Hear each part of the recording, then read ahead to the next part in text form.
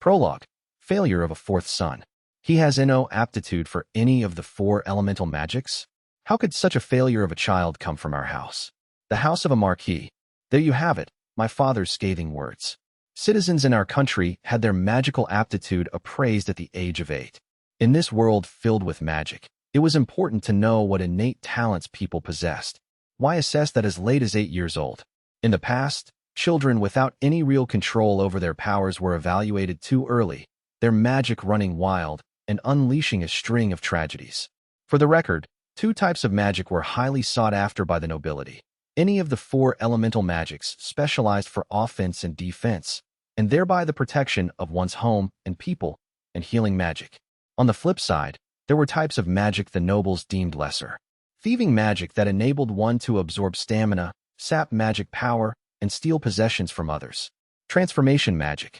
Illusion magic used to create hallucinations or brainwash the target. Appraisal magic that laid bare all manner of details about people and things. Marionette magic. Necromancy. All kinds of different magics existed, and so it was judged that the production magic I possessed was beneath nobility. As the name implied, production magic gave its user the power to create things. It was also referred to as alchemy. Generally speaking, creating things required a great deal of magic power, and the things one could make weren't exactly impressive.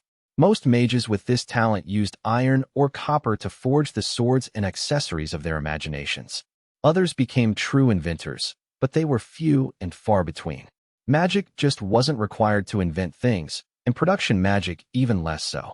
The same went for smithing, making those magical blacksmiths obsolete.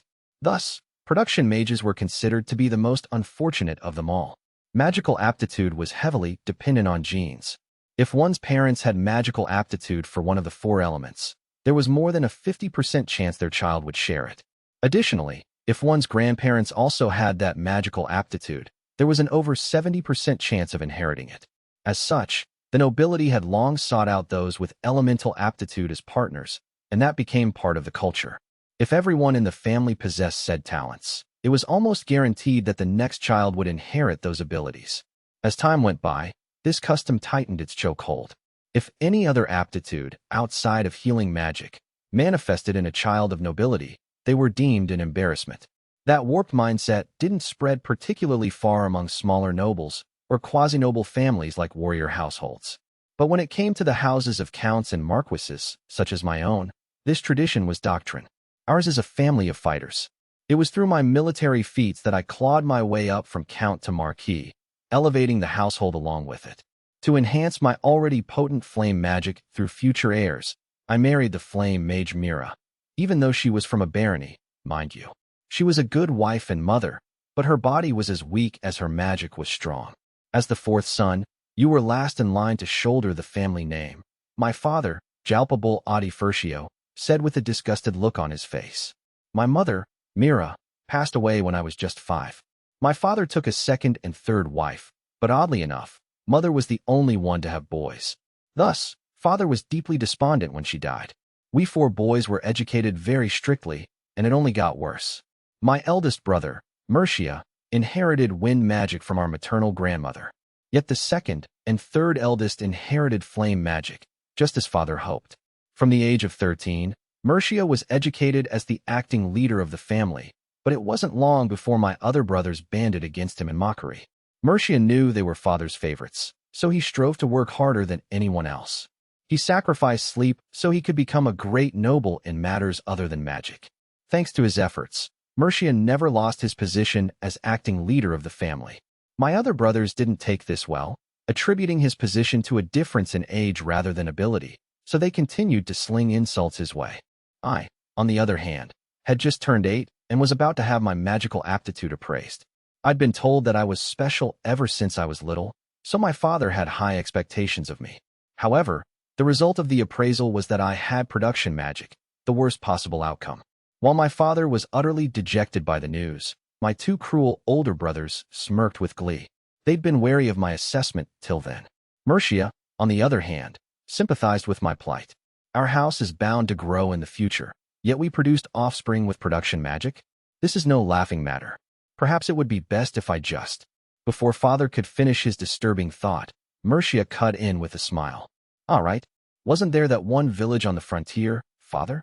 It is technically part of our territory, but its poor location has stunted development. What say we leave it to Van? That nameless village? What? Father shot him a doubtful look, but the smiling Mercia bobbed his head eagerly. The kingdom of Yeleneta is next door, correct? And then the other side is Lord Ferdinando's territory. There's also a defensive location, the fortress city, though it's rather far away. The village really only has value as a campground for the knights when they go to Ferdinando County for expedition training. I'm well aware. There have only ever been 100 or so villagers at any given time, and they produce nothing of note.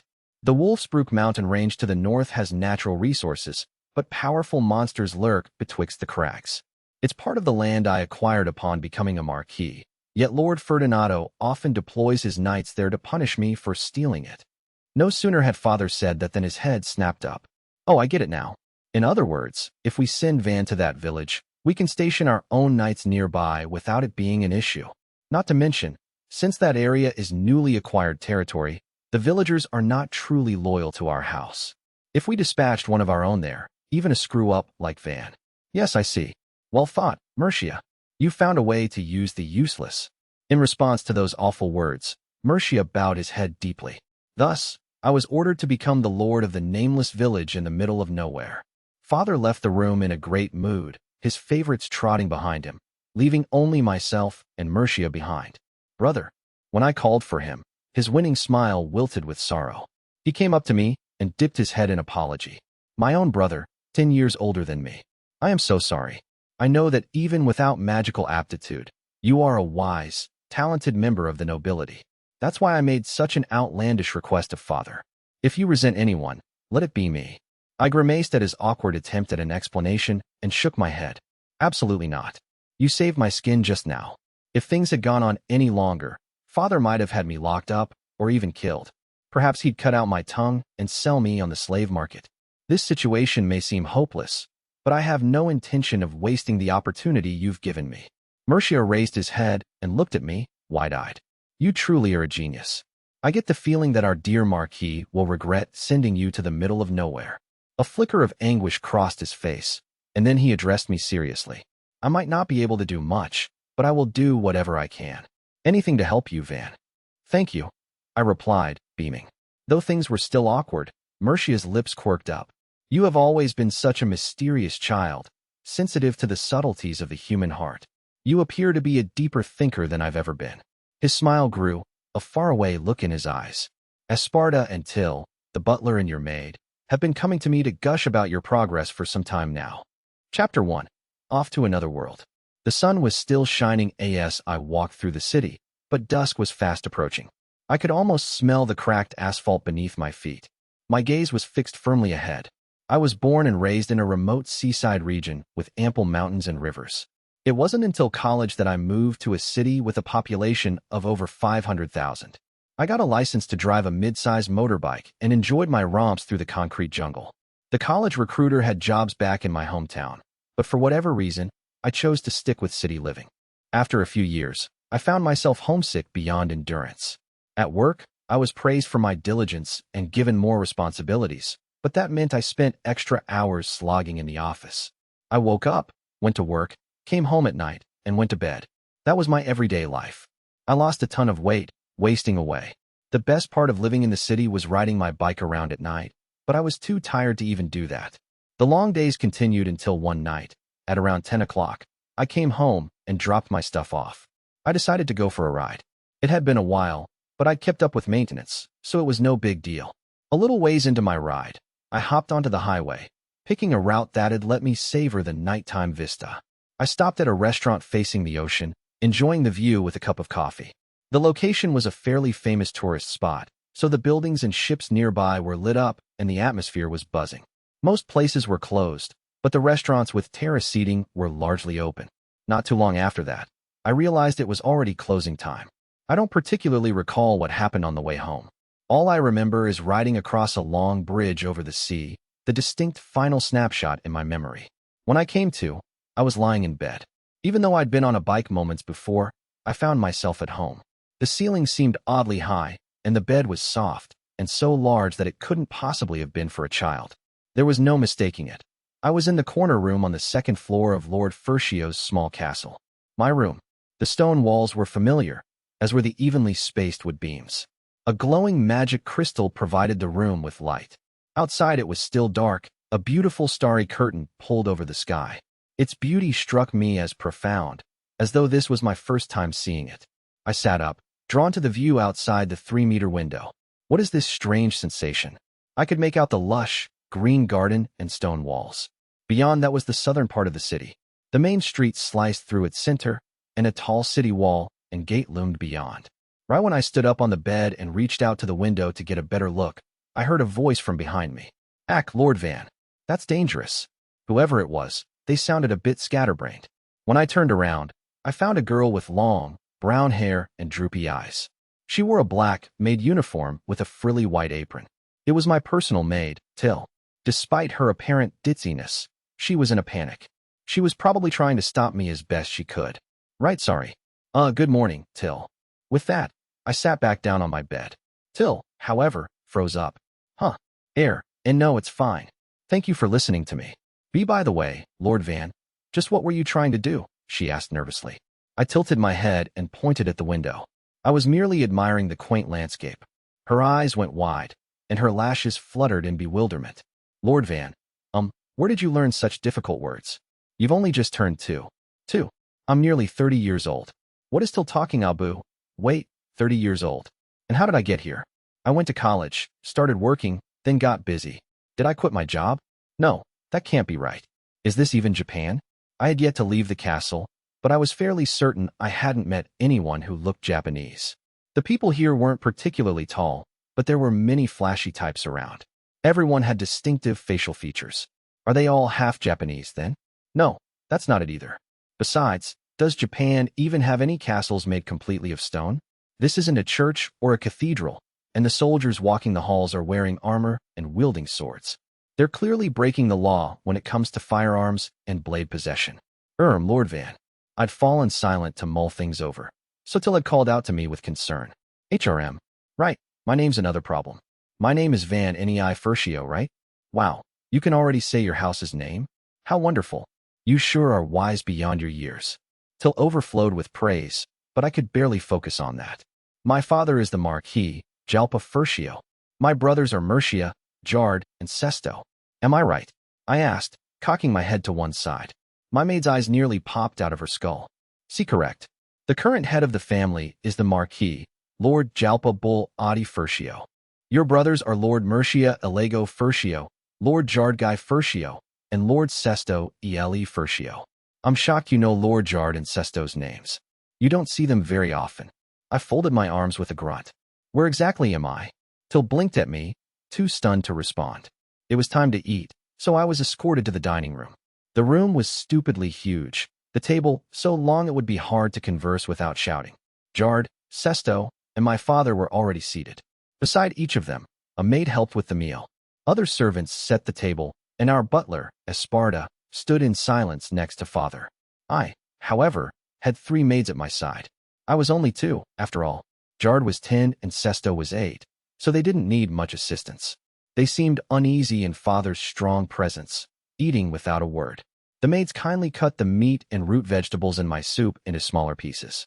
They also blew on it to make sure it wasn't too hot for me. Well done, ladies. Jest aside, I had apparently been reborn in this world with my memories of life in Japan. I couldn't understand what had happened, nor did any of it feel real, but the carrot-like vegetables here sure were delicious. Wow, my lord. I see you ate your vegetables. Amazing. He eats with such composure. He's not spilling any either. Till and another young maid rattled off compliments as they fed me. Is this some kind of hostess club? Am I some high roller? I'm willing to go as high as 30,000 yen. Jard and Sesto side-eyed me with envy. What will you be learning today, Jard? Father asked abruptly. I didn't know if this was a nobility thing or what, but children generally did nothing in the morning. In the afternoon, they took lessons suitable for their age and trained in swordplay. My oldest brother, Mercia, was already 14 years old and basically treated like an adult. He was busy with on-site training. In any case, everyone under 10 years old had roughly the same schedule. Father used meal times, once in the morning, once at night, to ask after our routines and our studies. This was just part of everyday life for us. Regardless, Jard was flustered by the question as he faced Father. I'll be studying flame magic and military formations. Father nodded. I see. And you, Sesto? Just the other day, Sesto had been appraised and his flame magic revealed. For whatever reason, he responded happily that he would be studying magic. Then our father turned to me. Van, what will you be doing today? He normally never asked, so I spoke without thinking. There's so much I don't know. For starters, I'd like to study up on this peculiar country. Father, my 3 brothers, the maids, and Esparta all froze in shock. Then Till's whisper tore through the tense silence of the dining room. I knew it. Lord Van is a genius.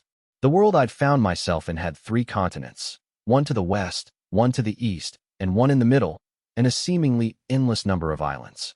A port with a narrow channel connected the 3 main lands, with another island between the central and eastern continents. This particular country was part of the western continent. As far as I'd heard, culture here had developed to about the same level as the Middle Ages or early modern period on Earth. One major difference. This world had beasts called monsters. Fearsome giant creatures lurked in the sea, attacking any ships that dared set out. So the age of discovery would never happen here. When I asked about what races inhabited this world, I was told there were all sorts. Elves, dwarves, and even demi-humans existed here, much to my surprise. Most formed insular communities, rarely interacting with other races. The existence of offensive magic also meant gunpowder hadn't really taken off. Some people were developing rudimentary guns, but the lack of research funds kept progress at a standstill. When it came to regular weapons, people fought with swords, spears, and bows. Crossbows did exist, but they paled in comparison to the potency of offensive spellcasting. In terms of travel, it was either on foot or by horse, though there were also bipedal mounts that resembled Komodo dragons. Needless to say, the steam engine did not exist.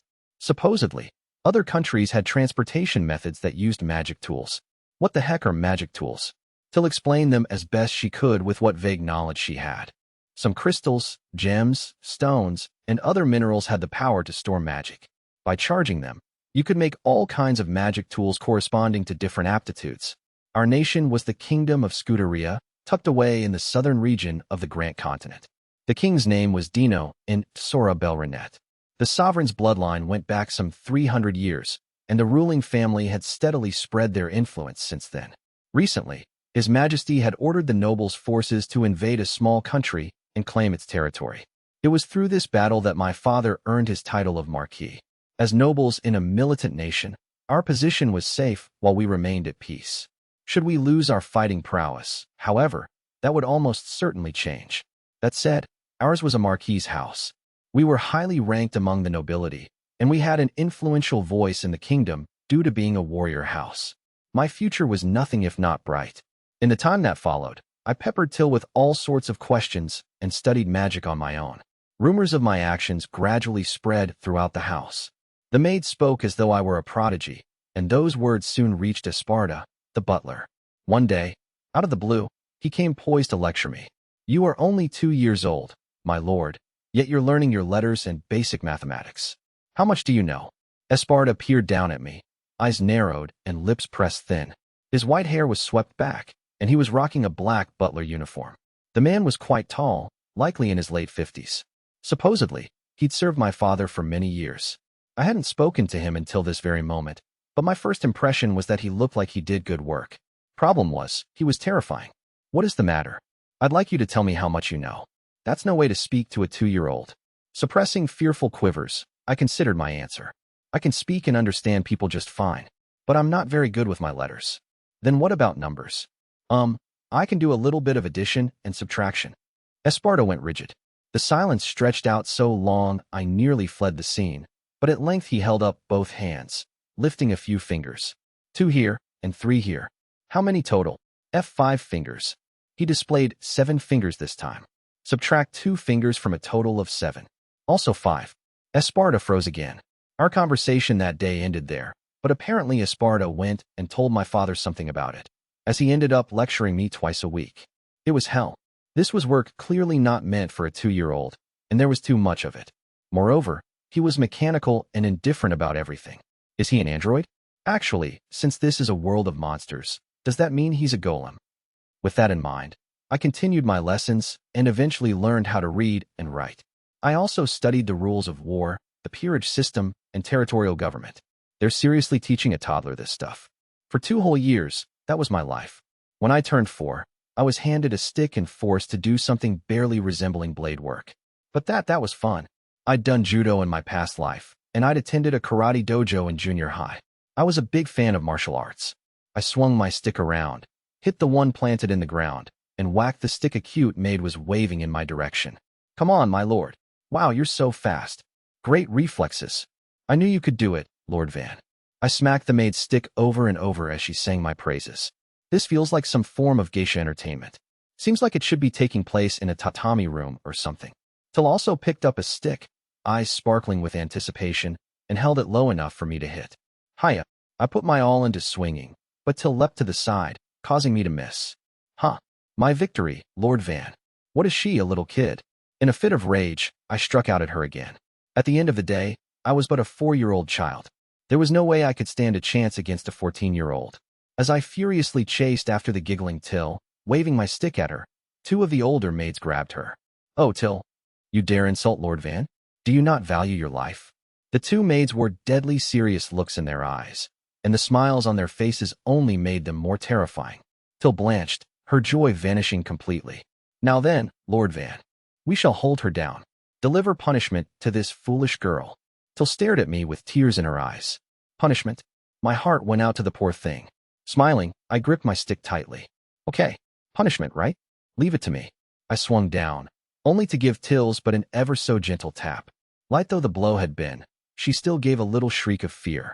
I felt pretty bad once she started apologizing, tears streaming down her cheeks. Man, sword practice is awesome.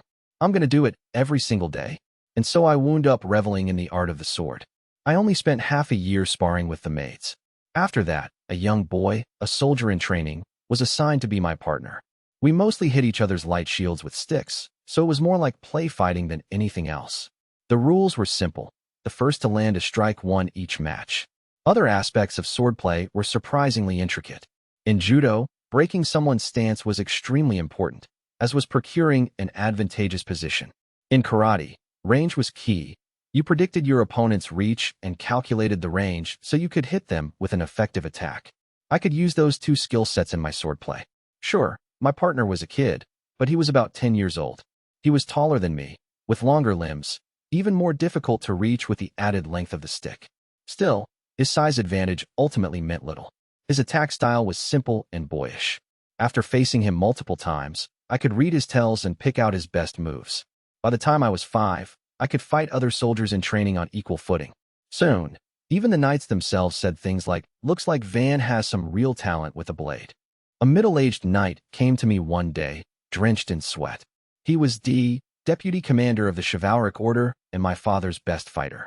Removing his armor, he said to me, "Lord Van, may I ask you a question?" Beneath his simple clothes, the man was ripped. Less impressive than it sounds, though, since his clothes soaked up all his sweat and clung to his muscular body. The gray cloth was so drenched it had darkened to black, which kind of grossed me out. I took a swig of water. "What is it?" D extended both hands, a dead serious look on his stubbled face. "I'd like you to show me your hands." Okay. What are you gonna do?" Feeling somewhat uneasy, I reached a hand out. D reverently took it in his and examined it. "No calluses. Your skin is still soft. HRM, your nails are a bit long." Sorry. I'll train harder when I'm an adult," I said, tugging my hand back. D groaned, a deep crease in his brow. "Here I thought you spent every single night training after my apprentice beat you, but that doesn't appear to be the case. Studying's tough, but I'll do it when I have time. I also like the way of the sword, so..." I attempted to make excuses, thinking he was mad at me. The knight narrowed his eyes, then looked up at the castle. "I heard that Esparta was told to make you study 3 times harder than normal. If you wish to get better at the sword, I can make an appeal for you." "Oh, that's why I'm always studying?" I thought it was weird that I was the only one hitting the books from morning to night. This fresh truth was a real blow, and my head drooped. D nodded. "That big brain of his is too devoted to scholarly pursuits. As someone with an impartial view, I believe you should head down the path of a swordsman, my lord. You have a natural gift. First, you need to learn proper form and build muscle. After that, we can have you practice daily. I will make you into the greatest swordsman in the kingdom, he declared. The look in his eyes told me he was beyond serious. If Sparta was an egghead, then D was a meathead. All he did was swap out studies for sword training. They both skewed things too far in a single direction. I like sword practice, but I also like studying. I'm going to work hard at both, I said, but that only served to disappoint him. Gur. Fine. But when you train, I shall instruct you directly. Understood. First to Sparta, and now Deputy Commander D was offering himself as a teacher. He peered into my face, waiting for my answer. Ha. Just be gentle, okay? I said with a forced smile. Ha. Lord Van, you are still only a child. Of course I'll go easy on you. So he said, but that later proved to be a complete lie. Come now. 100 upper swings, 100 mid-sweeps, and 100 thrusts. Let's go. Let me rest. I just finished running. What are you saying, Lord Van? Resting comes later. Let us practice together. He's no swordsman, he's a demon. I somehow managed to get through the swings without bursting into tears, then plopped myself down in a chair to rest. D suddenly lit up. I have a great idea, Lord Van. Resting is such a bore, is it not? Try taking your breaks in a seated position without using the chair. No, he isn't a demon. He's just stupid. How is that resting? You big dummy. Unfortunately, I didn't have the energy to even complain, so I just hung my head. Just like that, a year went by. Now 6 years old, I barely ever lost to the boys in soldier training. There was quite the size difference between a 6-year-old and someone who was 12 or 13. My partner's range and build surpassed mine, and they had the upper hand in strength and speed. But when it came to observation, reflexes, and knowledge, well, the boys tried copying my strategies, but they had a long way to go. You see, the knights prioritized speed and power. They had no concept of a feint. A knight with fast swings could force an opponent to block high, then strike at their waist in a flurry of blows. A powerful knight could restrict their opponent's attack window, then bring their sword down from above. That sort of thing. Right when my partners were poised to strike, I'd pull back or move diagonally and lead them around by the nose. As they swung and missed, it opened them up for the perfect counterattack. Kids weren't good with strategies that required patience, so I took my time dealing with my opponents.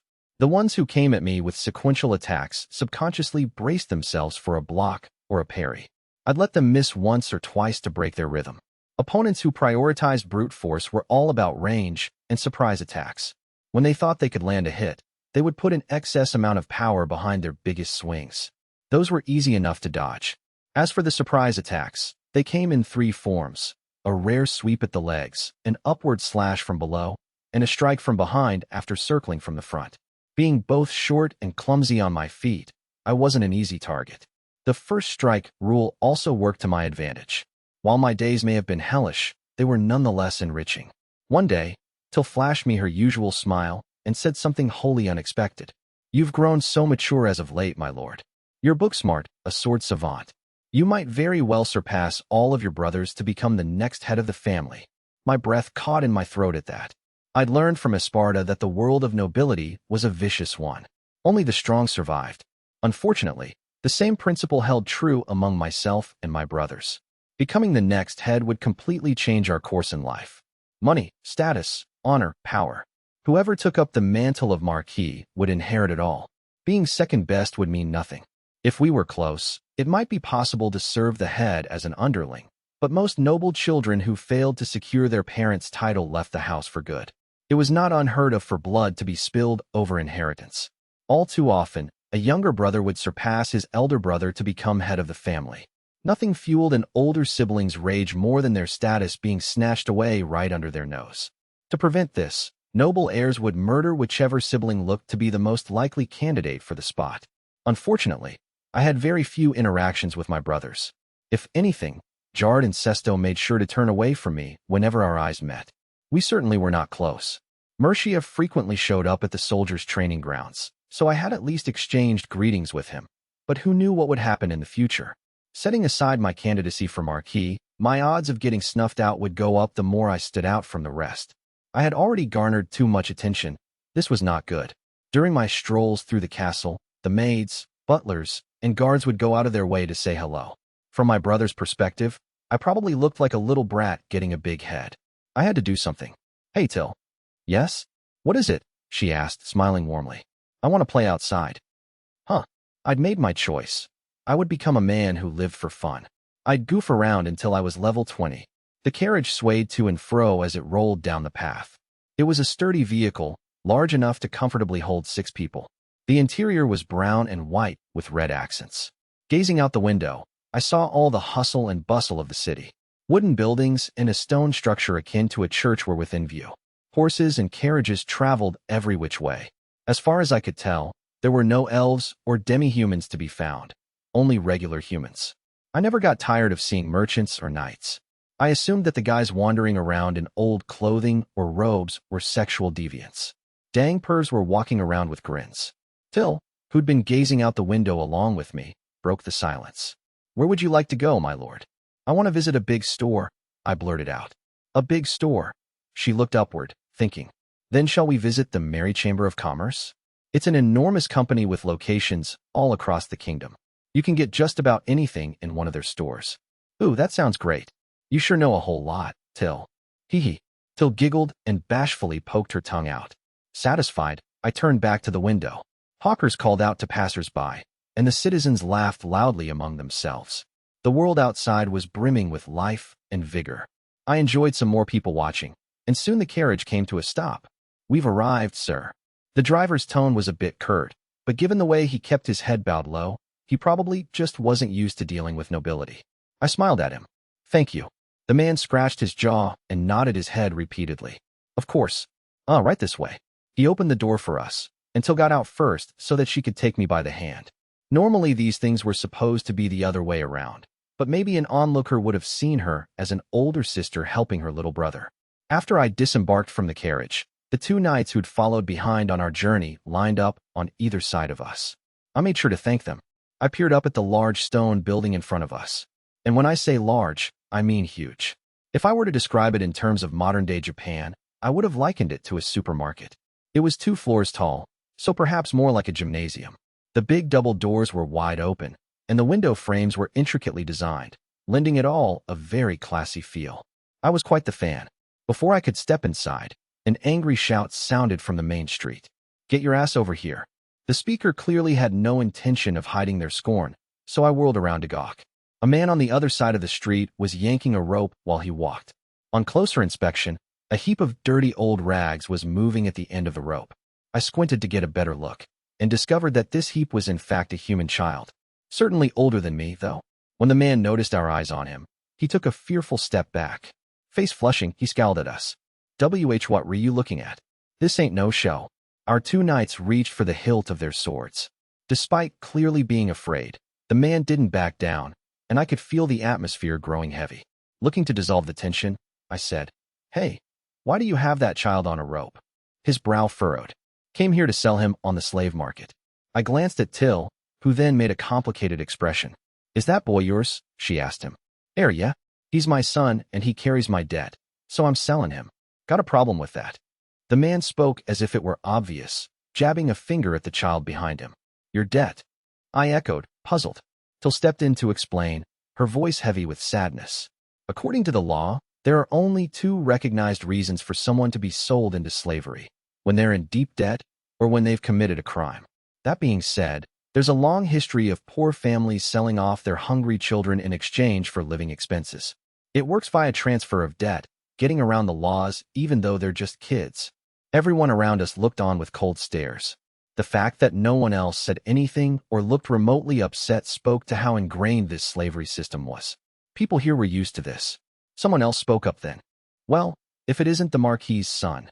The voice belonged to a woman in her 30s who emerged from inside the store. She'd greeted us, but how did she know I was part of the Marquis's family? I tilted my head and looked to Till for clarification. "Right you are, ma'am. This is the famous prodigy, Lord Van Nei Furcio. For proof, look no further than his crest." Till declared with a nod, pointing at my back. "What's she talking about?" Curious, I checked to find that the coat I had over my shoulders bore a bull and a blade on the back. It was our family crest, the monstrous behemoth and the magic sword used to defeat it. For the record, this was just a tall tale, as there was no magic sword at home. Anyhow, enough about my family's crest. I was wearing this the whole time. How did I not notice this when they changed my clothes? How embarrassing. Before I could get too down in the dumps over the unwanted fashion choice, the woman from the store beamed at me. I knew it. Now, come right in. What are you searching for? We have everything you could possibly need. Ah, I am Rosalie, by the way. It is an absolute pleasure to meet you. Rosalie offered an animated curtsy. The Marquis? The man groaned, and I glanced over at him. His face was pale, and he inched away from the scene. Considering his unscrupulous use of the law to sell his own child into slavery, he was probably nervous he might get arrested. With that in mind, I turned back to Rosalie. A question, if I may. That man came to sell off his own child. How much would the boy go for? Rosalie glared at the man in question. A boy of about 8. What's his magical aptitude? The man shrank in on himself. Thieving magic. No more than 3 large silvers, Rosalie answered immediately. Despite his apparent confusion, the man fought back. Wait just a second. This store is supposed to offer 5 large silvers, or more no matter what kind of slave it is. This brat's still young. He'll be good for years. He should fetch a higher price. Rosalie snorted and folded her arms. Any shop is going to offer half or less of his value. You should be happy your child would fetch you 3 large silvers. That said, the shop's going to sell him for 6 or 7 large silvers. You'd probably get double or more if you were a girl, but boys aren't useful when they're small. They have to be raised and taught, so that factors into the pricing, she explained, causing the man to grind his teeth and look down at the child. Damn it all. The man ground his teeth, and his head snapped toward the boy. Useless brat. Fine, I'll take 3 large silvers. Cough up the cash. He shoved his son forward with brutish force. The boy stumbled, sprawling on the ground with a groan. Rosalie stared daggers at him. How can you treat a child like that? Isn't he your son? Can't you be more? Shut up. Stay out of my business. That was enough to push her over the edge. Her shoulders quaked as her anger reached a fever pitch. Do not make a fool of me. I can just as easily decide I don't want him. If you're really trying to sell him, then even if you have to lie, you could at least. All of you bastards look down on me. I wasn't planning on selling him to you people anyway. Come on, we're going to another shop. Ah. The man's face was bright red with rage as he yanked on the rope, causing the boy to cry out in pain. His eyes shone with tears, and Rosalie was fuming. I'll buy him, I heard myself say. How does 5 large silvers sound? If the boy continued down this path, he might suffer an early death. When that thought flashed through my head, I couldn't stand by any longer. The man and Rosalie both gaped at me, but instead I turned to Till. Do I have the money for that? Till quickly pulled out a leather bag. Yes. The money is right here. She retrieved a handful of coins bearing the raised image of a horse, but they were gold. Do we have any silvers, Till? 5 of them, to be exact. My maid rummaged faster, but Rosalie reached a hand out to stop her. We can do an exchange at the store. Leave it to me. She stepped inside, and soon she returned with 10 large silvers and gave 5 back to Till. You'd best be grateful for Lord Van's kindness, she spat, tossing the money to the man who'd just sold his son. He looked furious, but when the coins landed on the ground, he scraped them all into his hands and left the scene. The poor boy he left behind had no clue what to do, so he simply squatted down in terror. Hey, what's your name? I asked him. The boy looked through the opening of his long, unkempt hair and whispered, Kamseen. While I'd certainly never planned on it, I had bought a slave. I felt like a terrible person, but I'd just have to live with that for the moment. Kamseen, great. And Rosalie, since we caused you so much trouble, we'll buy him some clothes and necessities from here. All right? Rosalie lit up. Thank you very much. I would be delighted to select something nice for him. Come now, Kamseen. Let's pick out a new outfit together. But before that, the slave contract. She brought Kamseen to his feet and over to me, then took both of our hands. Immediately after, a gentle sensation flooded through my whole body, and my hand began to glow. The light spread across the back of my hand, sketching out a symbol. It turned out to be a seal of some kind, depicting a winged horse. What is this? I asked quietly. That's the symbol of a slave contract. I am a contract mage, you see. There will be no contract fee this time around, since this is your first time here, Rosalie told me, puffed up with pride. I never intended to form a contract, but oh well. Thanks, I said with a smile. After her moment of glory, Rosalie snapped back to her senses with a shout and gave a reverent dip of her head. My deepest apologies, sir. And now then, follow me. I shall lead the way. Evidently, she'd only just remembered that I was a member of the Marquis's family and snapped herself back into customer service mode. I trailed behind her, my smile growing wider. Here's the food section, and these are our spices. Daily necessities can be found over there. We also sell tableware and sundries. Oh, would you like to pick out Kamseen's clothes first? Sounds good to me. Come along, then. She escorted us to the clothing section, which had all sorts of attire, Western-style garb, traditional dress, and simple sack gowns with holes for one's arms and head. This is fairly standard for slaves, and it'll run you 1 copper coin. Anything with fine needlework and good quality cloth will cost 1 to 5 silvers. Going by the groceries, a single copper was equivalent to about 1,000 Japanese yen as far as I could tell, which meant a silver coin was something like 10,000 yen and a large silver 100,000. So Kamseen himself cost me roughly 500,000 yen. I perused the clothes as I pondered the value of currency in this world. I like this one, I said, pointing at a particular set. If he's going to be around till a lot, this will help him blend right in. Rosalie's smile went taut. Those garments are made with a rather fine cloth, so they cost 3 silvers. Her gaze slid over to Till, as did mine. My maid thrust out her chest. Leave it to me. I have Lord Van's money right here, she cried, as though the money were her own. I took the bag from her with a smile and withdrew the appropriate amount. All that's left is some underwear and shoes, I think. Thank you so much. In that case, we have shoes that match that outfit perfectly, Rosalie said. Thus, my very first day out consisted of me buying both a boy and his wardrobe. To call it unexpected would be an understatement. Lord Van. Deputy Commander D has been looking for you, Kamseen said, looking fidgety even in his sleek black butler uniform. I handed him a cookie. Take this and tell him I'm not here. Kamseen scrunched up his face. A solid scrubbing had washed away all the dirt, revealing his plain features, scrawny build, and deep blue hair. Much to my surprise, formal attire suited him well. Darn, I think he already knows you're here, though. Nevertheless, he chomped down on the cookie and slipped out of the room. When he spoke next, his voice was muffled. Lord Van is not in at the moment. Is that so? But I heard he went into this room earlier. I looked for him, but he wasn't there. Huh. Young man, are those crumbs around your mouth? There was nothing there a moment ago. I have no idea what crumbs you're talking about. You just ate them. Arg, you've been paid off. You have a lot of nerve ignoring the orders of the Deputy Commander of the Chivalric Order. I'm Lord Van's slave, so... Kamseen refused to bend the knee to D's pressure, plainly proclaiming himself my ally. D groaned loudly. Fine. Talking back to me takes guts, you know. I think I'll train you in his stead. Consider it an honor. Wait, Emmy. What a delightful conversation. D ended up dragging Kamseen off, which meant he was going to endure the hellish training in my place. Poor kid. Feeling guilty, I quietly followed them. After Kamseen had turned into a pile of mush, I appeared in front of D to take on the rest of the training session. From here on out, I'd have Kamseen do the first half, then I'd handle the second. It was unfortunate that I couldn't leave Esparta's lessons to him too. Chapter 2, Magical Aptitude. Time whizzed by, and now I was 8 years old. The tiny prodigy who'd taken on Esparta's and D's hardcore lessons had morphed into a slothful child. At least, that was how I wanted everyone to think of me. I was happy that things had gone according to plan, but I'd never anticipated doing so poorly as to be shipped off to a village in the middle of nowhere. When I returned to my room after the assessment, Till and Kamseen were anxious to hear the results. How did it go? Till asked. I smiled and nodded. That means you've got flame magic, right? My maid looked delighted, until I shook my head. Next it was Kamseen's turn. Wind magic then? The same as Mercia? I shook my head again, and the two went quiet. I have production magic. Frozen in place. All they could do was blink. And after several seconds of silence, Kamseen spoke up in a whisper. I'm not familiar with that kind. Is it uncommon? It wasn't uncommon, no?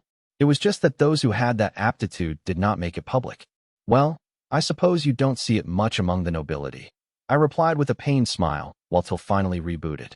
Oh, Lord Van. You're immensely talented, so I'm sure you'll be given a key position in the family. I wholeheartedly believe that. A dry laugh escaped my lips. I mean, I was given territory, so I suppose I did get a key position. Really? That's incredible. That's huge. As soon as I answered, Till leapt up in joy, prompting Kamseen to grin as well. My next words sapped their enthusiasm in an instant. I'll be in charge of a nameless border village. The fact that my aptitude wasn't one of the 4 elements was to be kept secret. Anyone who knew the truth was under strict orders to remain silent. The problem was that one couldn't just board up a person's lips. It wasn't long before rumors of my poor result rippled throughout the house. Meanwhile, I was busy preparing to leave. Mercia had lent me money, so I had the funds and the manpower I needed. All of my clothes, daily necessities, and weapons were loaded onto 3 carriages. I wasn't allowed to bring any of the knights, so Mercia hired 10 ruffians, that is, adventurers, as my protection detail.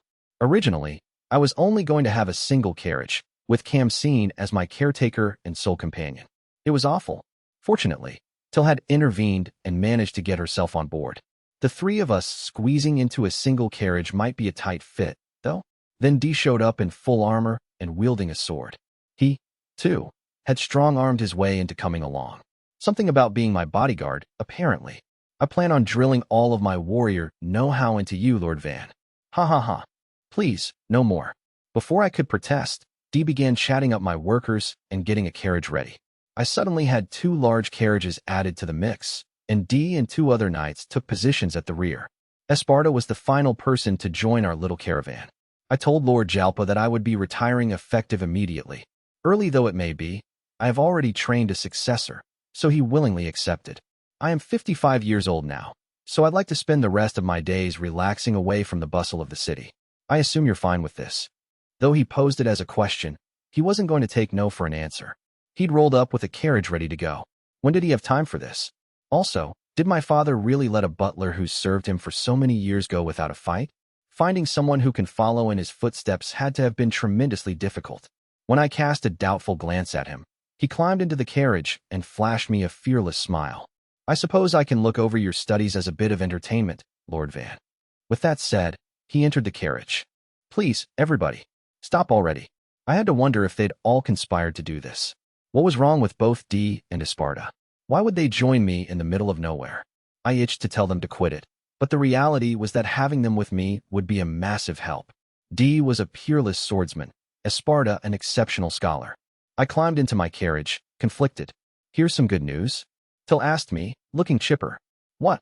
I might as well have had a question mark floating over my head. Till bobbed her head, grinning. You have a big smile on your face. That was when it clicked. Despite my posturing, I'd been pretty worried about being sent away. I was actually happy that everyone was coming with me. Honestly, I'm glad you're all tagging along. Thanks. Till's grin turned impish as she pointed at herself. Actually, there were a few maids who wanted to go with you. But I told Lord Mercia that I'm your personal maid and protected the spot with my life. She gave her seat a proud pat. Ah, you should have just brought anyone who wanted to come. Why does she have to make it like some kind of tournament? Truthfully, I was saddened by the news. My days of being surrounded by cute maids were over. Till was too lost in her reverie to address it. I don't know the details, but Lord Mercia is very busy and seldom speaks to the maids. Lords Jard and Sesto likewise pay us no mind. But you? You're different. You greet us every day. You've even shared your snacks and helped us clean. The maids who trained with you love you, my lord. Finding her comments a bit embarrassing, I looked over at Camseen. What about you, Camseen? You could stay behind if you like.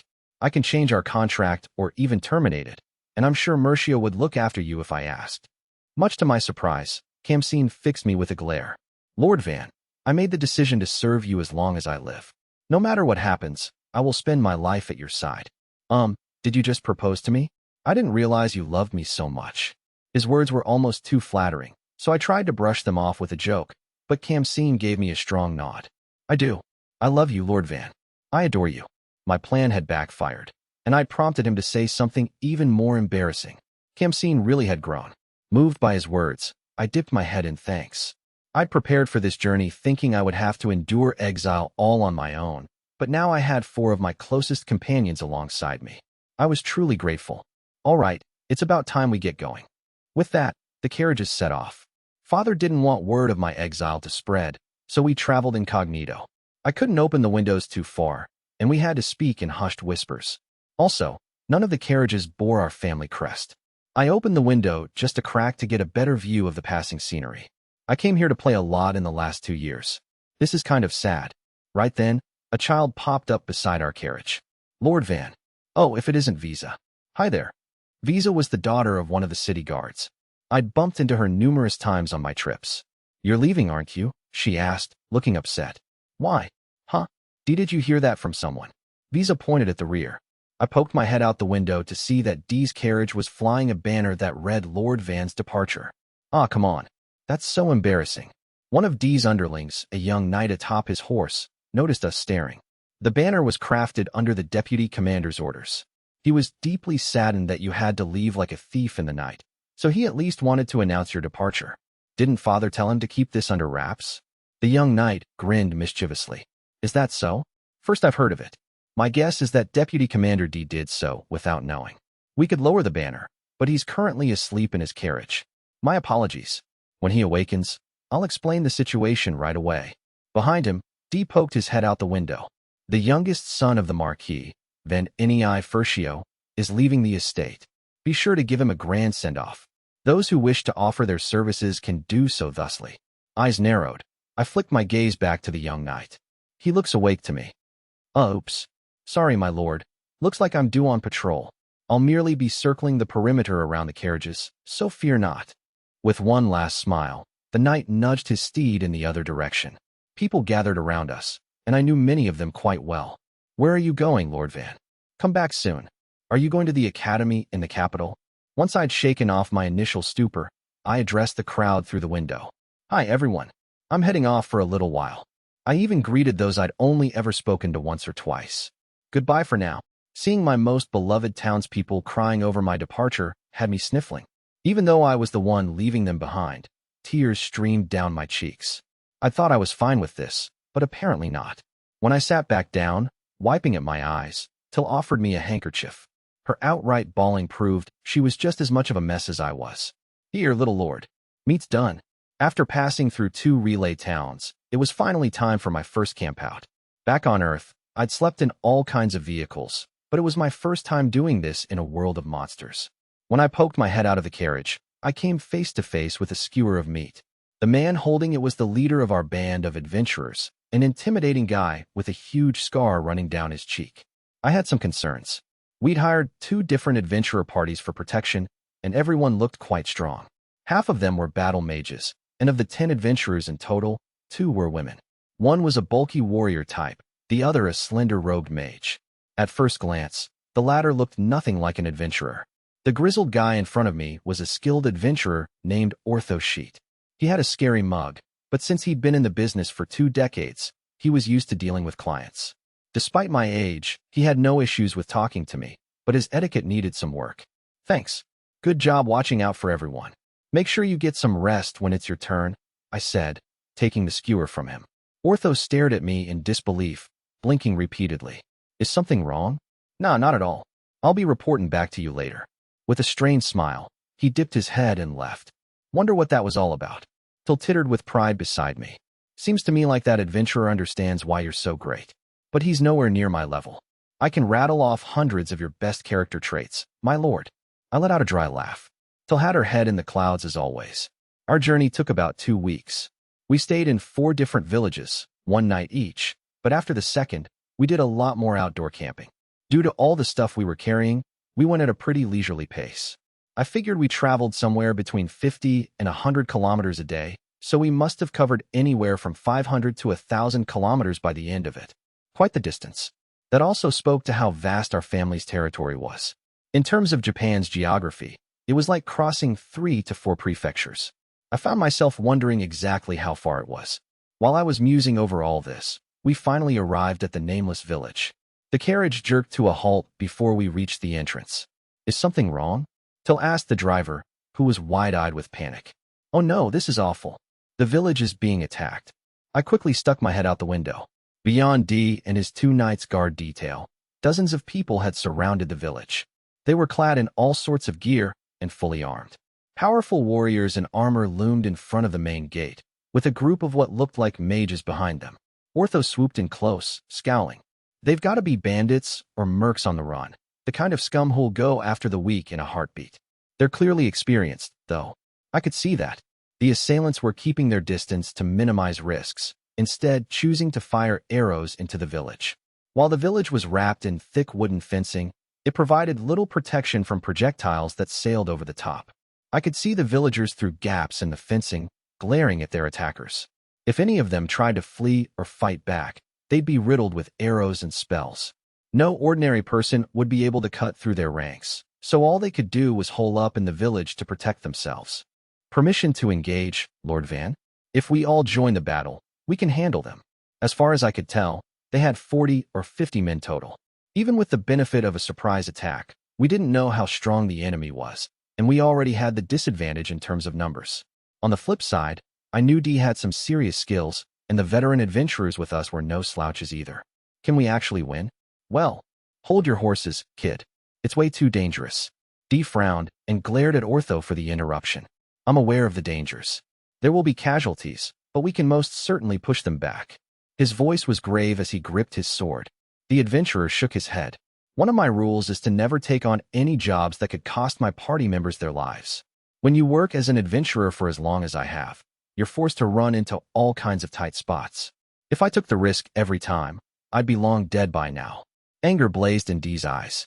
There comes a time when one must put their life on the line. That time is now. That village is the young lord's first territory, which makes those people his first subjects. If I do not draw my sword to protect them, who will? He unsheathed his sword, but Ortho refused to back down. Your chivalry's admirable, but unfortunately, that's got nothing to do with us. Even if you were to pay us extra, money means nothing if we're dead. During your travels, you come across wrecked towns and villages and folks getting attacked by monsters. Then you pass right on by? Sorry to say, but this place is no exception. Gore. Then at least protect Lord Van. If the situation calls for it, you can even evacuate with him. Ortho gave a curt nod. In the worst-case scenario, he and his people could flee.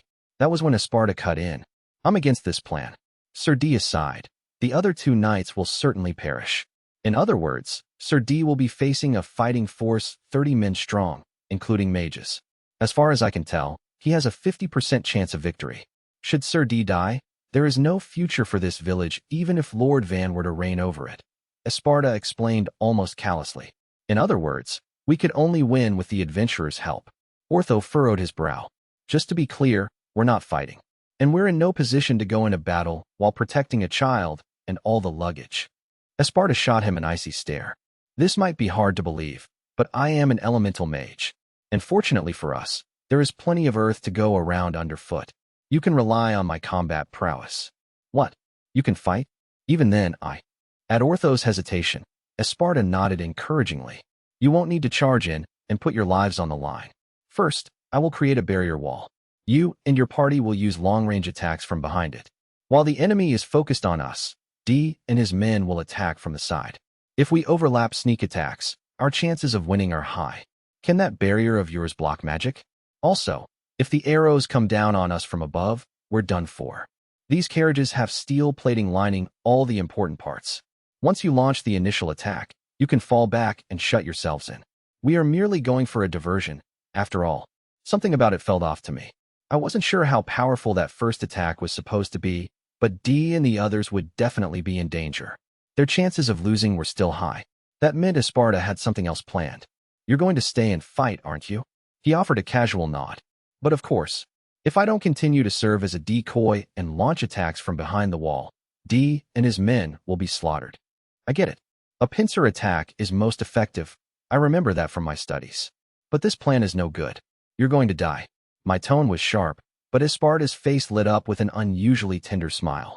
Allow me one selfish request. Let these old bones show off for once. In that case, I'll be the decoy. Everyone gaped at me, flabbergasted. No, absolutely not. I won't allow it. Till shouted. I immediately feared the enemy would overhear us, but they were too far away, the din of combat too loud. Relief washed over me. If you're going to be the decoy, then I'd rather confront the enemy myself. You all can attack while I distract them. If you take me out too, you can win. Till grabbed my hand, tears streaming from her eyes. Khamsin nodded, humble and determined. I will accompany you. The two of us can distract the enemy together. Why would they volunteer to throw their lives away? I'm having none of this. Just to be clear, I'm the one in charge here. This is my territory, therefore it's my problem. Ortho and his men agreed to guard me, not fight my battles. There's no need for them to stick their necks out on my behalf. I glanced at Ortho, whose shoulders had leapt to his ears in surprise. That puzzled me, but I turned to Esparta next. And you have retired. There is no reason someone who has served my family for so long should die here. Esparta's expression hardened. Perhaps I was too cold in my wording. Reflecting on that, I addressed D and his men. D, you and your knights belong to Father's order. He is the one you serve, not me. You shouldn't be risking your lives here. D and his knights wore harsh expressions, but perhaps they always did. Finally, I faced Till and Kamseen. Maybe this is selfish of me, but I've always thought of you as my big sister, Till. I don't want to let someone so important to me become a victim in this battle. And Kamseen, even though you're older than me, you've been like a little brother. If I die here, I want you to enjoy life to the fullest for me. You're free. The dam broke, and tears flooded down my cheeks. Forcing a smile, I explained my plan. First, I'll ride the carriage and on them from the front. I want you all to perform a pincer attack from the sides. Use ranged attacks, nothing too extreme. If it looks like the enemy isn't backing down, please run. You can abandon my corpse. As long as I don't announce my name, there shouldn't be any problems for the Marquis. I smiled self-deprecatingly, but nobody laughed. Whoops! I drew my decorative sword and was about to march when a loud sigh rose up from the rear. Fine. Man, just this once. Our lives are in your hands, Ortho said, stepping forward. Wait, Ortho. Flustered, I tried to turn him down, but he flashed me a troubled smile. I've got a kid in front of me putting his life on the line in the name of responsibility. My party's gonna tear me apart if I keep whining. With that, he brought out his own blade. The female mage in his party stepped up to join him. Frankly, I didn't think much of nobles and their so-called readiness to do what needs to be done. Haven't met many decent ones, you know? But all that's changed in the last 2 weeks. She smiled shyly. It's thanks to you, Lord Van. Gosh, Pluriel. She laughed. I can't believe you went and memorized the names of a ragtag group of adventurers like us. You really are a weird one, Lord Van. But that's why we're willing to step up for you. Her voice tapered off to a whisper, and she drew her short sword adorned with magic seals. I can't tell her I only remember her name, because she's so cute. My awkwardness grew as the other adventurers came forward. While I reeled, D and his men declared their support as well. We are proud knights who serve the Marquis and his household. Needless to say, we serve Lord Van, who shoulders the future of that house. Protecting you here means protecting your family's future. D and his men brought out their blades and held them before their faces in a demonstration of their oath. Man, he's good at the whole sophistry thing. I was weirdly impressed until Esparta stood next to him. Once we have defeated the enemy, I will teach you the weight of being a successor to the Marquis. Fear not, it will take only half a day. That's way too long. He's just being spiteful. Let me revise my earlier plan, my lord. Esparta gave his orders in a low, powerful voice. First, I will create a wall, then attack at range. D and his knights will charge in from the left flank. Ortho, you and yours will attack from the right. Anyone who can provide protection or first aid, be ready. Got it. Understood. Everyone moved at once. Esparta started chanting, activating his earth magic. An earthen wall burst forth from the ground about 20 meters ahead. He and the adventurers skilled in long-range attacks immediately headed toward it. I watched everyone in amazement for a bit until Till and Kamseen latched onto me. Thank goodness. Thank goodness, Lord Van. When the time comes, I will die as your shield, my lord. Both of them spoke to me through their tears, and I had to do my damnedest not to fall to pieces. They were more of a family to me than my own flesh and blood. I felt that strongly as I stroked their hair. Much as I wanted to immerse myself in that feeling, we were about to go into battle. If there was something we could do, we had to do it. Okay, guys, let's take all the medicines and first aid supplies out of the carriages. If anyone looks like they need help, we gotta move. Be ready. I smiled, and both of them wiped their tears away. Got it, they cried in unison. The bandits had let their guard down. When they first found out the territory had changed hands, they knew security would be at its lightest. Had the village been vital in some way, the new noble in charge would have been on top of things, but it wasn't, just a no-name settlement in the middle of nowhere. Getting a foothold in newly acquired territory took time. Initial tasks included dispatching the lord, determining the amount of taxes to collect, and figuring out the state things were in, not to mention maintaining the peace. It also took a while to put together a detachment of knights for protection, and if they didn't adequately communicate with the previous guard, unwanted battles could break out. Since tackling every town at the same time was too difficult, one always had to begin with the most important cities. After that came mid-sized towns and villages, then small towns and settlements. When nobles handled takeovers poorly, tiny towns on the fringes wouldn't even know that their lord had changed. It spoke to the lengthy process involved in organizing information and managing personnel. Thus, this group of bandits had aimed for this tiny village in the sticks, knowing this was the time to do so. It would be an easy job, They'd shoot arrows over the walls to scare the villagers, get some coin and supplies, take the women and children, and split. It was precisely this overconfidence that had lowered their guard. They fired round after round of arrows, so the villagers couldn't come out. Though the townsfolk had denied the bandits' entrance, they were bound to surrender to the relentless assault. Been a while since we've had women. Not since that merchant's girls, huh? There were only 2 of them too. They broke real quick. Looks like we got at least 10 this time. BWA ha ha ha ha. All the bandits were indulging in such idle banter, treating the invasion as though it were a festival. Drinking, singing, the whole deal. They couldn't bear to quit the bandit life with all its rowdy escapades. Just a few moments after that raucous laugh, an arrow plunged deep into a bandit's neck. As I watched D clean the blood off of his sword, a chill skittered down my spine. It had only taken 10 minutes. A measly 10 minutes that both felt long and short. Things had gone completely in our favor. Our group had annihilated the bandits. A few had slipped away, but most were dead and the rest were at death's door. Some time after the battle ended, I sensed the villagers gathering beyond the village entrance. Men and women holding spears and shields were lined up, watching through the openings in the wooden fence. I counted about 50 people. If that was the combat force of this place, then they were extremely vulnerable. For a village this size, though, that was probably a decent number. I sighed, taking stock of the village once more. The wooden fence used thick posts, and it looked well taken care of. But at the end of the day, wood was wood. From what I could see, the houses crammed side by side beyond the fence were made of wood too. If the kingdom of Yelenetta or Lord Ferdinando sent knights to occupy the village, they could effortlessly set it ablaze with flaming arrows. There were only 2 reasons this hadn't happened. A dragon lived in the Wolfsbruch Mountains, and the village wasn't a particularly convenient base. I doubted this place would ever become a battlefield, but the people here would be crushed like ants if it did. As I grappled with my apprehension, Till came up next to me. Well, my lord, things turned out a bit differently than we imagined, but we've arrived at the village. Right. I nodded. This is my first time meeting these people. We have to introduce ourselves. I made my way to the village entrance with a whole entourage. 2 knights in front of me, D and Esparta on either side, and Till and Kamsine behind me.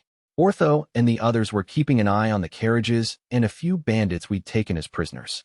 The villagers stirred at our approach. Once I had their attention, I opened my mouth to speak. Hi there. My name is Van Nei Furcio. I come from House Furcio, the nobles who control this territory, your village included. From here on out, I'm going to be in charge of this place. I don't intend to make unreasonable demands or heavily tax anyone, so please rest easy. At my very unnoble-like greeting, the villagers exchanged glances, whispering to one another in confusion. Esparta's brow wrinkled, and he stepped forward. Your new governor, Lord Van, has arrived. Open the gate. His voice, though quiet, held far more gravity than mine. A small elderly man broke off from the crowd. Open the gates, he said, and the villagers quickly did so. Men and women in their 20s and 30s readied their shields and spears. Standing in front of them all was the old man, who held no weapons. I am Rhonda, the village mayor. You have my gratitude for saving us. Thank you.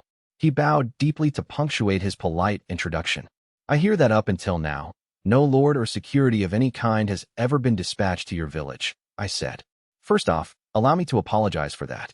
I plan on protecting this place as its lord, so I ask for both your understanding and your assistance. No noble would ever speak this way. I came off less as a lord and more as a customer service employee.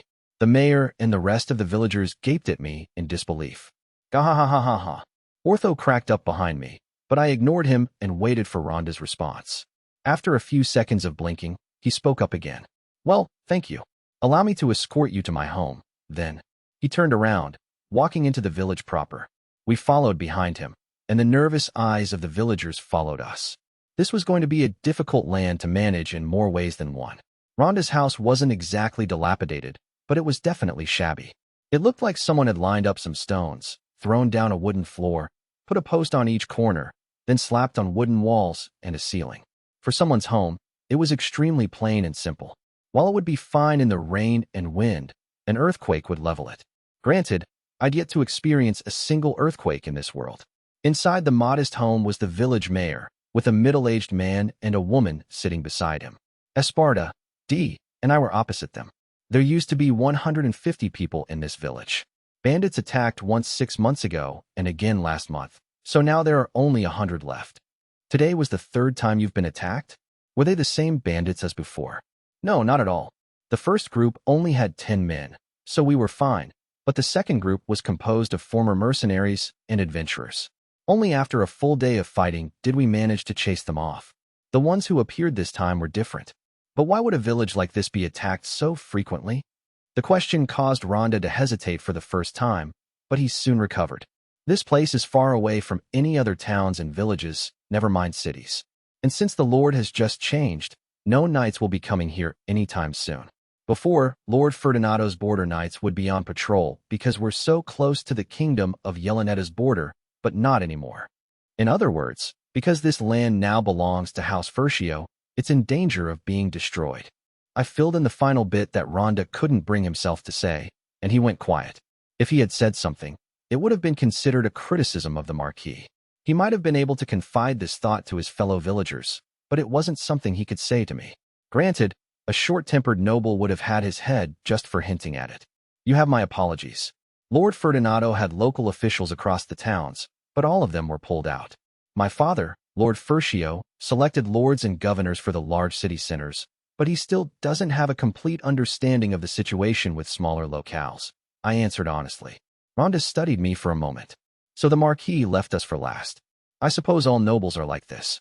Compared to the larger villages and cities, smaller communities like ours can't offer much in terms of tax, which makes us worth little. However, either Rhonda had chosen to trust me, or his emotions were overflowing, as he began to express his anger toward the nobles. But I wouldn't lend him my ear. Definitely not. We'll save that conversation for another time, sir. Rhonda balked, and the man and woman beside him glared daggers at me. There wasn't much I could do about that. I looked at each of them in turn before continuing. I cannot blame you if you have issues with this country, resent it, or even hate it. I know this won't sit well with you, but nothing's going to change regardless of how you feel. The middle-aged man stood up in anger. Why, you nobles have a lot of nerve. He was likely Rhonda's son, the next head of the village. He had a large, sturdy body, and a fire blazed in his eyes. With such a hot-tempered man set to take over, things were looking bleak. I stared him down and said in a low voice, "Sit, please. I'm talking about the future of this village." Rhonda narrowed his eyes at his son, who begrudgingly sat down. I then brought a hand to my chest. The founders of this nation, the Belrenet royal family, chose to leave gaping holes in the law. It is for this reason that nobles shoulder a great deal of responsibility. Rhonda, his son, Esparta, and Dee all gaped at me for making such a blunt statement. A member of the Marquis's house had outwardly criticized the royal family. A normal noble would have never done this. But what did I have to be afraid of at this point? If I was to become the lord of this village on the brink of destruction, I had nothing to fear. Head held high, I gazed upon my stunned audience. Chapter 3. Surprised Adventurers. Ortho. All nobles were the same. Dirty when it came to money, dirty when it came to women. Nothing but walking wads of arrogance. They all reeked of filth. I'd gotten requests from nobles before, and none of my employers were normal. Maybe they seemed normal in the eyes of their fellow noblemen, but not to me. All the flowery words, all that crap about noble pride, it meant nothing because they always put themselves and their profits first. Citizens and their safety were always left for another day. The distinction between noble and commoner went far deeper than class. There was just something off about every single member of the nobility I'd met. They looked down on commoners, especially us adventurers. We knew it, and merchants who dealt with these fat cats knew it too. Huh? Babysitting a little noble boy, huh? When I first got this request, I wasn't exactly motivated. Same went for my party. I was planning on being in Lord Fertio's territory for a while, so I took the job even though I didn't want to. The day I met the kid, I was in for a real surprise. "You're Mr. Ortho? My name is Van. Van Nei Fertio. Thank you very much for guarding us." His polite greeting put me in something of a trance, so I shook his hand like normal. "Oh, yeah. My pleasure." The boy named Van eyed us with great interest. "You guys seem super strong. Your roughed-up armor is really cool, and your weapons are so massive. Aren't they heavy?" Not sure what else to do, I launched into an honest, if kind of incoherent, explanation. "Yeah, well, their weight gives them more attack power, so it's like this." Van bobbed his head over and over, looking at the other members of my party. He wound up asking them all sorts of questions, and their composure totally crumbled. Once the shock wore off, I burst out laughing. Here I'd been bummed at the prospect of working for another noble, but my charge was actually a pleasant, normal kid. That said, I'd have to tell him to quit it with being so polite, or I'd accidentally end up patting him on the head or something. With that in mind, I joined my new client for the discussion about our journey. 2 weeks went by in a flash. My image of what a noble was had changed significantly. Or should I say I came to realize that there were noblemen like him out there. We'd only been together for a short time, but I was already fond of Van. I liked him enough that if he ever had trouble as the lord, I'd come give him a hand. But I still didn't really know the kid. He was to become the lord of a dumpy little village. It was in territory that formerly belonged to another noble, making it pretty much just extra land. Not a single person wanted to deal with it by becoming its lord. Despite having the job pushed on him, Van put his life on the line to fulfill his duties as a noble.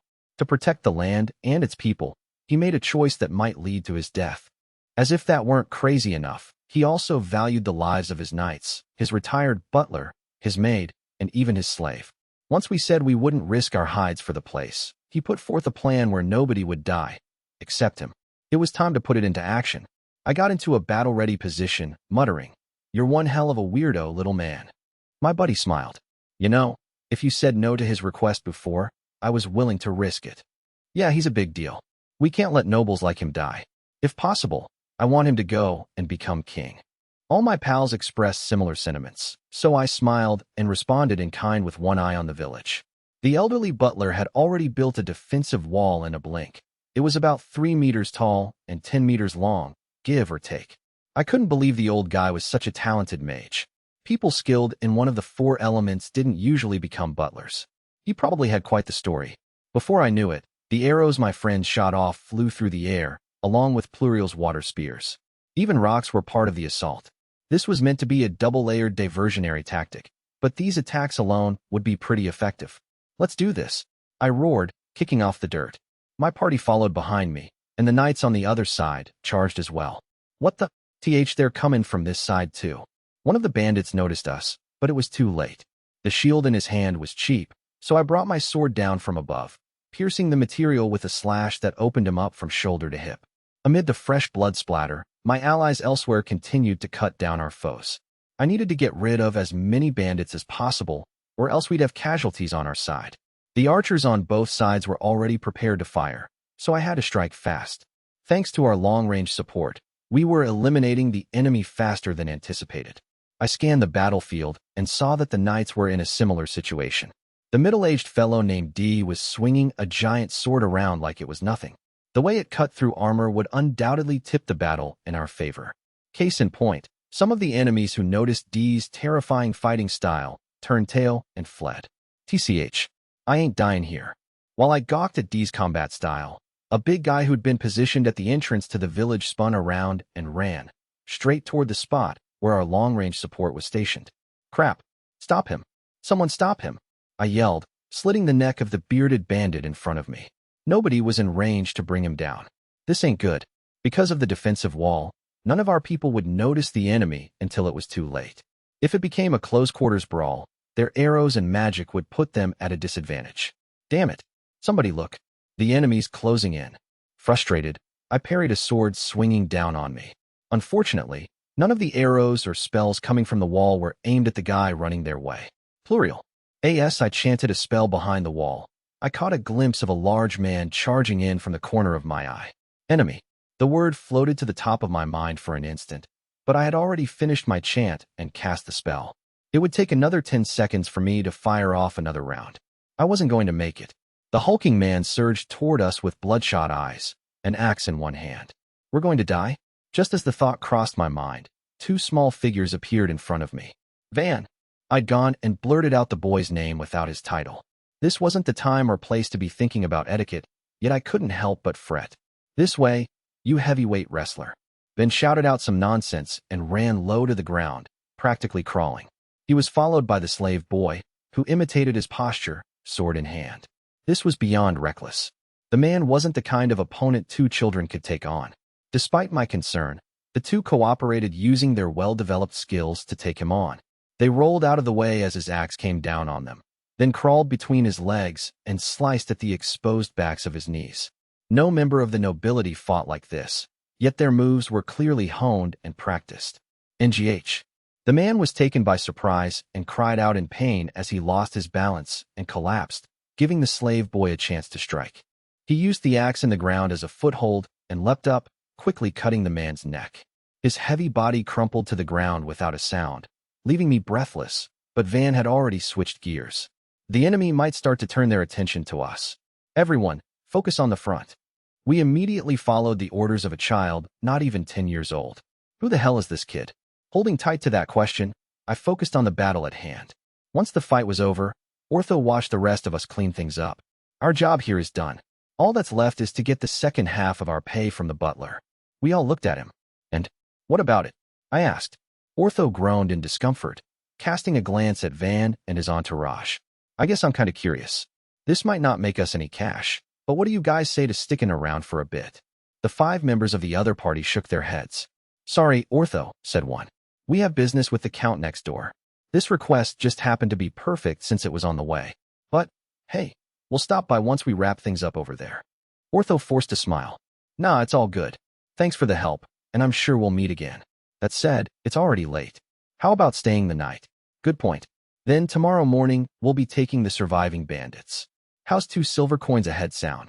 Hey now, no carrying or handling fees. What's up with that? I don't remember you being so damn nice. Ah, shut up. Next time we meet, you'd better have a good gig for us, got it?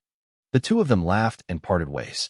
Ortho then addressed me and the rest of our party, hoping to get confirmation.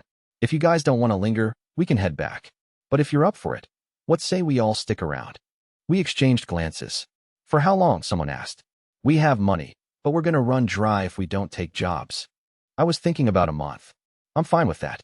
But if it starts to look like we'll be running long, I might bail. Of course. And no worries, I don't plan on hanging around the kid forever.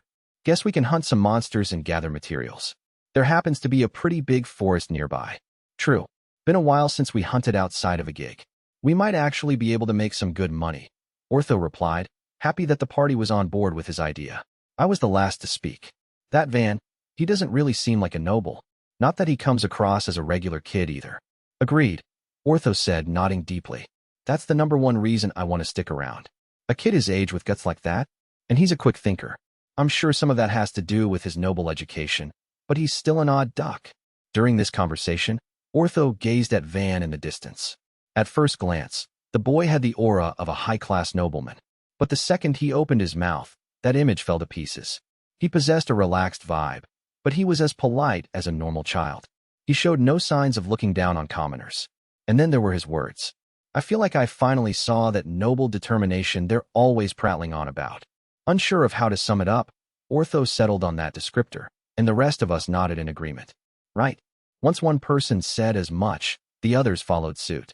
I heard his magical aptitude isn't even suited for offense. In other words, he was willing to go die for us. A child his age. Goodness, what a strange boy. As the others swapped comments on Van in their excitement, I uttered my thoughts in a hushed, humbled tone. When I was in danger, he saved my life.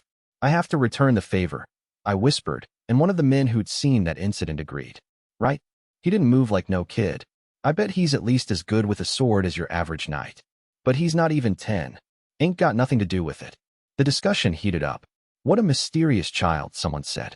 Ortho folded his arms. He is. But he's more likable than any noble I've ever met. Damn straight. If that kid ever became the lord of a huge territory, I'd love to see what kind of place it'd turn into. Ortho smiled in response. Right you are? So how about it? What say we give the kid some help for a bit? The 4 of us responded immediately. I'm game. No objections here. Let's do it. Now that's a good plan. Ortho looked proudly at us and smiled. Thanks, guys. Something had been on my mind for a time, but I was too busy mopping up in the aftermath of the battle to ask. I told my party I had something to deal with while they moved the corpses and restrained the prisoners, then ran off to where Van was. He was in the middle of talking about something with his maid and slave. Lord Van, next time I'll risk my life first, then Camseen. Okay. Yup, sure. Uh-huh. You're not listening, are you? Lord Van, please. Okay, I get it. Come on, don't cry. Van grew flustered as he tried to console the girl. Meanwhile, the slave boy stared sullenly at his own hands. I need to become stronger, he whispered, clearly unsatisfied with his current self. He was still only a child, but due to the influence of his master, it seemed like he was living on the edge. These kids wouldn't hesitate to sacrifice themselves for Van. "Excuse me, do you have a moment?"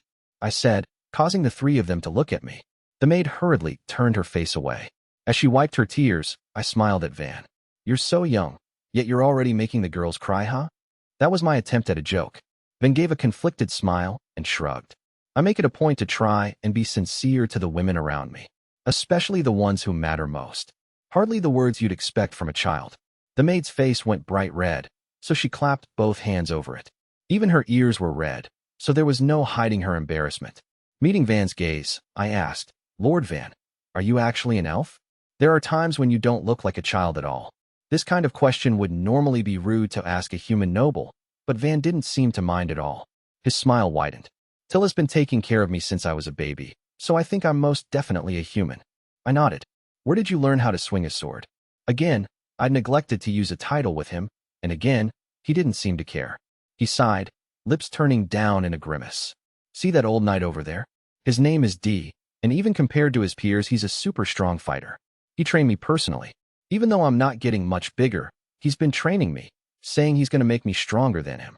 He's a real demon, you know." Though he was openly complaining, it wasn't long before his smile returned.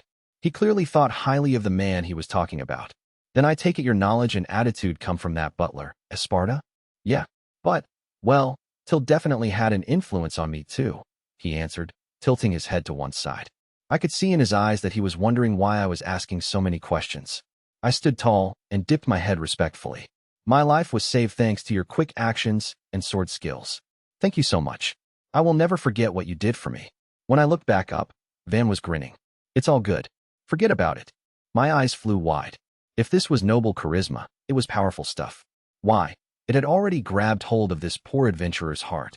Chapter 4. Reform. Van. I sensed people around the mayor's house, but I paid them no mind and kept talking. It didn't matter if the villagers heard this. Invigorated by my own speech, I went on.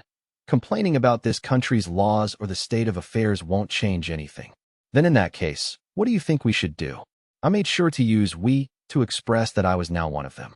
Unfortunately, that didn't seem to land with Rhonda and the others. "What would you recommend we do? Get protection from another country?" I shook my head. "Nope.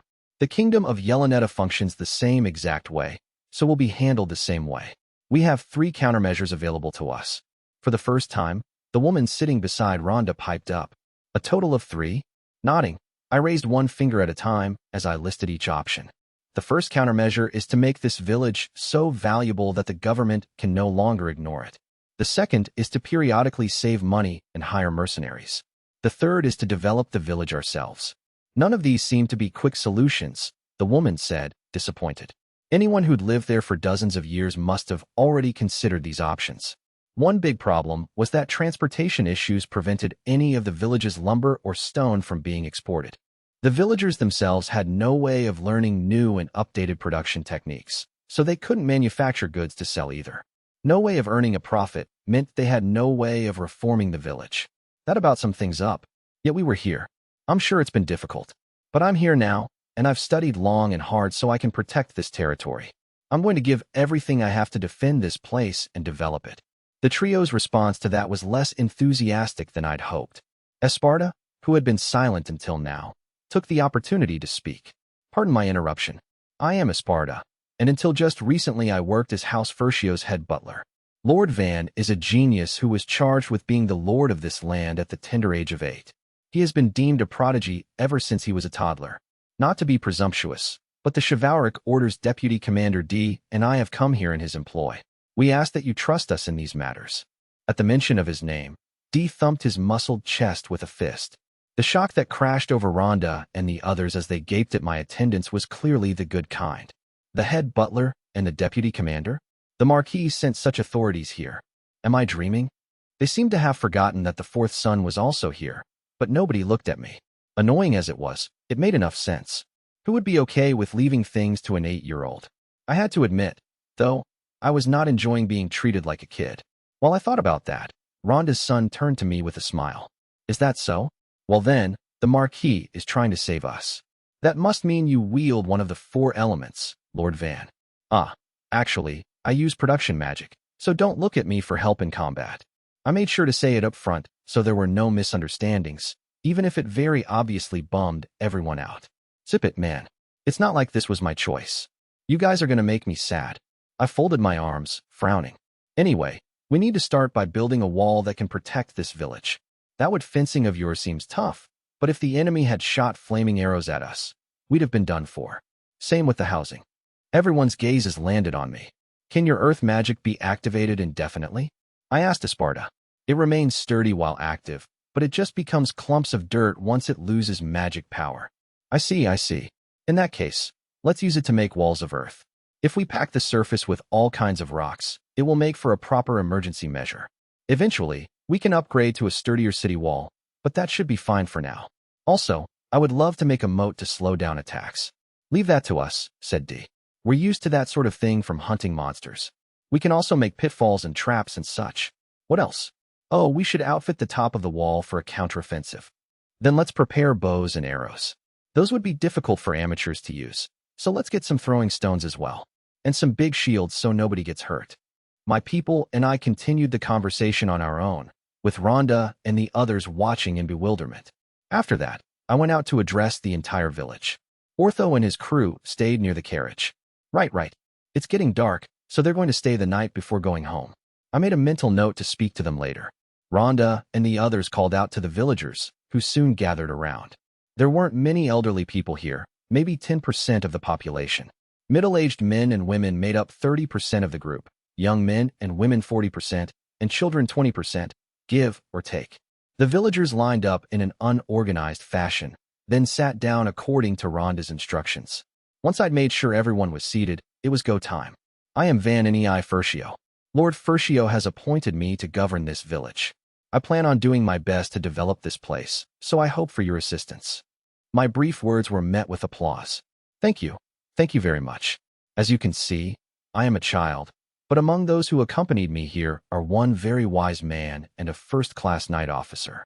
If bandits come at us again, let's work together to fight them off. Together, we'll make this a strong, bountiful village. The end bit there made me sound like a politician, but I wondered if my passion came through. I looked at the villagers to check their responses. One of the young men raised his hand. Yes, you there. The man frowned. What's going to happen with taxes? Up until now, it's been 30% of our harvest. And what did that consist of? 10 small monster hides, fangs, and bones, give or take. He looked deeply concerned, so I offered a gentle nod. Then this time around, let's go with half of that. If they say it's not enough, then I'll pay out of pocket to cover the rest. Right now, it's more important that we do what we can to keep this village alive. Gasps and murmurs rippled through the crowd. There were some towns out there that sold children to get by. No doubt they were shocked by how easily I said I'd have their taxes. A middle-aged woman spoke next. Can't we get the knights to come? It would take 2 weeks by horse to call for them, followed by another week to check where we are on the priority list. Then another 2 to 3 weeks for the knights to arrive here. They would never make it in time, and it would only be a temporary solution. We're probably nowhere near the top of their list, so they'd probably cast us aside and avoid coming at all. That raised the villagers' hackles. Cast us aside, just because we're commoners. I dipped my head at their discontent. I understand your anger, but the reality is that there aren't enough knights or funds to go around this huge territory. If knights came out here to deal with the bandits, it wouldn't be in a small group. We'd be looking at 100 or 200 troops. They would all need food, horses, armor, and weapons, which means money. If we were to hire mercenaries instead, that would cost even more. On top of that, petitions for the help of the knights come in every week, basically. In other words, sorry, we don't have enough money or manpower. My delivery made the state of things relatively straightforward, so the crowd went quiet. But it wouldn't be good to let everyone just simmer in negativity, so I turned to Esparta. Esparta, could you make an earthen wall behind the wood fence? He nodded and raised his left palm toward the fence. A few seconds of chanting later, his magic activated. Just as it had when we fought the bandits, a sturdy wall materialized from the ground. Looking at the stunned villagers, I smiled. We need your help. With your cooperation, we can transform this village into something stronger than ever before. That night, we camped out and bunked in our carriages, since we had no house in the village. Rhonda tried to offer us his house, but there was no way we could chase an old man out of his home. We set up camp in the center of the village, which was kept clear for gatherings. We even had a campfire. Staring at the crackling flames, I found myself getting sentimental. If only I had aptitude in one of the four elements, I could have chased off the bandits. Fire was the most powerful and useful on the battlefield, not to mention the flashiest. A fire mage appearing in battle was enough to lift up morale in most cases, but there was no point crying over what I didn't have. I decided to spend some time coming up with a village defense plan. Just protecting ourselves isn't enough. The best case scenario would be if we could attack, while they couldn't. Normally that would be striking with arrows and magic from atop a wall. Wouldn't mean much if the wall was low. Up until now, we've been sticking our spears through the openings in the fence, but then the enemy could do the same. You'd get stabbed. Esparta and Rhonda shared their opinions, but they were all exceedingly ordinary. Should we make a catapult? I offered up my own suggestion, and the three of them gawked at me. A sea catapult? I've never seen one before. What are they? Catapults are used for sieges, Lord Van. In other words, not to protect locations like this. None of them seemed particularly game. Dee explained catapults' function and power to Rhonda, as well as why they couldn't be used when you're holing up. They fire large stones, but loading takes time and it's difficult to predict where the stones will land. That's why they're typically used to destroy inanimate objects, like walls or scout towers, Dee said, prompting me to furrow my brow. It's not like there's only one way to use a catapult, I argued. If you packed a box full of small stones and sent them flying, they'd have a wider attack range. Plus, if we set one in the back of the village and aimed it at the entrance, we could make them land at the front of the village. Oh, we could also send bottles of oil and torches flying, lighting the ground on fire when they land. That terrified the trio. Also, maybe something like a large repeating crossbow. We could attach a shield to the front, and if we placed it near the wall, it'd be a huge threat. And who exactly would make that? Esparta asked with narrowed eyes. I pointed at myself. Me.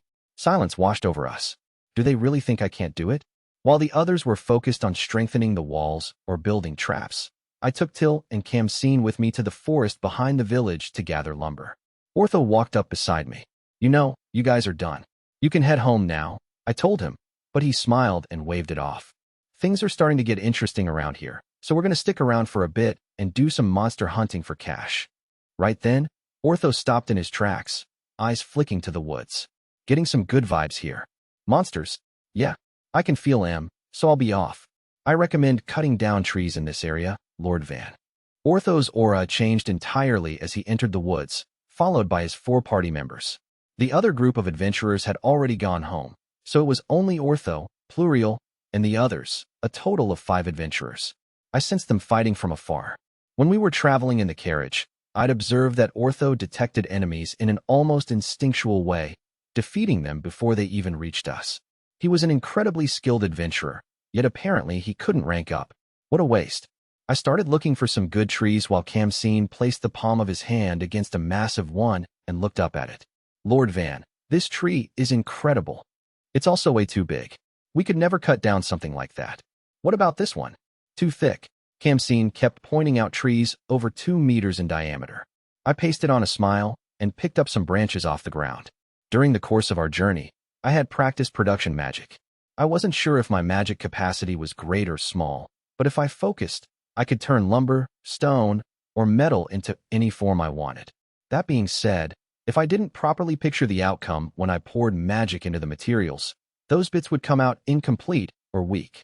It wasn't exactly easy to use, but I'd eventually discovered that I could make things with extreme precision if I channeled magic into material while envisioning every single detail. And so I decided to make a wood block by pouring magic into the branch. I could feel the depths of my stomach growing warm, and once the magic reached my fingertips, I gripped the branch and focused. I felt the wood changing form in my hand. I tried to imagine the end result in as much detail as possible. I pictured each and every fiber. If possible, I'd love to strengthen those fibers and braid them into rope, but, oh, that is actually possible.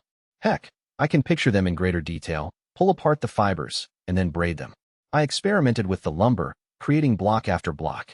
The end product felt more like plastic, but being able to manufacture these was great. I piled up as many as I could. Ultimately, I had no clue how much magic I was using to do this, but I was starting to come around on production magic. This is amazing, Lord Van. These are so tough that you'd never guess they used to be part of a tree. You could make armor from these. or even swords, if you sharpen them. Till and Kamseen were happily smacking and lifting up the blocks. The only problem was that they were incredibly vulnerable to fire, since they were all made of wood.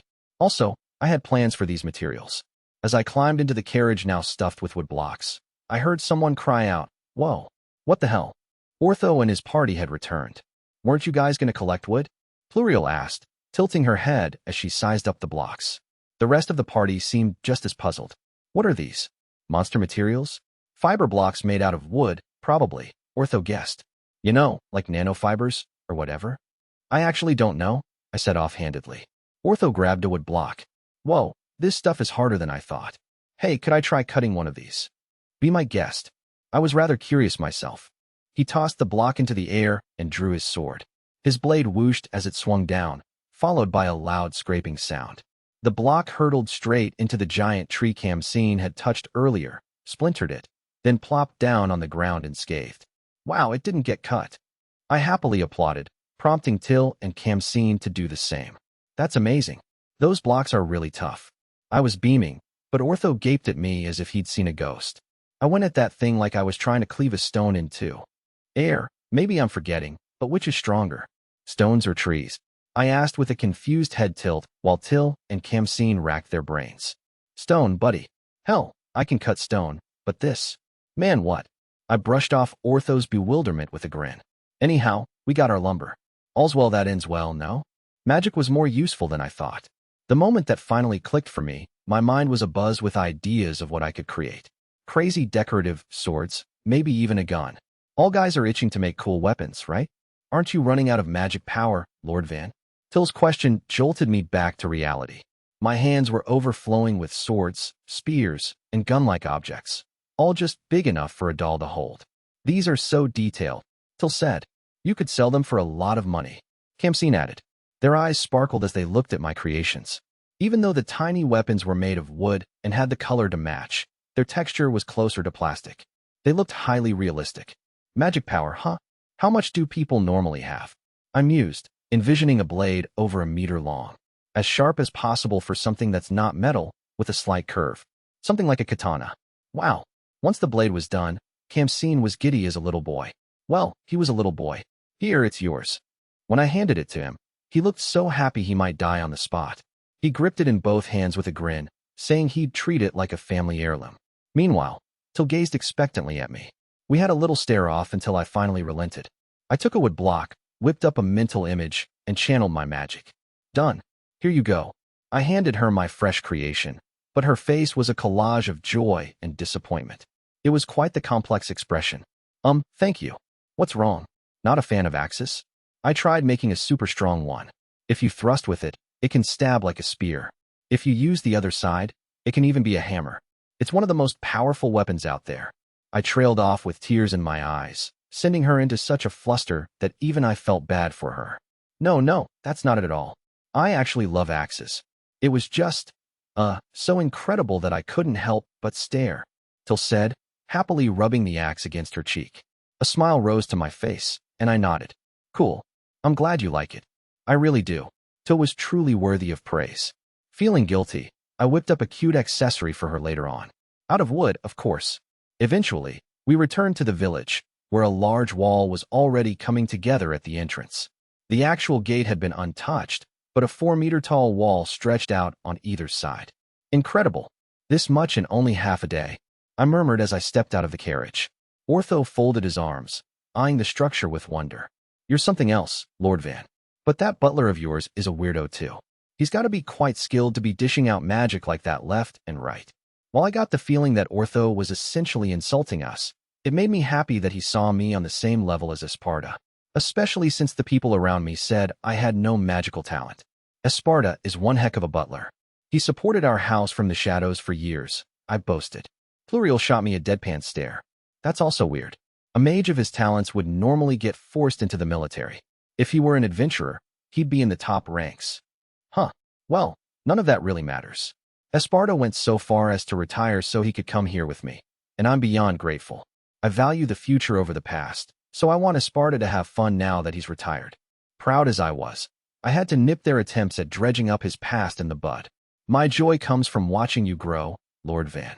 I spun around to see a smiling Esparta, and his hands were full of study materials. Today? Really? Wait a sec.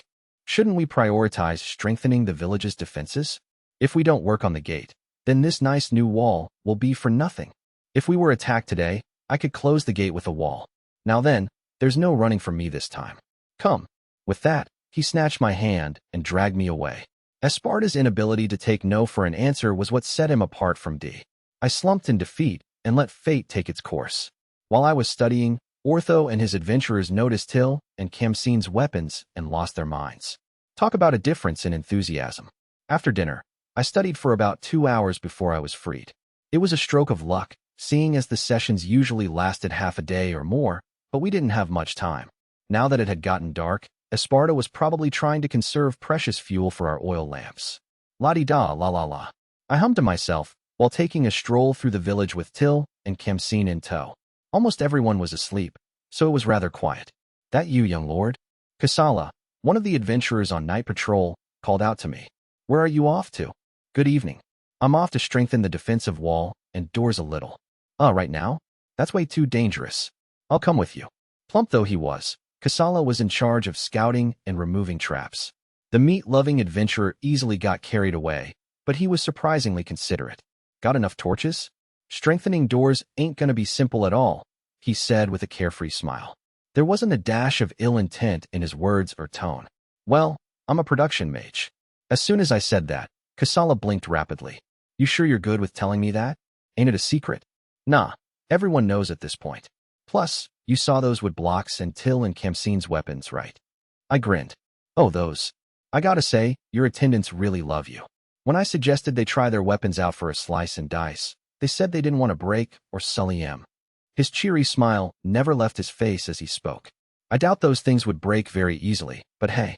Till and Khamsin gripped their weapons, pointedly averting their gazes. I frowned. They're weapons, so you probably should test them out. It'd be awful if they turned out to be useless when the time comes. The pair looked like the world had ended, staring down at their respective weapons. It's just, yes, but, as they hesitated, Kasala chuckled and proudly thrust out his leather shield. This should be fine, no? I call it Shield of the Orc Knight, cause it's made from an Orc Knight's back and shoulder hide. It's pretty firm and damn flexible.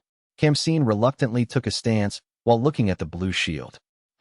He hyped himself up with a battle cry and lightly brought the blade down onto the shield. He was clearly taking care not to damage the blade, as the downward swing was less than aggressive. Kasala's smile went taut, but against all odds, the blade sunk into the shield and passed right through it. HRM. He tilted his head as a third of the shield slipped to the ground and rolled away. I also cocked my head to the side.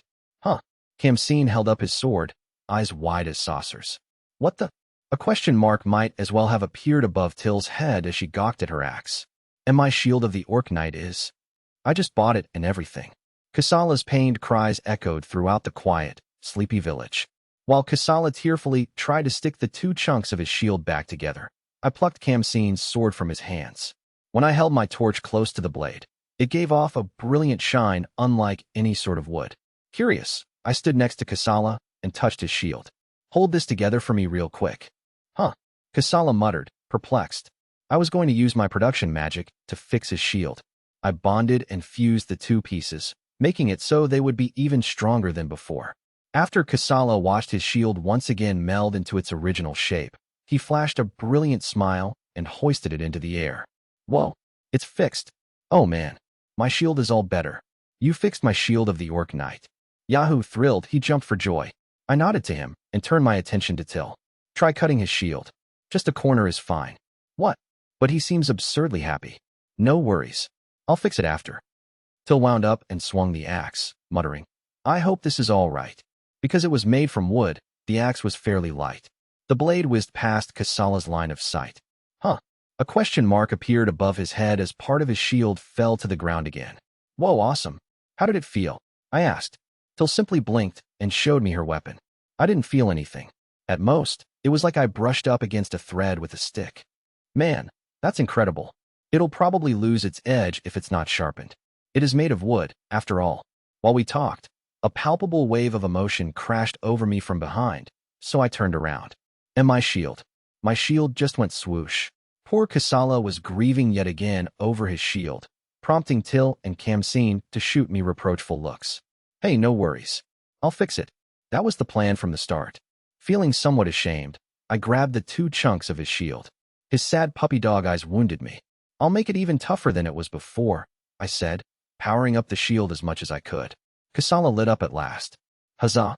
My shield of the Orc Knight made from back and shoulder hide has returned to me, he cried, elated. I nodded to myself, feeling proud. And he lived happily ever after.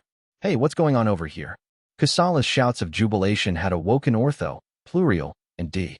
I spotted other villagers poking their heads from their houses as well. Oh, is that Lord Van?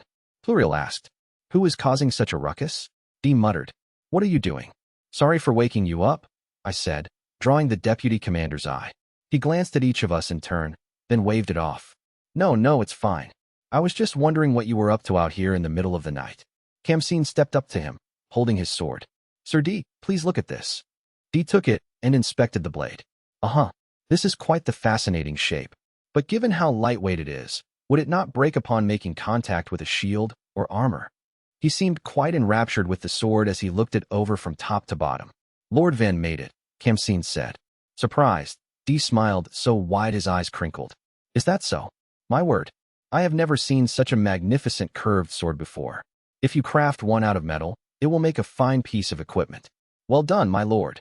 He looked like a grandfather praising a handicraft his grandson made at summer camp. Kamseen, on the other hand, wore a deep frown. This weapon is a cut above the rest, he said, seething. Dee gave a pained smile and nodded. Right, of course. After all, this is Lord Van's work. It must be a truly phenomenal weapon. It was clear as day that Dee was only trying to appease Kamseen, but the boy was bobbing his head in satisfaction. What are you doing, messing around so late at night? Pluriel asked us, annoyed. It's time to go to bed. Ortho rounded on her immediately. Pluriel, you idiot. Show some respect. Perhaps Pluriel just had low blood pressure and was quick to grouse. It didn't bother me in the least, so I made sure to apologize again. I'm really sorry for waking you. I had some free time, so I thought I'd strengthen the village's defenses. It wound up getting noisy for other reasons. The group eyed me curiously. But you have no light. How would you strengthen the defenses, Lord Van? Are you going to stack stones? The questions came from all over. Are they teasing me? Even I'm capable of getting upset, you know. I came here to see what I could do. Peeved, I made for the front gate. You see, we are all quite moved by your determination. Truly. It's just that there really isn't anything you can do much about, Lord Van. I let Dee babble away behind me as I stood in front of the dilapidated gate. It was made of logs joined together, and it seemed tough. I placed a hand on the surface, giving it a once-over. Since the gate was made of wood, I figured I could alter it the same way I'd made the wood blocks. That said, Dee had mentioned something about the weapons being lightweight earlier, and I couldn't shake it. I hadn't given it much consideration, but swords, spears, axes, and other melee weapons used weight to increase their attack power. A light weapon was fine if you were aiming for an opponent's neck or other vitals, but normally you had to consider the ideal weight for a weapon to be effective. So what about doors and gates? A house door wasn't much to consider, but this one was meant to keep out intruders. It was all we had for the moment, but I planned to build thick metal double doors here in the future. While it was possible that creating metal objects required more magical energy, I could gradually make the changes I wanted. With that in mind, I began to shape the gate as if it were made of clay. If I fused the logs together with magic, they'd become far tougher than a single piece of wood. Lord Van, what in the world are you doing? I was still miffed at Dee, so I didn't answer him. There we go. Done. Now in front of me was a lavish set of doors far bigger than the gate had been. I'd adorned it with our house crest, so it brandished a behemoth. The hinge had a cover, and the handle would require multiple people to open and close. I went with a bar lock for extra security, also made of wood, but rather small, so I made a note to bring some wooden blocks to reinforce it later. Thinking about all this, I turned around only to find my audience gawking at me. Till and Kamseen smiled proudly at the sight of their reactions. Let's see, who would be a good pick? Let's go with you, Ortho. Try hacking at this door. I can fix it, so go all out. I stepped away from the doors as Ortho hesitantly drew his sword, glancing at me. You sure about this? We need to make sure this thing can hold up against attacks. Give it all you've got. All right. Ortho dropped into a fighting stance, a low crouch with his legs spread wide. Letting out a roar, He brought down his sword in a magnificent swing. Any ordinary log would have been split in two, but the second his blade collided with the door, it was repelled with a metallic screech. The harsh sound had us clapping our hands over our ears. Once it was over, I walked past the astonished adventurer and approached the door. There was a small nick in one corner. "Arg, it's damaged." I sighed. I guess wood isn't good enough. Right then, everyone who'd been frozen in shock rushed toward the door. Whoa, whoa, whoa, whoa. What the hell? A wooden door repelled Ortho's blade. Is this seriously made of wood? How, Lord Van? How'd you? I'd officially sent them all into a panic. Chapter 5, Home Construction. With the morning light pouring in, I breathed in the crisp air and slowly opened my eyes. As I stirred, our carriage made a gentle creaking noise. Though beams of light were filtering through the windows, the sun hadn't finished rising. The rich blue, purple, and orange hues were too bright for me. "Oh, good morning, my lord." Till had woken up before me to tidy the carriage. I sat up to greet her. "Good morning, Till." I looked out the window of the carriage and saw Camseen cleaning the ground around it. He glanced over at me. "Morning, Lord Van." "Good morning, Camseen." Exchanging greetings with my people, I idly thought about how pointless it was to clean the ground. When I got a better look, however, I realized what a fool I was. The area around the carriage was spotless, like a well-maintained sports field. "Nice job on the cleaning, guys." The pair smiled bashfully at my praise. I got out of the carriage and stretched my limbs a bit. I changed clothes, but I hadn't bathed, so I felt pretty gross. Also, the carriage was spacious but had no real bed set up, so my body ached. Crap, I should have upgraded the carriage. I totally forgot. Oh well. Nevertheless, I was sick of sleeping in cramped spaces. I needed to prioritize food, clothing, and shelter before I worked on the village's defenses. "I'm gonna make a house," I said to myself, strengthening my resolve. I'd camped out and slept in carriages far too long for my liking, even after we'd arrived here at the village. Aren't I supposed to be a noble? Here I'd begun to fancy myself an adventurer after all the days on the road. I silently cursed my father, then smacked my cheeks with both hands. I was ready and raring to go. "Camseen, bring me the wood blocks." "Huh? Oh, of course." Camseen ran to me with a bunch of blocks in hand. He was like a faithful puppy, and his dependability put me at ease. Next, Till came running over with some blocks too. In the blink of an eye, there was a huge heap piled up in front of me. What's going on here?" Rhonda had popped up beside me without my noticing, and he was staring at the wood blocks in bewilderment. There was no way he knew they were made of wood. "I was thinking of building our house in this big, open area." "Oh, would that be okay? Do you guys use this space much?" I asked. "This is the center of the village, so it only makes sense for you, the Lord, to build your manor here. It's the perfect spot." Rhonda nodded, giving his blessing, but he sounded a bit gloomy as he added, "Plus, we rarely ever use it as a public square anymore." Given the financial situation in the village, they likely weren't able to hold any festivals or anything either. In that case, I decided I'd love to hold harvest festivals and carnivals if we got a little breathing room. We'd all have to work hard to make that happen. I traced my hand along a wood block. Will I be able to make something as big as a house? If I can make a door, I'll probably be okay. The house would need to be big enough for Till, Camseen, Esparta, and me. I'd make a different house for D and his 2 knights. Channeling my magic, I crafted 4 pillars. With the image of my old bedroom in mind, I determined how much space to put between each pillar and hammered them into the ground. It was at this point that I made a bit of a happy miscalculation. When making a pillar, I imagined an insanely thin thread before staking them deep in the earth. However, if I then widened those pillars after they were already in the ground, they'd really ingrain themselves there. No matter how much someone pushed or pulled, they wouldn't move. Next, I had to build the floor and walls that would attach to the pillars. Last but not least came the roof. The way the wood blocks stretched out almost like tentacles was kinda gross, but things went faster when I watched them unfold. I had a blueprint in my head, but seeing my idea manifesting made it feel bigger than I expected. Once the outer walls and roof were finished, it was time to make the interior walls. I'd used up all of my wood blocks already, but at least the house had taken shape. In terms of shared facilities, there was a dining room and a bathroom. There were 2 bedrooms, one large and one medium-sized, plus 2 smaller rooms. If I didn't make them different, Esparta would get mad at me. Since there were no windows, I made do with sliding doors. I wasn't sure where I'd find sand to make glass in the first place, so I'd make it a point to ask a merchant when one stopped by. I inspected the newly completed house while Rhonda stood rooted to the spot, eyes bulging. Maybe this is a bit too big, I muttered. Esparta, who'd been observing in silence, piped up at that. No. If anything, it is still too small. That said, it is still the biggest residence in the village. I have never seen this architectural style, but its construction is magnificent. His expression had all its usual composure, but his tone betrayed his inner joy. Till and Kamseen seemed just as happy. Amazing. I can't believe you made a house so quickly. Your magic is far more suited to lordship than any of the 4 elements. When Kamseen said that, Till and Esparta grew solemn. My talent is certainly fascinating, but I do think offensive magic would be better for protecting the citizens, I said sadly. I believe the people would be more at ease if they had such a lord, no? No way. Till cried, emotions on full display.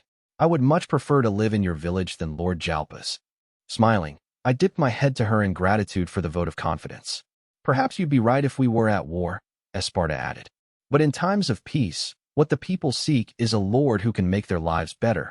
In that sense, I do not believe there are any lords who can view things from the perspective of the people like you can. I'll follow you anywhere, Lord Van. Kamseen said. Before I could tell them it didn't really bother me, Ortho's surprised shout rose from behind us. Whoa, what the heck? When I turned to look, I saw Dee, Ortho, and the other adventurers staring at the house I'd built. They were stunned, understandably so, seeing as it had barely taken me an hour to put up. This is my house. They looked at me expectantly. If you bring me the wood, want me to build you guys some houses? My mouth had gone and moved faster than my brain. Immediately after, Dee whirled to his men and started barking instructions. Gather the lumber. Use the carriages. Bring everything here by noon. Yes, sir. The 3 knights moved with a sense of urgency I'd never seen before.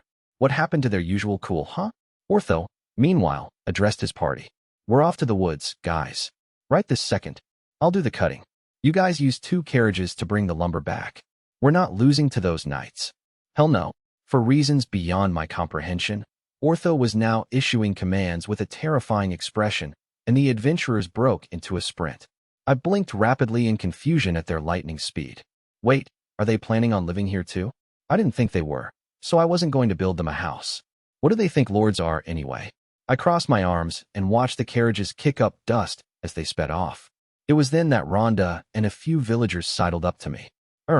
I heard you are building houses. What? They must have misheard. I cocked my head to one side, but the look in the villagers' eyes told me they were dead serious. Rain and wind gets into my house. Our floor has come loose. The door to my house is rotted. Requests for renovations were coming in hot. If they have complaints, they should take them up with the housemaker or building contractor. Doesn't that make more sense? I thought it did, but even from my perspective, their homes were in a ghastly state. Back in my old world, the storehouse of some farm would have been more comfortable to live in. Thus, I had no choice but to say what came next. Let me make a priority list based on the condition of the houses. Then I'll build them for you. The villagers let out cries of joy. Some of them joined Esparta in building the defensive wall. At the same time, Dee, his men, and the adventurers gathered lumber, and I took Till and Kamseen to go make some houses. Wait, wasn't I supposed to be making my own furnishings? How did it come to this? First, I used the lumber to make wood blocks. As it turned out, transforming lumber into a raw material while also changing its form was quite difficult. It made more sense for my workflow to make the wood blocks and then build houses. Once I had the process down pat, I was able to make the things at a pretty fast pace. Logs, broken walls, and even doors became fodder for my wood blocks. After about an hour, I had enough for a single house. All right, first, I'll make a house for Dee and his people since they don't have one. Next will be Ortho and his men, then Fula. After that, Inca. While I ran through the plan, I couldn't help feeling like a corporate slave, which got me a bit down in the dumps. But once I started, there was no stopping. Maybe it'd be a good idea to have Dee's house also function as a kind of base, since he and his men are knights. A training ground isn't in the cards here, but they could use a storage facility for weapons and armor. I gave the house a medium-sized room and 2 smaller ones, as well as a dining room and a bathroom. I also created a lounge area that could be entered directly from outside. I felt good about making the storage space on the larger side, but by the time the house was finished, it ended up being about the same size as mine. The storage space meant it was going to be pretty big. Not much I can do about that. Ooh, look, Deputy Commander. It's done. Say what? D and his men had returned right on time. They admired the finished house, eyes aglitter.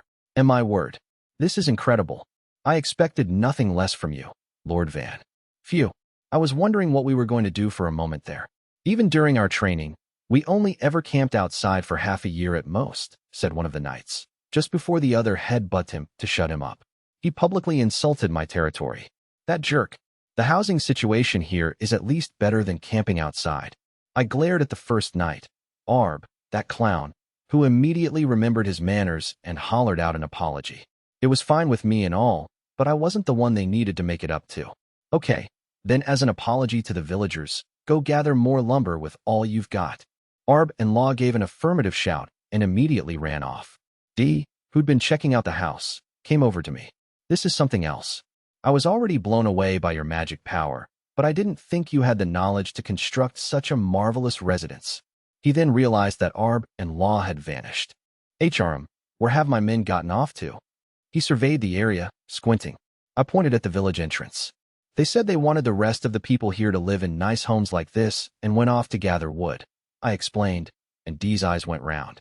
Is that so? They said that. I can't believe they've grown so much. All right, then I shall join them. Moved. Dee made to run off, so I put the brakes on for him. You only have a single carriage, right? It'll be too difficult for you to catch up to them now. Stay here and guard the village. Gur. You're right. We don't have enough manpower to spread ourselves so thin. Fine. Then I shall remain and help with building the wall. And just like that, Dee joined the wall construction efforts. Thanks to Esparta's powers, it was completed within the day, and I was able to finish the adventurer's house as well. I kept their place to a fairly standard size, but each of them had their own room, so it was plenty lavish. I still had room to make more stuff, so I built a simple bathhouse next to my home. Frankly, I just wanted to take a bath, but as soon as the women heard about its completion, they were jumping for joy. The bath heater itself was made of steel. It was a bit of a retro system in which Pluriel used magic to fill it with water, then heated it by lighting a fire beneath the kettle. I tested it out myself, and it was quite cozy. I was just glad to get to cleanse my body in some hot water. Let's get in together, my lord. Till said, I shall join you too. Pluriel offered. It was tempting, but I had to turn them down. I was displeased that Kamseen would be bathing with adults at the age of 10, yet I was treated like a child despite being 8. I was a perfectly functioning adult. When I said as much, both Till and Pluriel looked at me like I was a tiny tot, which I found annoying, but they gave in. I would later come to regret the missed opportunity. When night came, I entered my new house to go to sleep, only to discover I'd forgotten to make a bed. I almost broke down in tears. Am I an idiot? Just when I thought I could rest in a nice big bed of my own, I had to use a sleeping bag again. I quickly crafted beds for everyone out of the wood blocks I had left. For my house, 3 for D's, and 5 for Orthos. The villagers shared some of their straw, and with that, the beds were finished. They were soft, and I was satisfied. Good night to one and all. The next day, I woke up in the morning feeling rested and energetic for the first time in a while.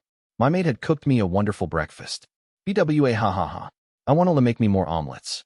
Absolutely delicious, I told her. Thank goodness. We don't have much in the way of ingredients, so I was a little worried, Till said, relieved. We were sitting in chairs at a dining table, both of which I'd made on the spot, and were surprisingly comfortable. I get to eat a delicious breakfast in my own home and smile with my adorable Till. What else do I need? Esparta, sitting diagonally across from me, spoke with a grave expression. The village defenses are important, but we need consistent revenue. At this rate, the only contact with the outside world we'll have is the merchant who may or may not show up once a month. His somber tone didn't land so well with all the bits of egg stuck in his beard. Much as I wanted to gripe about how tired I was, I kept my composure. For now, I can handle houses, furniture, and even clothes on my own. We should be able to gather enough food to keep us afloat too. That's why I was thinking of focusing on defenses. Esparta wiped his mouth with a white handkerchief, then met my gaze. We lack spices, and if we wanted to make your beloved baked goods, we wouldn't have the ingredients to do so. Say what? I jerked to my feet. When I looked at Till, she averted her eyes. I'd had no idea that we barely had any spices left. Production, huh? All right, let's make something we can sell. Anything works.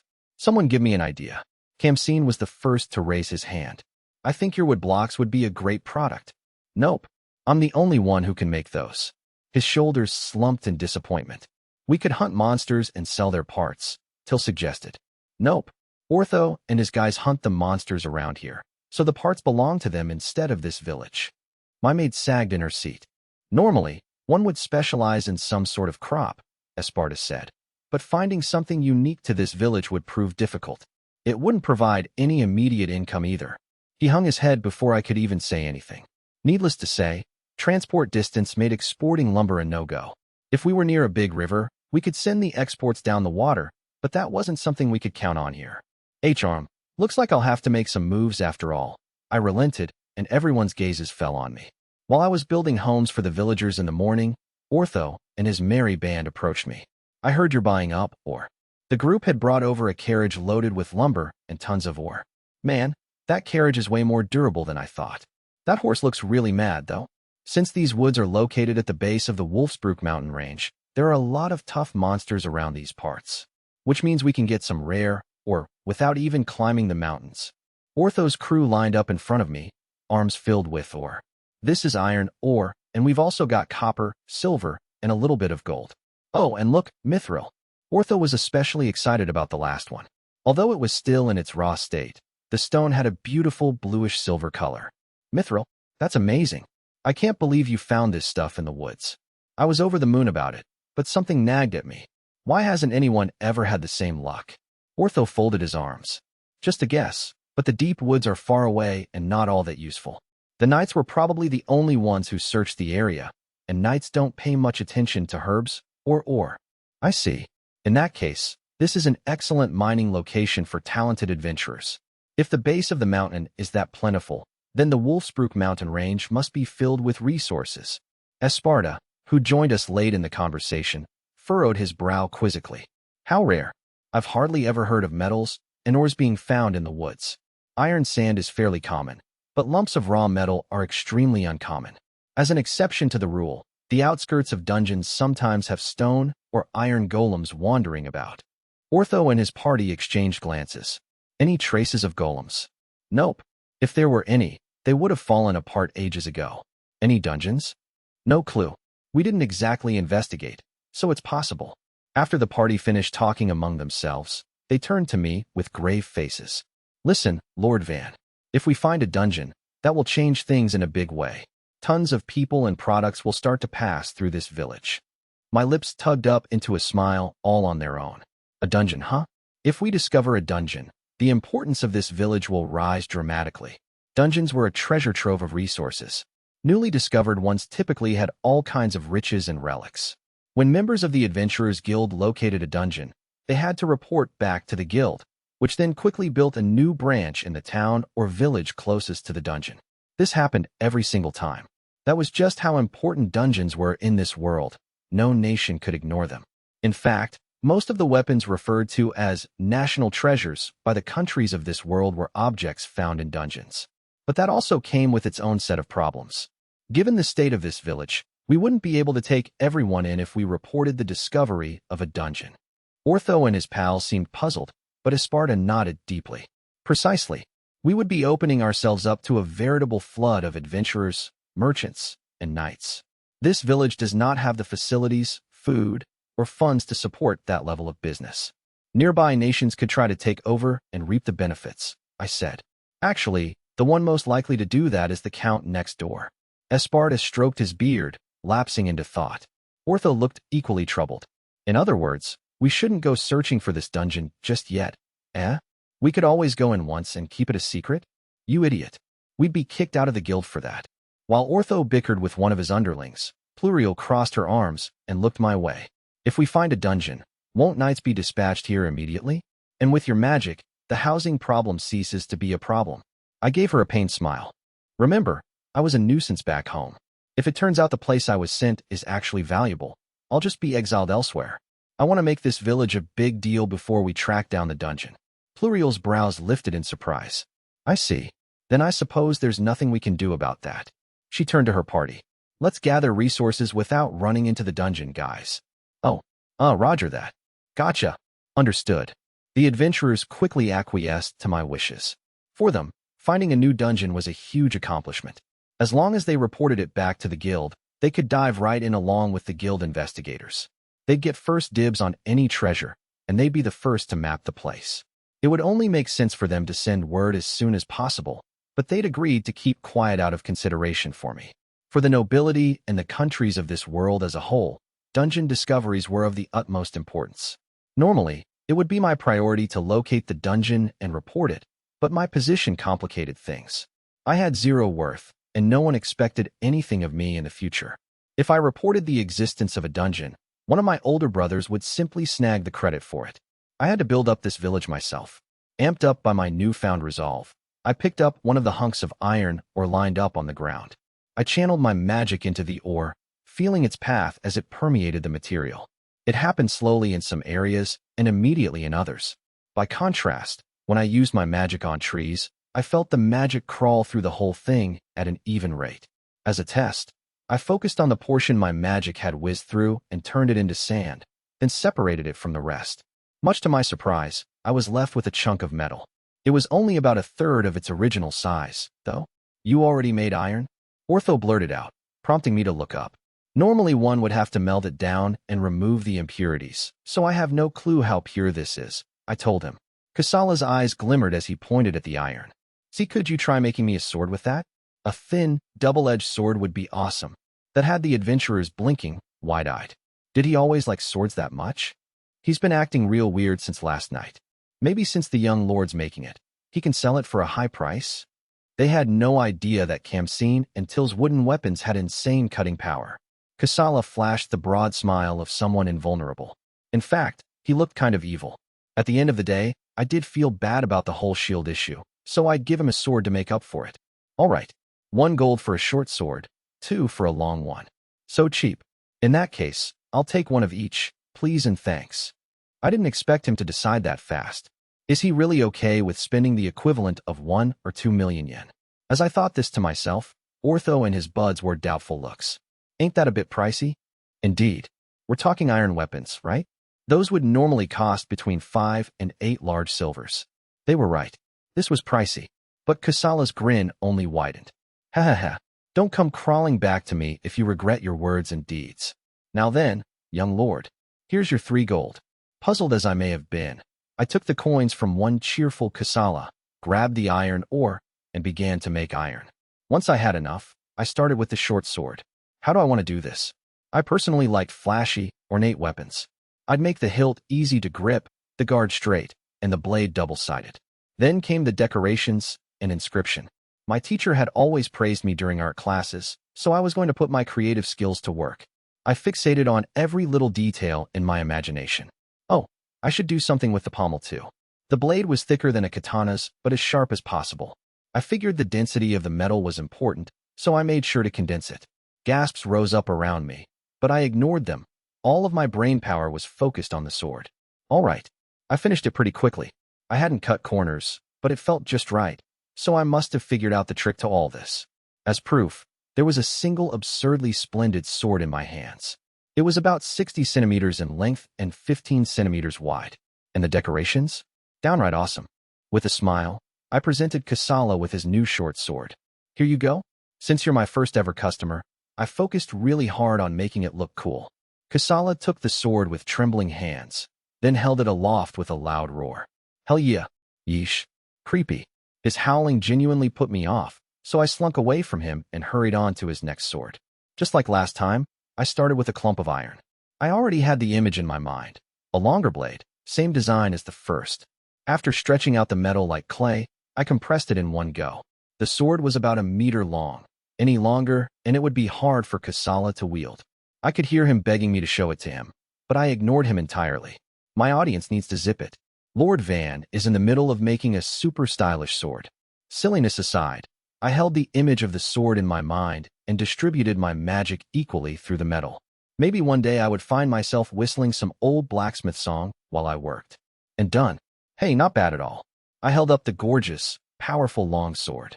I'd made the handle close to 30 centimeters long in case he wanted to wield it with both hands.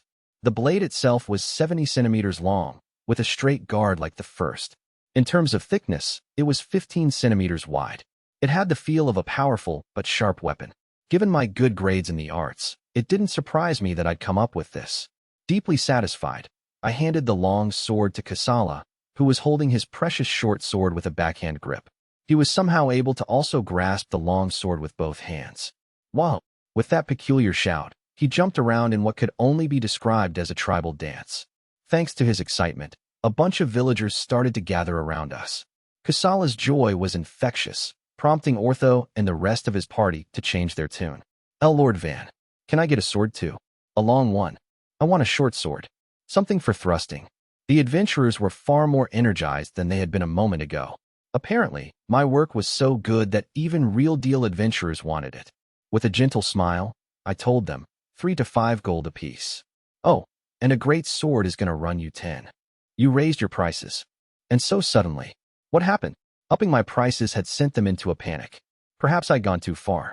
Pluriel furrowed her brow, eyeing Kasala's sword as she muttered to herself.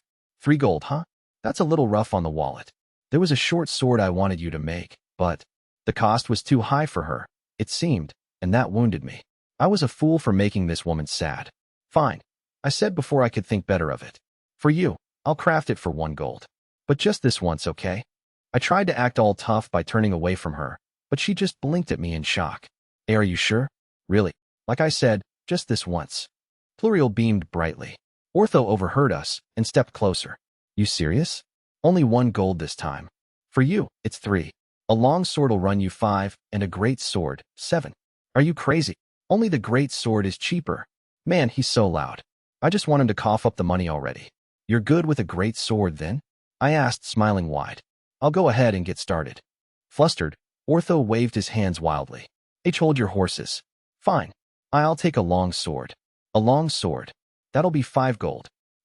After making a scene, Ortho tearfully handed me 5 gold. He had the money on him? That's kind of amazing. In my mind, he'd graduated from adventurer to adventurer who casually carried 7 million yen on him. Anyone carrying around that much cash was an adventurer in their own right, heart-stoppingly so. Thus, I fulfilled orders for Ortho and his party. They paid me a total of 20 gold, so I opted to handle their furniture for free. Hopefully they'd be grateful. Wait a sec. I had them pay big time for their weapons, but they got their house for free. Maybe I was being a little too soft on them after all. That night, we completed the outer wall and built a simple moat around the village. However, the group of bandits didn't come the next day, not that there'd been a guarantee they would in the first place. I suppose we could prepare some defensive facilities, I said to myself. Till, standing beside me, gazed around at the village. Everyone does have a house now. But don't you ever run out of magic power, my lord. I get tired like anyone else. And when it hits me, I'm down for the count.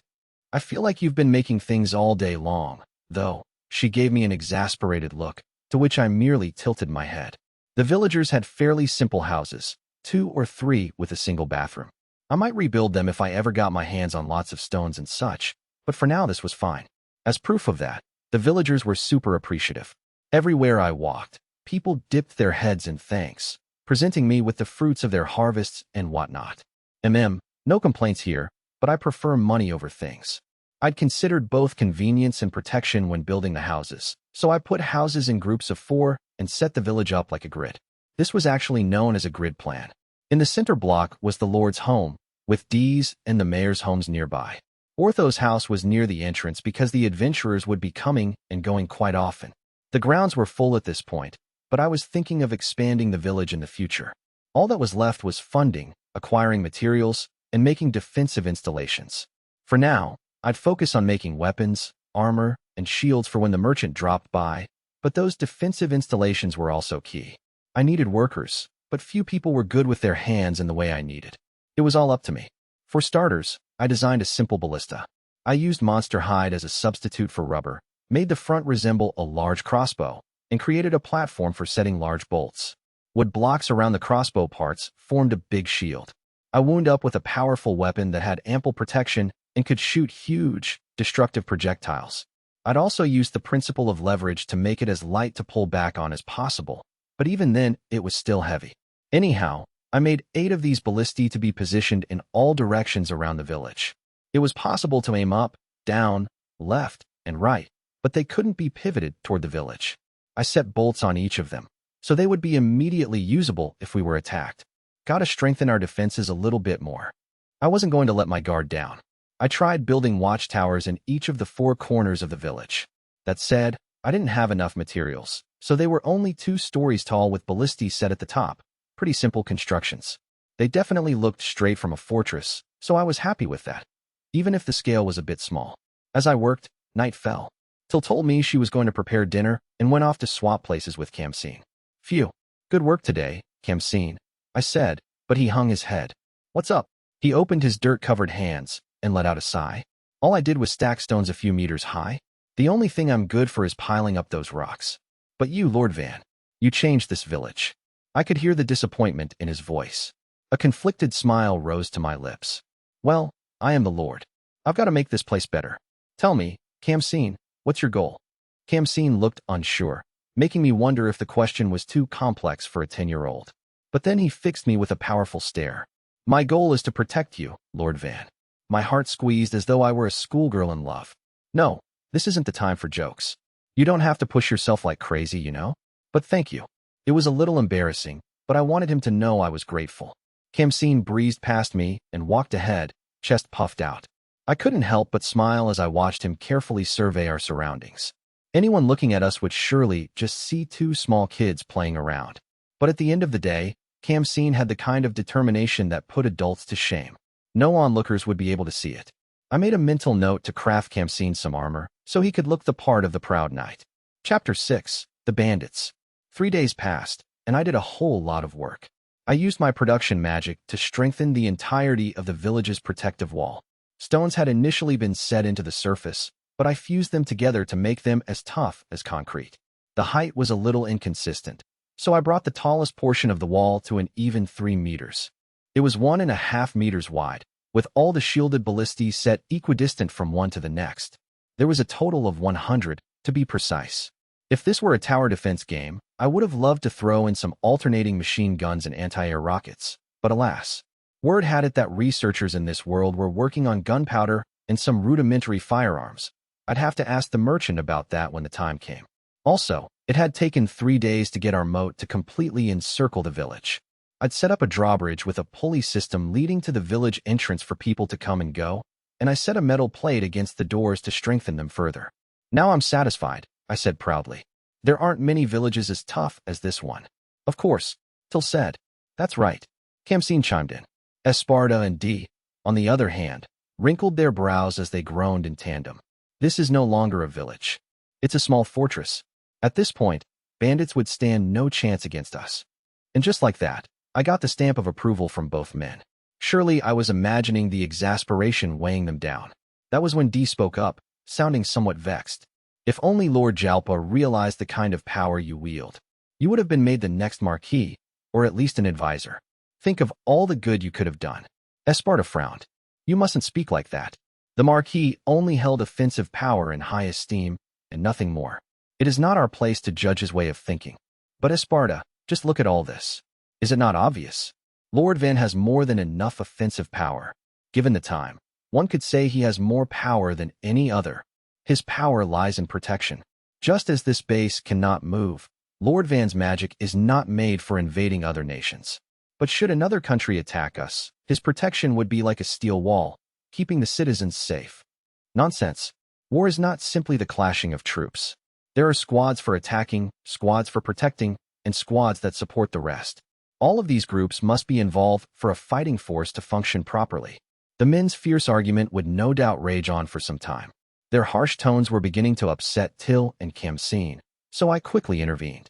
We don't have time to waste asking for the things we don't have. We can only look for the best way to fight with the things we do have, I said, shamelessly copying that one anime character's famous line as if it were my own. The pair stared at me with wide eyes, unmoving. After studying my face for a bit, Dee burst into laughter. Gahahaha. You are quite right, my lord. Bemoaning our circumstances changes naught. It doesn't matter if you've been exiled to the corner of our territory. You'll make a comeback. And before long, your territory will. Why are you encouraging him to go down a path that would put him at odds with the Marquis? Esparta asked, composed in his interjection. Even with his deadpan expression, he seemed proud. That reminds me. The day after a big building session usually features a ton of studying. I'll have to pretend to be busy tomorrow. Maybe I'll make weapons. As I steeled my resolve, I caught Till and Kamseen watching me with sparkling eyes. I couldn't bear to look at them. How could I ever tell them that I'd just lifted a famous line without giving any credit? Unsure what else to do, I figured I'd go look at the moat. It was basically dry and empty, with a bit of a ramp. We had yet to fill it with water, but that was my vision. Appearances were just as important as function, you see. There was actually a little water in the moat, but it had soaked into the dirt, making it more like mud. As I suspected, I would have to solidify the bottom and sides of the moat for it to work properly. I also needed a way to draw water. Unfortunately, there were no rivers or lakes nearby. Every now and then, the villagers trekked to a faraway stream to fetch water, but it was never much.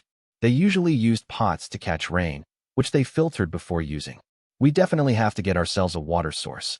It's our most important lifeline, I muttered on my way to the village entrance. I opened the front door, only for one of the villagers to burst in from outside. They were frantic, spooked, even. The bandits have come. They're heading this way from the road. Hurry and raise the bridge, they cried between breaths. I nodded briskly and swiped a hand through the air. Raise the bridge and close the doors now? Do you know how many villagers are still outside? The men immediately did as I'd ordered, raising the bridge and shutting the doors, bar lock and all. The women and children did a head count as they sought cover. Wow, I've only been here a few days, but they're already listening to me as their lord. Look at them, swift on their feet and acting with purpose. Silently rejoicing, I confirmed that we were good and closed. Next, we needed to take our positions. One person on each of the observation towers. At least 5 on the defense wall. 10 people at the entrance. As I issued commands, I attempted to climb the wall myself, but Till grabbed my hand to stop me. Till, I have to get going. I turned around, only to see her standing there with tears in her eyes. She was distressed, that much I knew. How? Well, I'd never seen her like this. Sorry. D. Could you take your men and check the situation? Once you let me know what's going on, I can issue commands from the rear. D thumped his chest as his lips curled into a smile. Roger that. D. To me, this was the kind of simple bandit suppression I'd experienced dozens of times. There were times when we had few knights from the chivalric order present, and even times when we were attacked while marching. During those battles, bandits had gone so far as to threaten our clients into spilling information so they could come at us with their full might. But I crushed every single one of their attempts. I firmly believed our success was thanks to my men's skills, correct battle formations, and our impeccable tactics. I had full confidence that my orders were perfect, prodigious, perhaps. Regardless, I wanted to follow Lord Van's orders in the here and now. That surprised me, as I felt I had better control on the battlefield than even my own superior, the commander of the order. No, that's not it. It wasn't that I wanted to follow Lord Van, per se. He had defied my expectations over and over again, so now I wanted to experience his command for myself. When I realized this, a grin spread wide on my face. Ha ha ha. Fascinating. Now then, how will things fall? I cannot wait to see. I laughed to myself while climbing the stairs, glancing at the terrified faces of the villagers manning the ballistae. I gave the ones hunching over a smack on the back, then looked toward the road. The view was clear, with no obstacles or cover to speak of in such a rural location. The man must have noticed the bandits from far away. He had the potential to be a great scout. Only now was I able to confirm the group of ferocious bandits coming our way. They had no sense of unity about them, given their slapdash attire. One of them even had his mouth open and was swinging his sword around. They're running at us. I cocked my head to the side. Just then, Lord Van called out to me from behind. What's the situation? Chuckling at his calm and measured tone, I reported to him as if I were a foot soldier. Enemies somewhere between 50 and 100 strong. They're still several hundred meters away. Strange as it sounds, they're running at us with all they've got. By the time they get here, they'll probably collapse on the ground in exhaustion. Lord Van waited 1 or 2 seconds before replying. Got it. Do you think maybe they're being chased? That makes sense. It would explain why they're sprinting toward us. Have they been discovered by some chivalric order patrol or the like? As I strained my eyes to get a better look, a villager beside me let out a yelp. What is it, my good man? He pointed behind the bandits. I couldn't see clearly due to the cloud of dust they were kicking up, but apparently he'd picked up on something. A tail. I can see a tail. And what now? The lack of further information left me puzzled. I needed to confirm the situation. Behind the bandits, who were running in scattered lines of 5 or so, I could only see a cloud of dust. It was nearly impossible to make anything else out, but one by one, the villagers raised their voices in alarm. Do these humble folk have abnormally good vision? Those are armored lizards, one shouted. And not just one or two, said another. I grimaced. This was terrible. The worst possible adversary for this village had shown itself. I spun around and yelled toward Lord Van on the ground. A group of armored lizards is chasing the bandits. Your average weapon will have no effect on them. The boy's expression darkened. Of course it would. The only combat-ready mages in this village were Sparta and the Lady Adventurer. Worse yet, the adventurers were currently out procuring materials. With the right armor and heavy gear, the chivalric order could slow the lizards down and strike at their weak stomachs. But I couldn't make the villagers attempt that, and even if I did, they would fail. Even with heavy equipment, I could handle 2 lizards myself at most. My men could take care of one if they worked together. All we'd be able to do was buy time while the horde of creatures came at us with their claws and tails. Everyone, switch ballista projectiles. Load the iron bolts on the side. Lord Van commanded.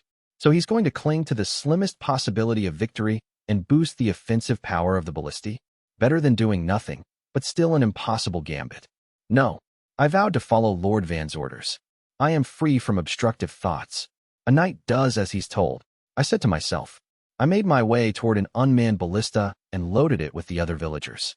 Since we had assumed we'd be fighting bandits, the original bolts were those mysterious, spear-like projectiles our lord had made with his magic. They'd be more than good enough as a show of force against normal humans, but they would likely bounce right off of armored lizards, hence the need to swap them out. After unloading a wooden bolt from the ballista, I grabbed one of the iron bolts off the ground. It was heavy, but only about as much as a short sword. Its destructive power was undoubtedly a notch higher, but it wouldn't be nearly as strong as a swing of my blade. If only we had 3 more talented swordsmen, or maybe 5, then the 6 of us could fight with support from the villagers and easily vanquish anywhere between 10 and 20 beasts. I suppressed the urge to grind my teeth as I loaded the iron bolt. I tugged on the wooden piece that pulled back the drawstring. I could hear grinding noises, but the ballista itself was extremely tough. It was made exceedingly well. In fact, it was hard to believe it was made by an 8-year-old child. Moved by the thought, I set up the loaded ballista and glanced at the road. The bandits were already within earshot. Help! Save us. There were fewer than I'd expected, and all out of breath. 40 men, give or take. Now that they were in range, I could fully see the armored lizards in pursuit, and they were massive. From snout to tail, they must have been over 8 meters long. If we hadn't dug the moat, they would have been able to reach the top of the wall just by standing. Worse yet, there were something like 30 or 40 of these creatures, an unusually large group. A mid-sized village would struggle with this, never mind us. There are 40 armored lizards, all 8 meters long. If one of their meals trips and falls, they'll slow down to dine. Nothing to fear. By meal, you mean a bandit? Mon, that's terrible. I couldn't help but laugh at Lord Van's out-of-place reaction. Gahaha. My apologies. That was improper of me. The villagers gawked at us in disbelief. Though even I considered this to be a bit of a dilemma, we needed to tell jokes and set one another at ease in times like these. Excess tension would be our downfall. All right, Lord Van said. We'll allow the bandits to fall into the moat before we fire. Let's make sure those lizards get as close as possible. Once the enemy pitches into the moat, everyone open fire. Got it. Why, yes, sir. Understood. The villagers responded to Lord Van's orders as they trembled in fear. They had little to worry about. A good shot to the mouth or the eye would keep the beasts in check. We just needed to buy enough time for the mage adventurer to return, and then I would charge in alongside Arb and Low. With Sparta's help, we could take down one lizard at a time. Come on, everyone. I bellowed, hoping to boost their spirits. Tonight we're having lizard steak for dinner. One by one, the bandits toppled into the moat with pathetic cries. The villagers looked like they were ready to flee in the face of those terrifying armored lizards. But because the ballistae were locked in place, they needed to stay put. And considering the protection each weapon provided, they probably didn't want to leave all that much. The wide shield allowed even rookies to stand on the battlefield.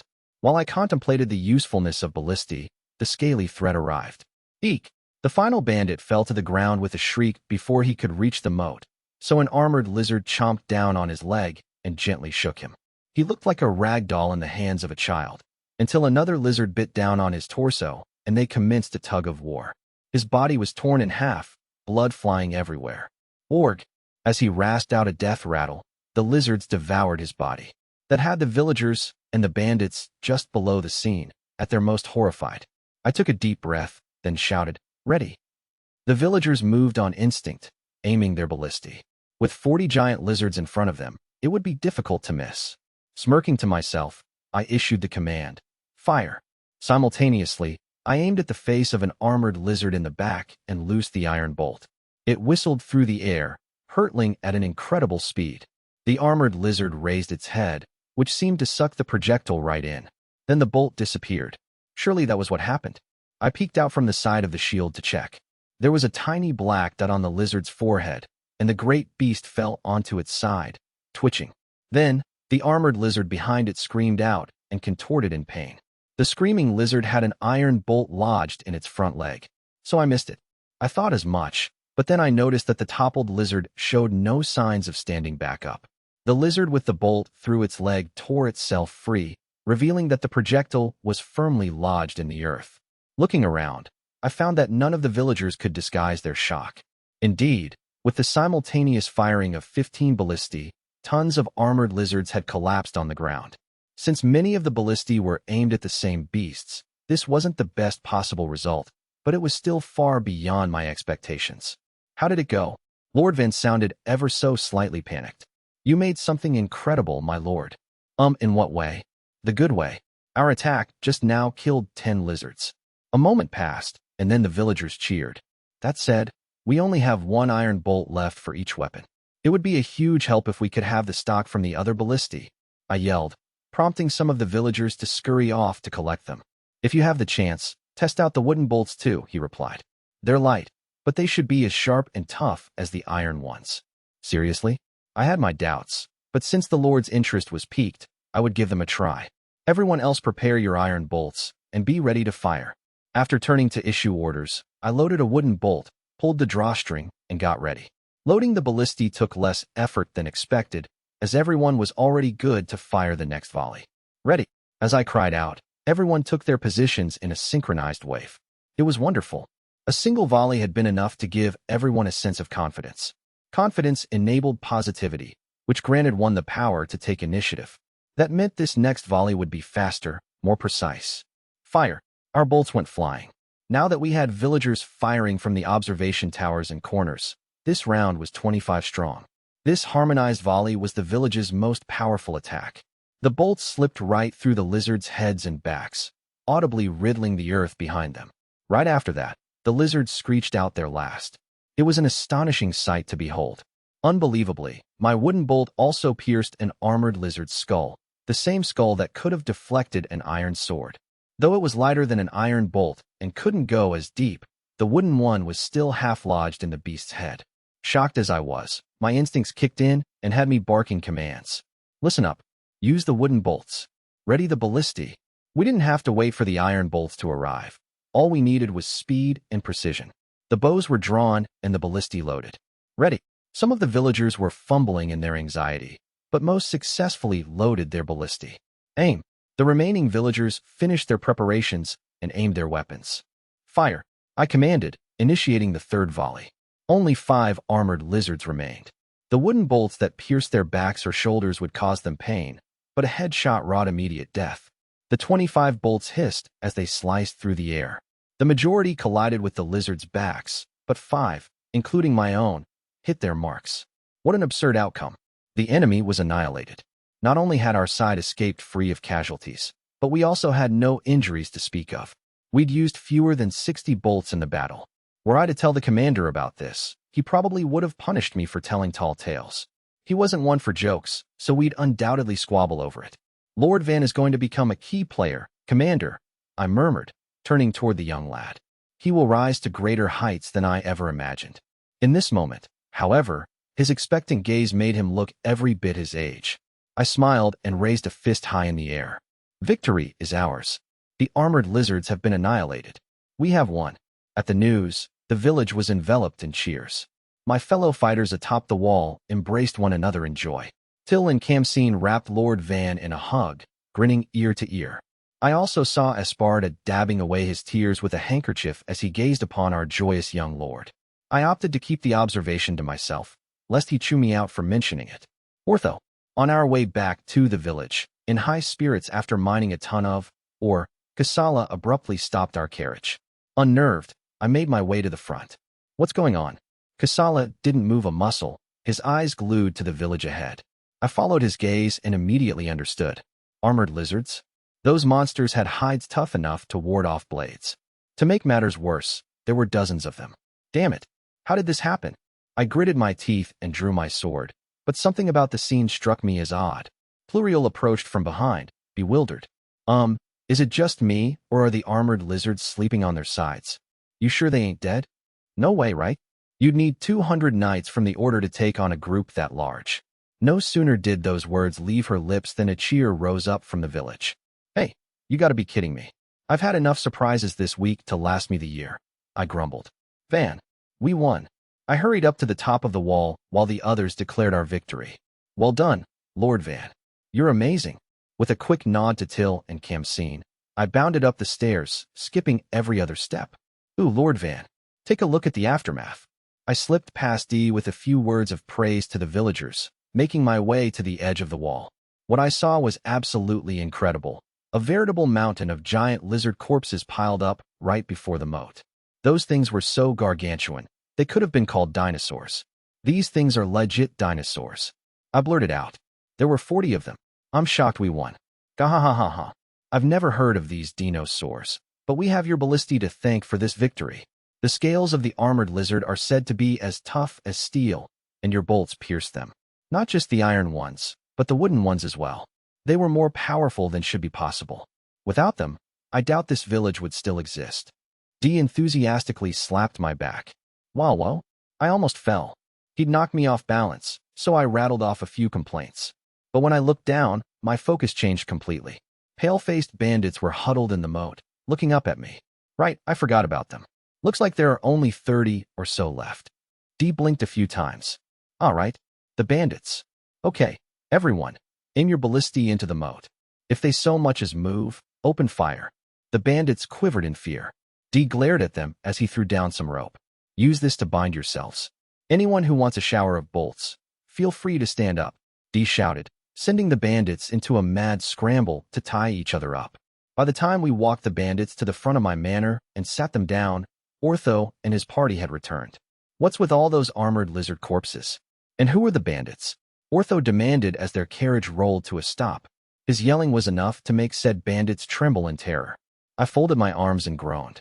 Well, just when we thought the bandits were attacking, it turned out they were being chased by those lizards. We ended up slaughtering them, I guess. How did you manage that? And their corpses are in such good condition. Even we couldn't take them down easily. I wasn't sure how to answer the befuddled adventurer, but I figured there was no point in beating around the bush. With ballistae? Ballistae? Are you kidding me? Camsine proudly chimed in. We only used 60 bolts.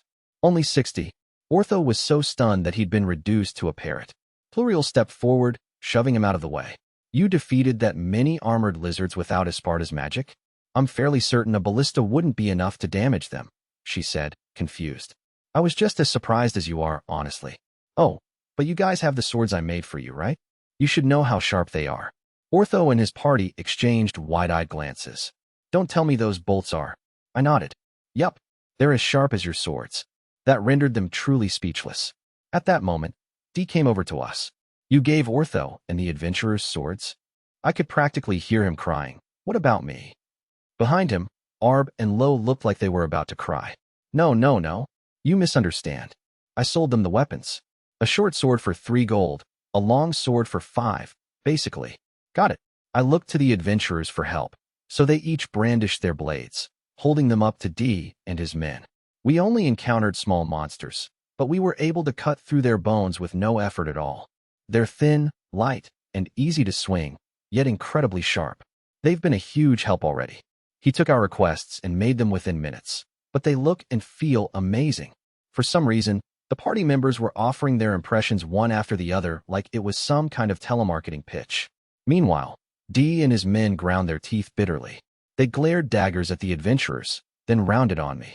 Lord Van, I wish to buy a sword. How much for a great sword? I'd like a matching long and short sword set. Likewise, the trio crept toward me, peppering me with their sword orders. Their intensity was akin to bloodlust. By contrast, Ortho and his men smiled cheerfully at their new weapons. I couldn't help but chuckle at how different they were. Then I shook my head. I can't possibly take money from my loyal retainers after you came with me all the way to the middle of nowhere. As long as you do something about the materials, I'd be happy to make complete sets of equipment for all three of you. At that, they pumped their fists in tandem. Ortho made a sour face. What? We've been doing a lot for this place too, you know. We'd love complete sets. With his fierce mug, Ortho's pleading just made him even scarier. Nope, not happening, I replied with a smile. I plan on doing whatever I can for the villagers, and I welcome subordinates with open arms. But you guys are going to leave eventually, so I need you to spend money here for all our sakes. Gah? Why do you have such a good head on your shoulders at the age of 8? Ortho and his people shook their heads rapidly, beyond shocked. Esparta approached with his ever-composed expression. This is the result of my education. Lord Van has a fundamental knowledge not just of the world, but also of governance, economics, and politics. It's all your fault, Ortho lamented to the sky above. I smiled at their banter, then looked at each adventurer in turn. When this place gets its own guild, I'll be happy to make you guys equipment, if you become our village's exclusive adventurers. The party members looked at one another, then formed a huddle to talk it over. I doubted they'd come to a decision here, and if they did rush one out, it'd probably be a no anyway. Adventurers were all about freedom, so trying to tie them down in the first place was a mistake. I turned my gaze on the bandits, never letting my smile drop. Now then, what should we do with these guys? They immediately blanched and begged for mercy. I swear we'll change our ways. If you hand us over, it's the gallows for us. Let us work here. They were a pitiable bunch, but I didn't know what sort of crimes they'd committed. I couldn't take them at their word, so I figured I'd ask Rhonda for his opinion. He'd been here long enough to judge. What do you think? His face hardened as he scowled at the bandits. We have lost so much to these bastards, including our own people. At least 10, I believe. Guilty as charged then. My decision was swift. There was no way I'd put the villagers in danger or cause them grief by bringing in bandits. Not only was it risky, but I'd lose their trust. Sorry, but when the merchant comes, we'll turn them over. No, please. Don't do this. The bandits whined and whimpered, but I ignored them. That is, until I thought of the perfect job for them. All right, my good bandits. Until the merchant comes, I'm going to have you cut up the armored lizards for materials and parts.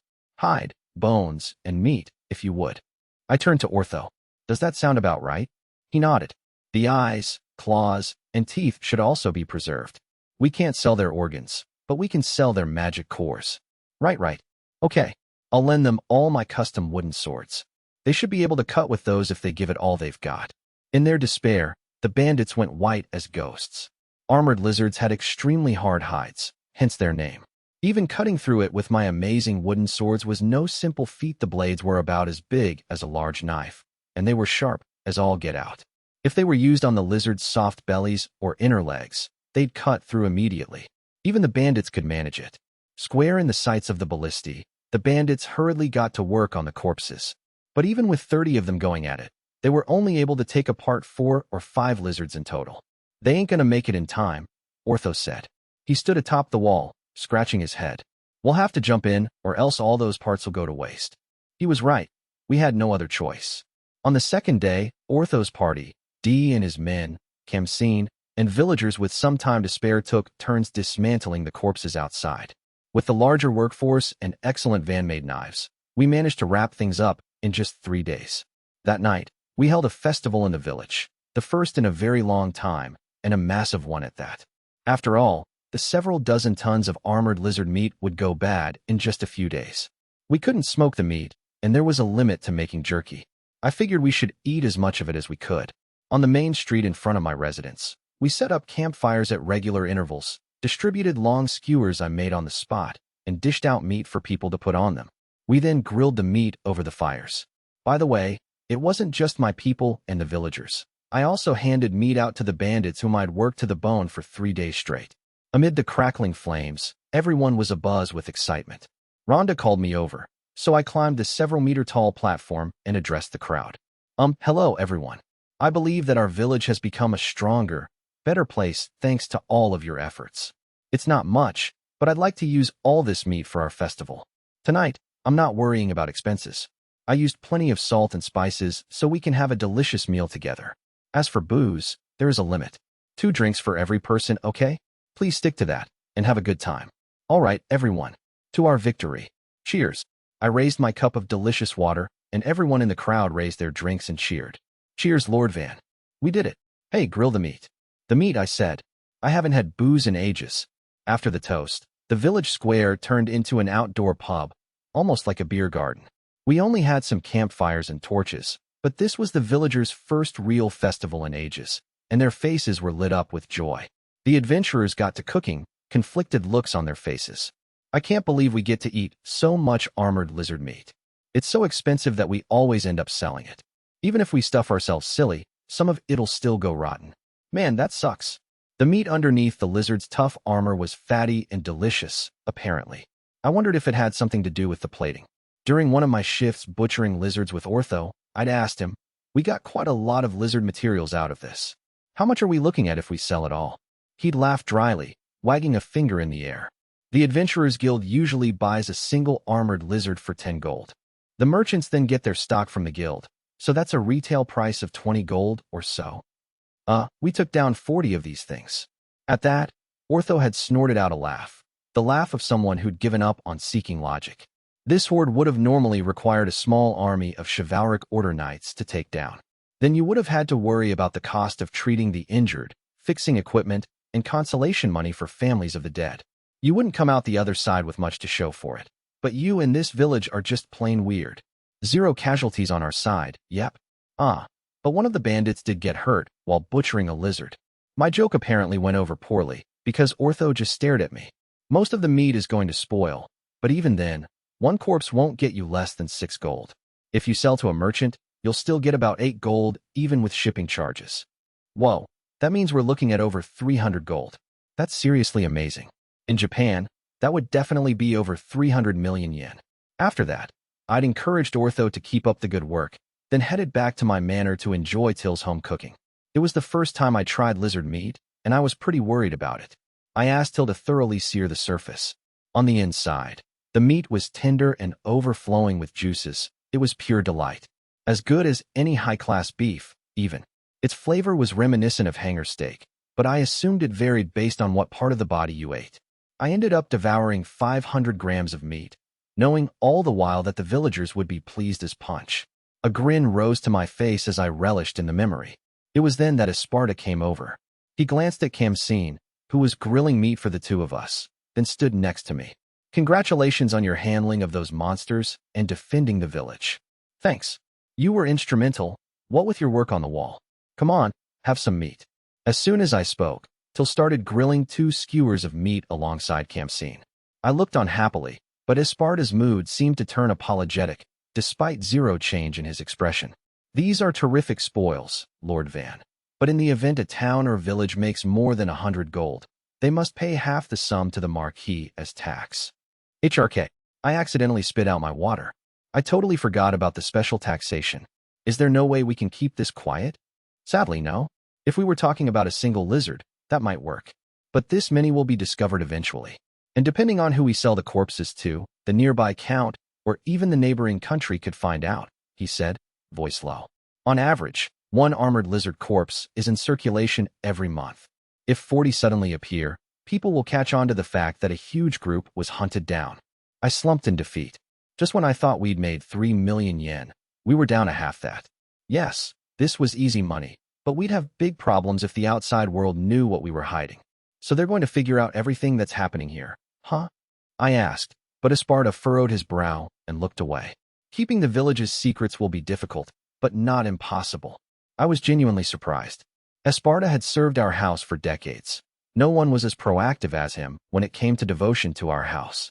Yet this very same man was recommending we pull the wool over my father's eyes. I couldn't believe it.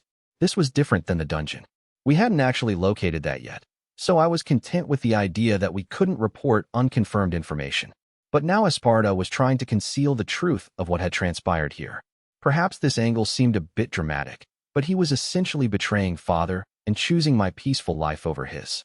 It wasn't the time to get all emotional over this, so I coughed to clear my throat and switched gears. What do you mean? Brow still furrowed. He replied, We must get in touch with your older brother, Lord Mercia. But why? I tilted my head as Esparta turned his gaze back toward me, stroking his chin. The fact that he wasn't answering meant this was also a way of testing me. With no other choice, I crossed my arms and started mumbling to myself. The village. My brother. After a few moments' contemplation, I nodded. I get it. We make this whole armored lizard situation his achievement. The chivalric order wouldn't work here, but we could say he used mercs and adventurers. We could say the lizards were spotted in the woods, which was why they managed to defeat the beasts. Brother has been yearning to add some accomplishments to his name as well. This works out perfectly for both of us. I was no longer in the running for Marquis, but my 3 brothers were in the midst of a fierce battle to become the next lord. I wanted Mercia to win, so this was perfect. A wonderful idea, Esparta. He simply smiled and dipped his head my way. The festival was a hit. In fact, people got so crazy that the villagers taking shifts on security detail wound up pushing us to keep going. 150 people participated in the meat gauntlet that night, yet somehow we barely made a dent in the full stash. Man, this is so good. Just delicious. Ugh, I can't take another bite. I wonder if we'll be able to have some tomorrow too. Even after the festival had wrapped up, villagers appeared one after the other to snack on the meat. Apparently, feeding them was the right idea. People continually stopped to say hello while I was doing the rounds the next morning. Good morning, Lord Van. Boy, that meat was phenomenal. Thank you for patrolling the village. Can I marry Till, Lord Van? Huh. I was tremendously happy to be greeted so amicably every time I walked somewhere, but I had issues with that last guy. He had to get through D before he earned the right to utter those words. I didn't want anyone to take Till away from me, so I held her hand as we walked. It's been quite some time since you last held my hand, my lord. Hee. Looking to be doted on, are we? She asked, overflowing with affection. Well, I was 8 years old. I had the right to act like a little kid. The only problem was that everyone showered us with warm smiles as we walked down the main road. It was embarrassing. Oh, you're letting go? She seemed saddened by this, but her master was in fact the lord of the land. Being cute was important, but so was maintaining a sense of dignity. Hey, Till, I'm going to find you the nicest fiancé imaginable, okay? She offered me a gentle smile, the sort an older sister might offer her grumpy little brother. Taking care of you is my duty, Lord Van. I've yet to give any thought to marriage. I frowned. Yeah, but if you keep putting it off, it might be too late. HRK. Don't worry about that, she said, her smile twitching. At the end of the day, Till was 18 years old. It wouldn't have been unusual for her to be married already. Then again, it was common in this world to delay marriage until as late as age 25, even if it was more typical to get married between 15 and 20. Fine. If she's unwed by the time she hits 25, I'll marry her myself. As I thought about such things, we finally arrived at the village's entrance. I looked left and right, then made for the observation tower. A slacker was on shift up there, and I needed to check in on him. I climbed up the steps to the roof, where Lo was leaning on the thick railing. I stood next to him and gazed out onto the road. Anything new? Nope. Super boring up here, he said with a pained smile. Working the fields and drawing water is way more of a pain than this, though, so I can't complain. He turned and came face to face with Till, who was his height, and then looked down to see Kamseen and myself. When our eyes locked, he froze. Our stare-off lasted a few moments before he shrank back in terror. Gah? Lord Van, I am so sorry. I swear, I wasn't goofing off or anything. He rattled off excuses as sweat rolled down his face. I simply smiled and looked over at the village. You're supposed to be keeping an eye on things outside of the village. It's not goofing off at all. Just make sure to look at areas other than just the road. As my smile widened, he stood ramrod straight and whirled back to the outskirts. Wait, look, Lo cried, pointing at the far end of the road. I strained my eyes, but all I could see was a shadowy on the horizon. I stared as hard as I could until one of the observers in the tower opposite ours called out. Merchants. It's Bell and Rango. He knows who they are from this far away. Astonished, I glanced at Till and Kamseen, but they were both squinting at the road with the same expression as me. Oh good. It's not that my eyesight is bad. Relief washed over me. Shortly after, I was able to make out the merchants and their 2 carriages. There were more people than I'd expected, 5 or 6 in addition to the 2 merchants themselves. Needless to say, they weren't close enough for me to identify them in any meaningful way. Guess we should raise the bridge and get the ballistae ready. What? They're not bandits, Lord Van. Lo was stunned, But just because there were two recognizable faces didn't mean we were in the clear. It's entirely possible that there are bandits huddled inside those carriages. Heck, the guards and the other merchants could be bandits too. It's also possible they're being threatened, I said, and he fell silent in his agitation. He probably still didn't get it, but that was fine. I was okay with being overly cautious if it kept the village safe. Till called Dee and Ortho. Okay, Till replied, then ran off. Now then, this is our chance, I said, looking down at my short sword. The behemoth relief, our house crest, shone in the light. I'd been waiting for this moment. There was so much I needed to do. Sell the lizard parts and meat to make money, purchase spices and food we didn't have, and collect information on other towns and villages, as well as Ferdinando County next door. I also needed to advertise our amazing local specialty. Whether this opportunity went to waste relied entirely on my abilities. A smile grew on my face as the merchant's features finally came into view. Chapter 7. The Merchants. The two merchants, Bell and Rango, gawked at the wall with eyes and mouths wide open. They had been discussing something with their guards, who were probably adventurers, before I called out to them. You appear to be merchants. I am the lord of this village, Van Nei Furcio. Good fellows, might I have your names and the names of your company? As for your guards, it would be splendid if I could get their titles and names as well. The merchants and adventurers exchanged glances and began to chat among themselves again. After a bit, the young merchant in the front spoke up. I am Bell from the Merry Chamber of Commerce. This man here is my little brother, Rango. Our guard is Air, adventurer and leader of the B-rank party Silver Spears. Rango bowed his head, and the bald guy named Air held up his silver spear. I looked at Ortho, who stood beside me. Know them? He nodded. Yeah, I've bumped into them at the guild pretty frequently, and we've even gone drinking together. Satisfied, I turned my gaze back on Bell. You have permission to enter. Welcome to my village. The villagers hurriedly lowered the bridge and opened the front doors. Keeping an eye on them, I quickly returned to the ground and made my way to the front doors. Bell and his entourage were driving their carriages with bewildered looks on their faces. I managed to meet them right as they entered the village. The first person to greet them was Rhonda. We've been waiting. Thank you for coming, he said while the rest of the villagers excitedly surrounded the carriages. It must have been a while since new goods had been delivered. They were clearly thrilled. Bell seemed relieved that the village was in its usual state, as his stiff expression soon melted into a smile. Hiya. Sorry about all that. Let me reintroduce myself. I'm Van, I said with a smile. With a furrowed brow, Bell bowed deeply and met my gaze. I'm Bell, and it's a pleasure to meet you. By the way, I do hope I'm not being rude, but are you House Furcio's youngest, Lord Van?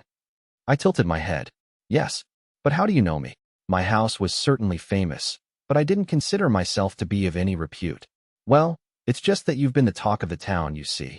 People have been asking where the family genius went off to. I blinked rapidly at this reveal, my mouth clamped shut. Bell. While we were driving down the road in the carriage, I turned to my little brother, Rango. Man, this is a drag. Edge Village is all the way out in the middle of nowhere. Even if we sell spices and necessities, we won't make much. I was referring to a nameless village right near the border. We called it Edge Village. And we're not going to be bringing anything back from Edge Village either. We're going to be in the red big time. Rango had sympathetic complaints of his own. Usually we'd come out reasonably in the black. We sold our goods in the biggest city, then the second biggest city, then went around to towns, then finally made our way back to the second city, then off to the first, then home. This was our typical route. Bringing high-class goods from the biggest city to the second biggest was good business. Then, in the second city, we'd buy clothes, spices, and gems that would sell reasonably well in the next town.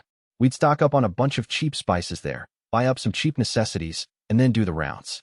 It took about a month to run this circuit. At Edge Village, we could at most purchase lumber or monster hide. Neither of those made any money for us, and transporting it all was a pain, so we turned down the offers every time. We only made a profit of 5 or 6 gold, so other merchants weren't big fans. After all, half of our profits were taken by the company. And after having 3 gold taken from us, we also had to pay taxes to the marquis, so we brothers ended up with 2 or 3 gold at most. If we used any money for ourselves, we were left with less than 2 gold. The remaining funds enabled us to purchase better goods to raise our profits for next time, repair the carriage, or take care of our horses. If we could save at least 1 gold per month, we were doing all right. But this time around, Our carriage was damaged, and we had to pay for repairs, plus a week of living expenses and hiring fees for the adventurers. To make matters worse, the carriage had toppled over on its side, so a lot of our goods were damaged and couldn't be sold anymore. All this had us deep in the red, and that was why we loaded up on stock. We were already screwed, so why not? We purchased enough spices, booze, and daily necessities to fill 2 carriages. We intended to sell these on our usual route, and if we didn't, we'd go so far as to take a shot in a town in the neighboring count's territory. Thus, we arrived at Edge Village awash with feelings of desperation. That was when we noticed how different things were. Hey, is that Edge Village? It's clearly way too big to be a village, Air said, and I gave a noncommittal nod. Yeah, I agree. Air frowned at that, but what else could I have said?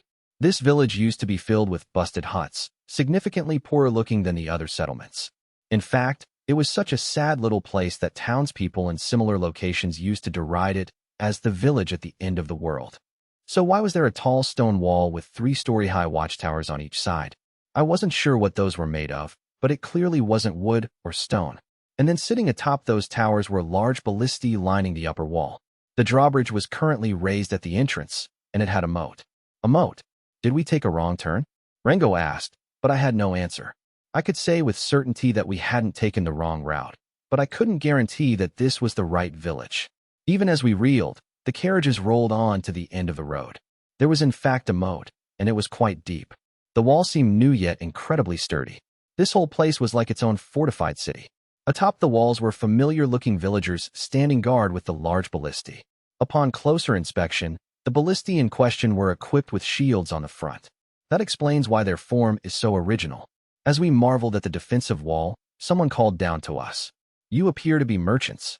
I am the lord of this village, Van Nei Furcio. Good fellows, might I have your names and the names of your company? As for your guards, it would be splendid if I could get their titles and names as well. Judging by the little lord's voice, he was young.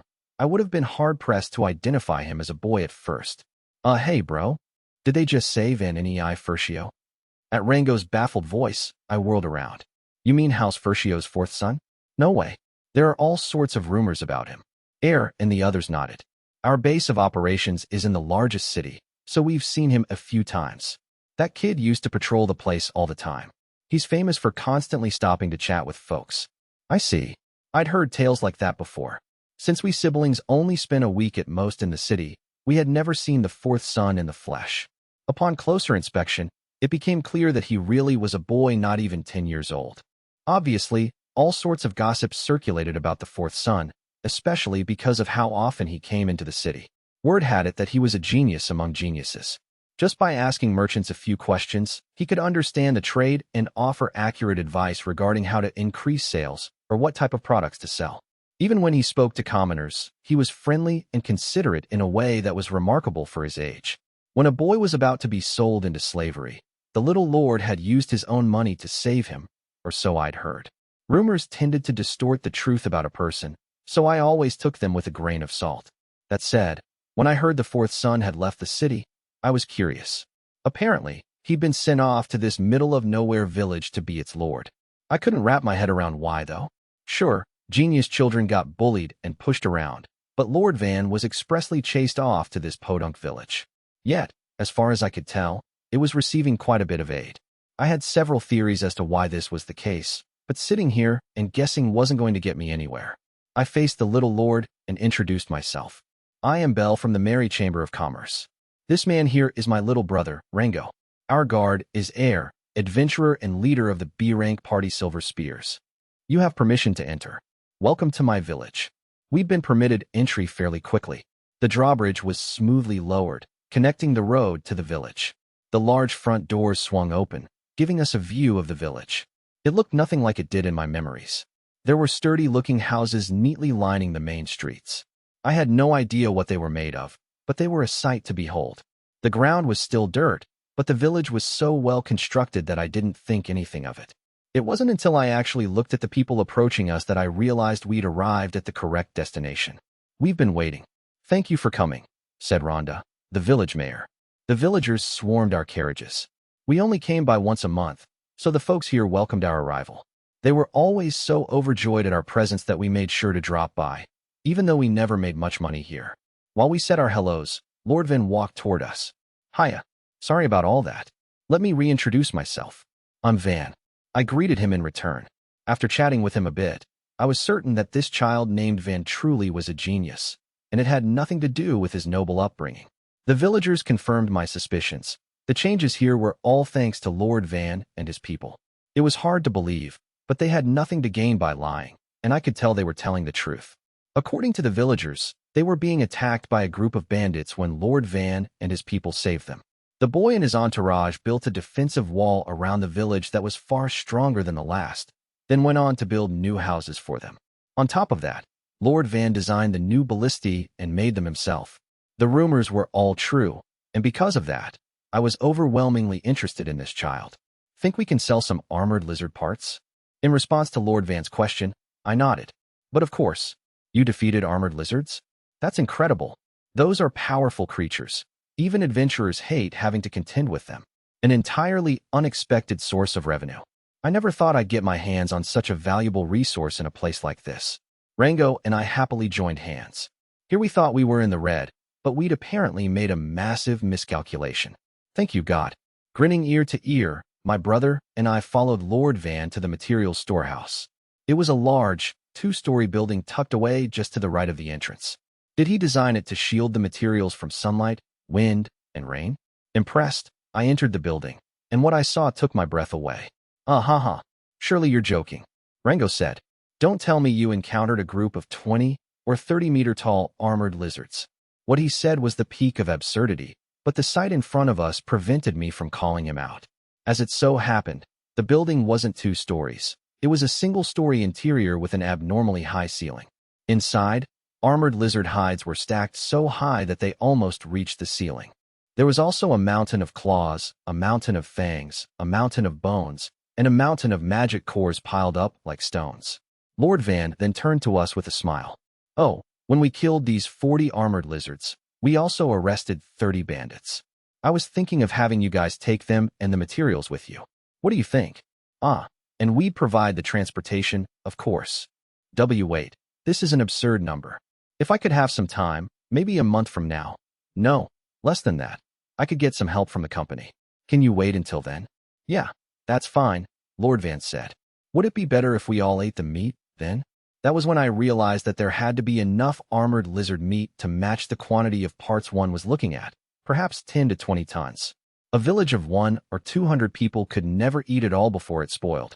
Meat, you say? If it's all right with you, do you mind if I sell it to the town next door?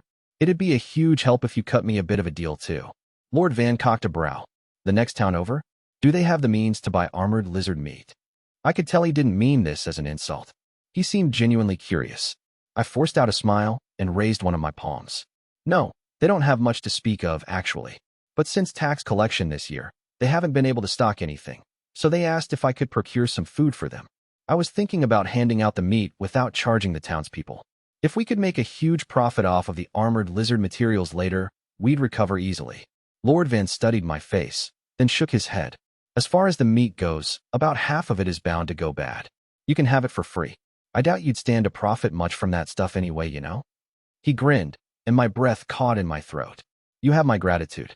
In exchange, I'll pay handily for the bandits. For large silvers apiece. That made for a total of 12 gold. To merchants, this was an absurd price. We stood to gain little from selling them off. If we brought them all the way back from the border, we'd have to sell each one for a single gold if we hoped to make any kind of profit. Nobles could never understand this, but it was our way of showing sincerity. In response, Lord Van nodded, smile widening. Thanks a ton. And hey, if you're willing to come back soon, I'll make sure you don't regret it. For example, we'll have high-quality weapons and such waiting for you. I tilted my head.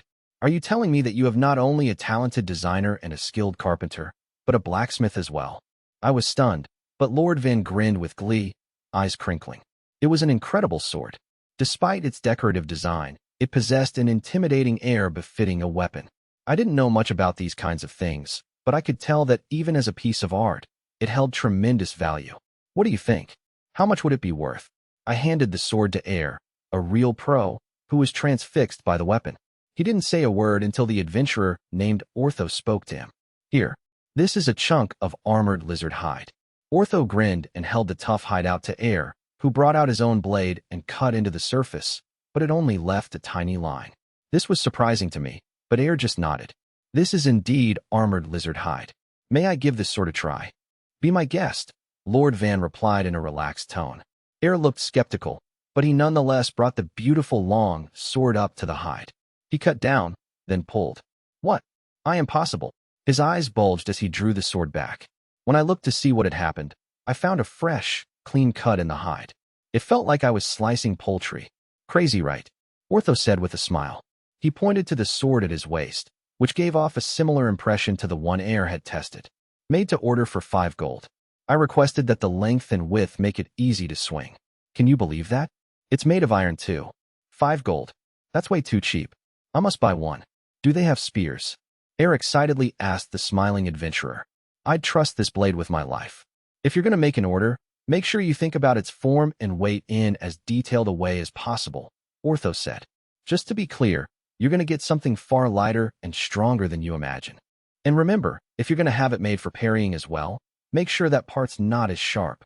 Air's gaze dropped as he stroked his chin. I watched him mutter to himself for a few moments. I see. Being too sharp can be a problem.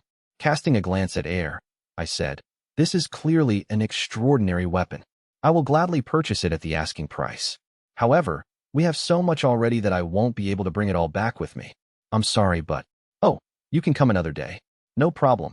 Thank you so much, I told Ortho, dipping my head in gratitude. And so we toured the village a bit and sold spices, alcohol, and necessities to Lord Van. I felt like we were the only ones profiting from the exchange, especially since we also wound up with the armored lizard meat, and I got a personal short sword. You're so lucky, bro. I couldn't be the only one with a sword, so I bought another for 3 gold. Rango gazed at his van-made blade like a child who'd received a new toy. He's already 18, so I hope he takes it down a notch, I thought with a smile. I roasted some armored lizard meat and took a bite, which gave me my umpteenth shock of the day. At some point, this village had taken hold of me. I needed to give some serious thought to what we'd do in the future. Once I got home, I would need to speak to the president. Our business might take off if we build a store here.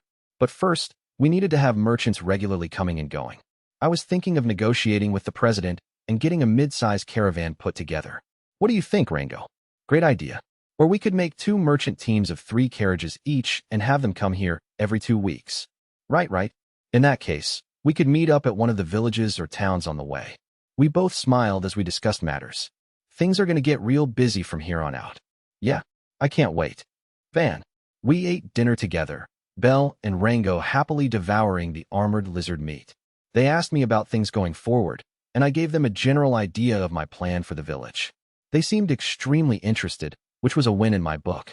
They asked me whether I'd like them to continue making 1 major merchant visit each month or whether we should up it to twice a month. I told them the latter would be best. I welcomed access to more spices and booze. Having good food meant that the villagers would be happy and energized, which would have a direct effect on engagement and productivity. However, when I asked the merchants to advertise our weapons, they gave me sullen looks. Apparently, the brothers had been planning to monopolize my creations. You are incredibly naive, my friends. If they sold my weapons on the same old route, people would eventually connect them to the source. They would be better off advertising for us from the start than figuring out a way to profit off greater sales numbers. When I told them as much, they latched onto the idea with wide eyes. How? Set up a shop in the village and sell them from here. It'd be possible if you hired a shopkeeper or a monger. The two traded grins. In the end, it was determined that Belle would have a shop here in the village until things took shape. To celebrate, I built him a house for 5 gold. Now we wouldn't have to negotiate with all kinds of merchants over and over again. Quite frankly, both sides had something to gain from this. Belle and Rango would obtain a stable source of income and have their own store. I would save time, and we'd have our first store in the village. This was a big step.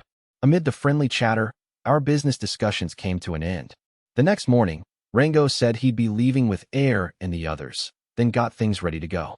He made it sound like we were a married couple having a fight after the honeymoon period, but actually it was a totally positive business-related conversation.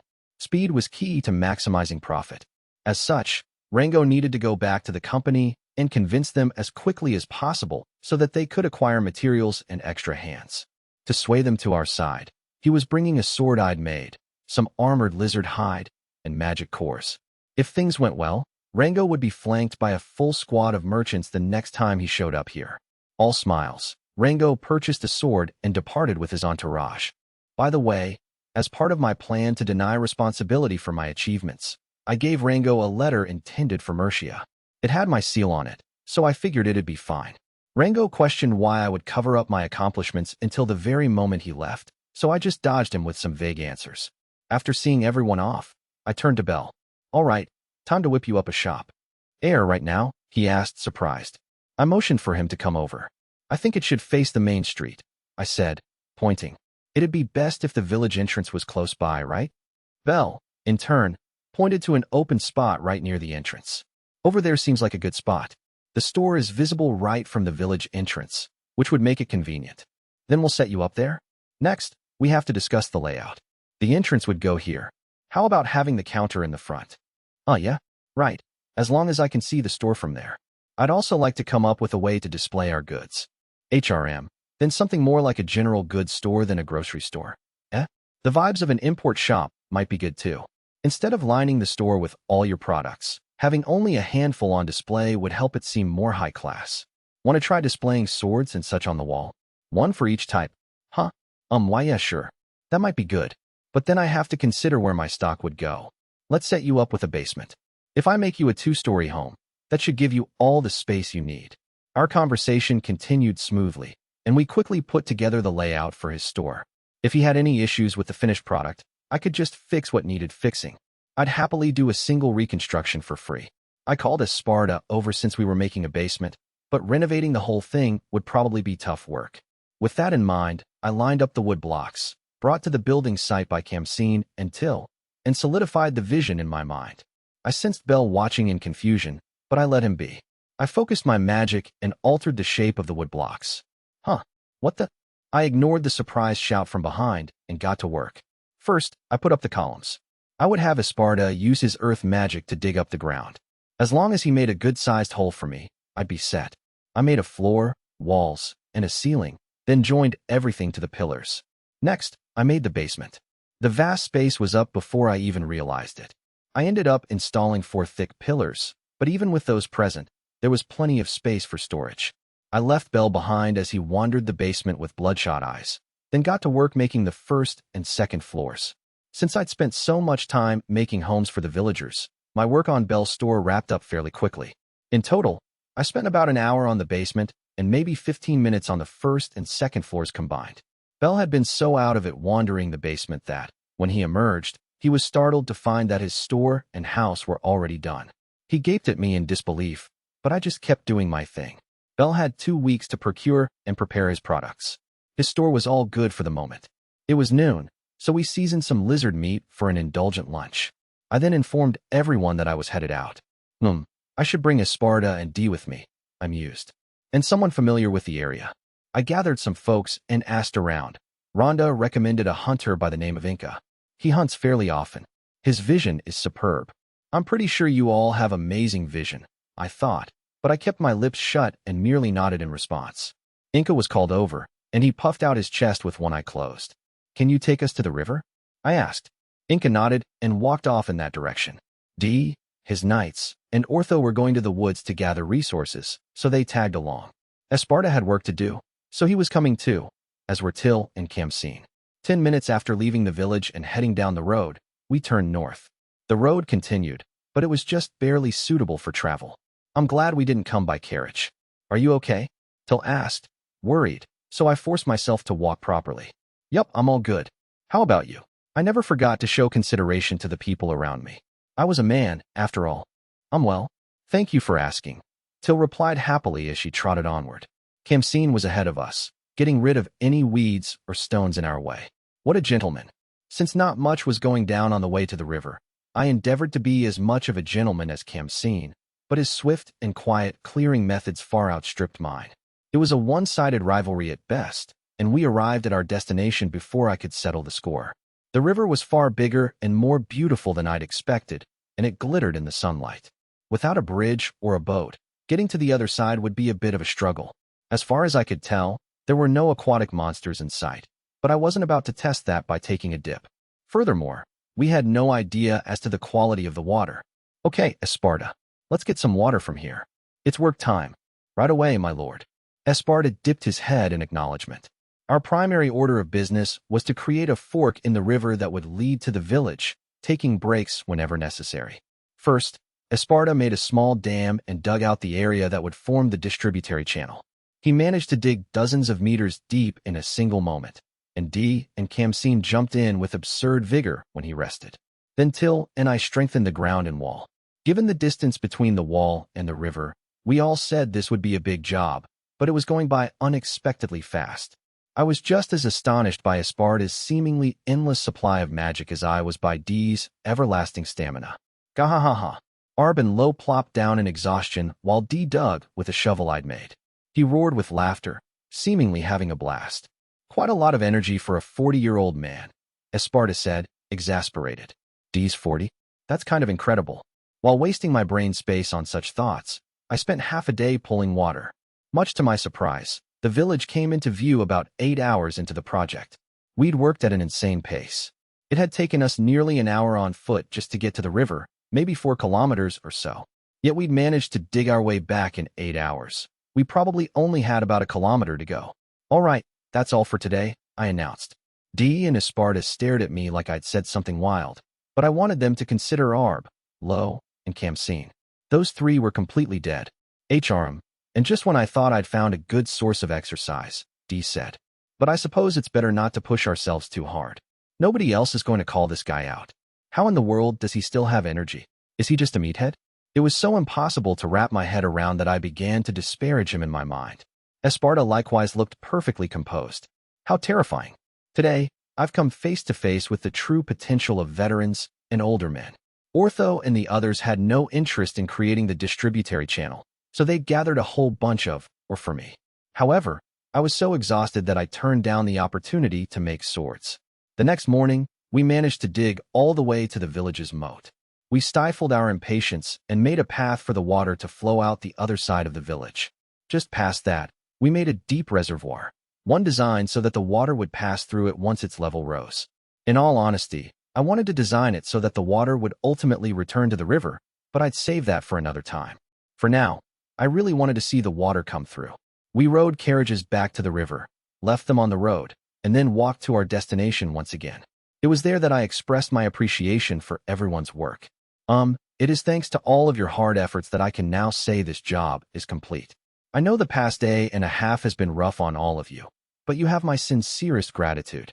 Now then, let's open this baby up. As soon as I finished my little speech, the dam was destroyed, and water flowed down the new channel. Oh, wonderful.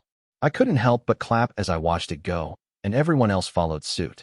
Just watching the river water rush down the path we'd created was terribly exciting. We drove back to the village at a leisurely pace, following the channel. Our waterway must have been well constructed, as the rush of water showed no signs of slowing down. Quite frankly, it was so smooth that I actually started to worry, so I made a mental note to check on the moat later. Upon our return, the villagers lowered the bridge and opened the doors for us. Wow, water! It's water from the river. People clustered around to marvel at the water flowing into the moat. Children ran alongside it, yelling in delight. I honestly wanted to join them. Super cool.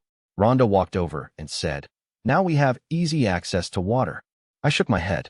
Up until now, people haven't been handling drinking water properly. I want to filter and boil it as well, which is why I need to build some equipment. Air, I see. Rhonda attempted to hide his confusion behind a smile. Meanwhile, I got Dee and his knights to ready the ore for me. This way, Lo was surprisingly driven for once as he carried over a whole bunch of ore for me.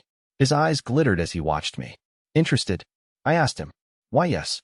I was just wondering what kind of equipment you'd be making this time. His curiosity about my creations surprised me.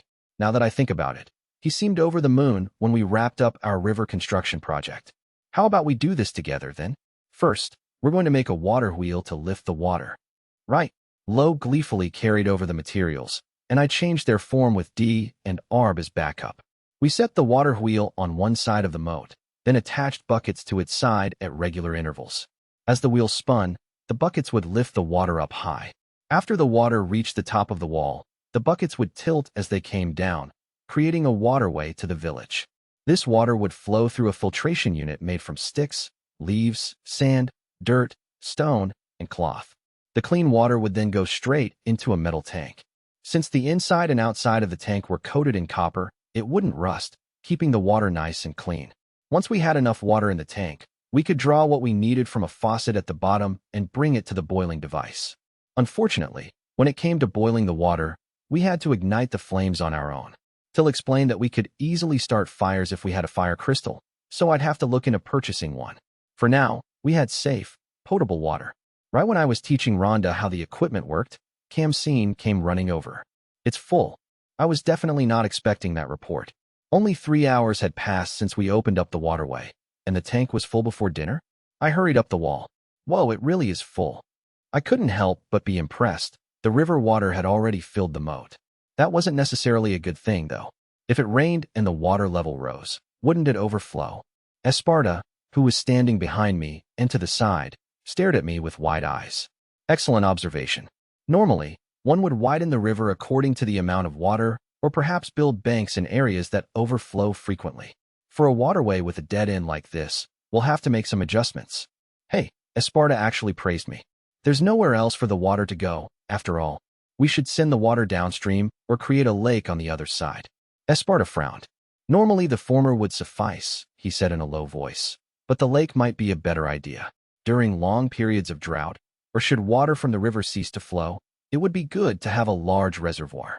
So all we really need to do is take overflow countermeasures? All right, let's go with that then.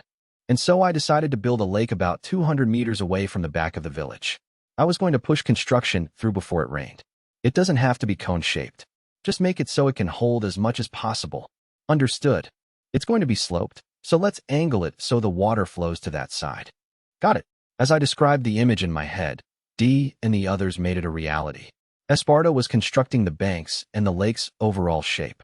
Lo and behold, the lake was completed in 3 days' time.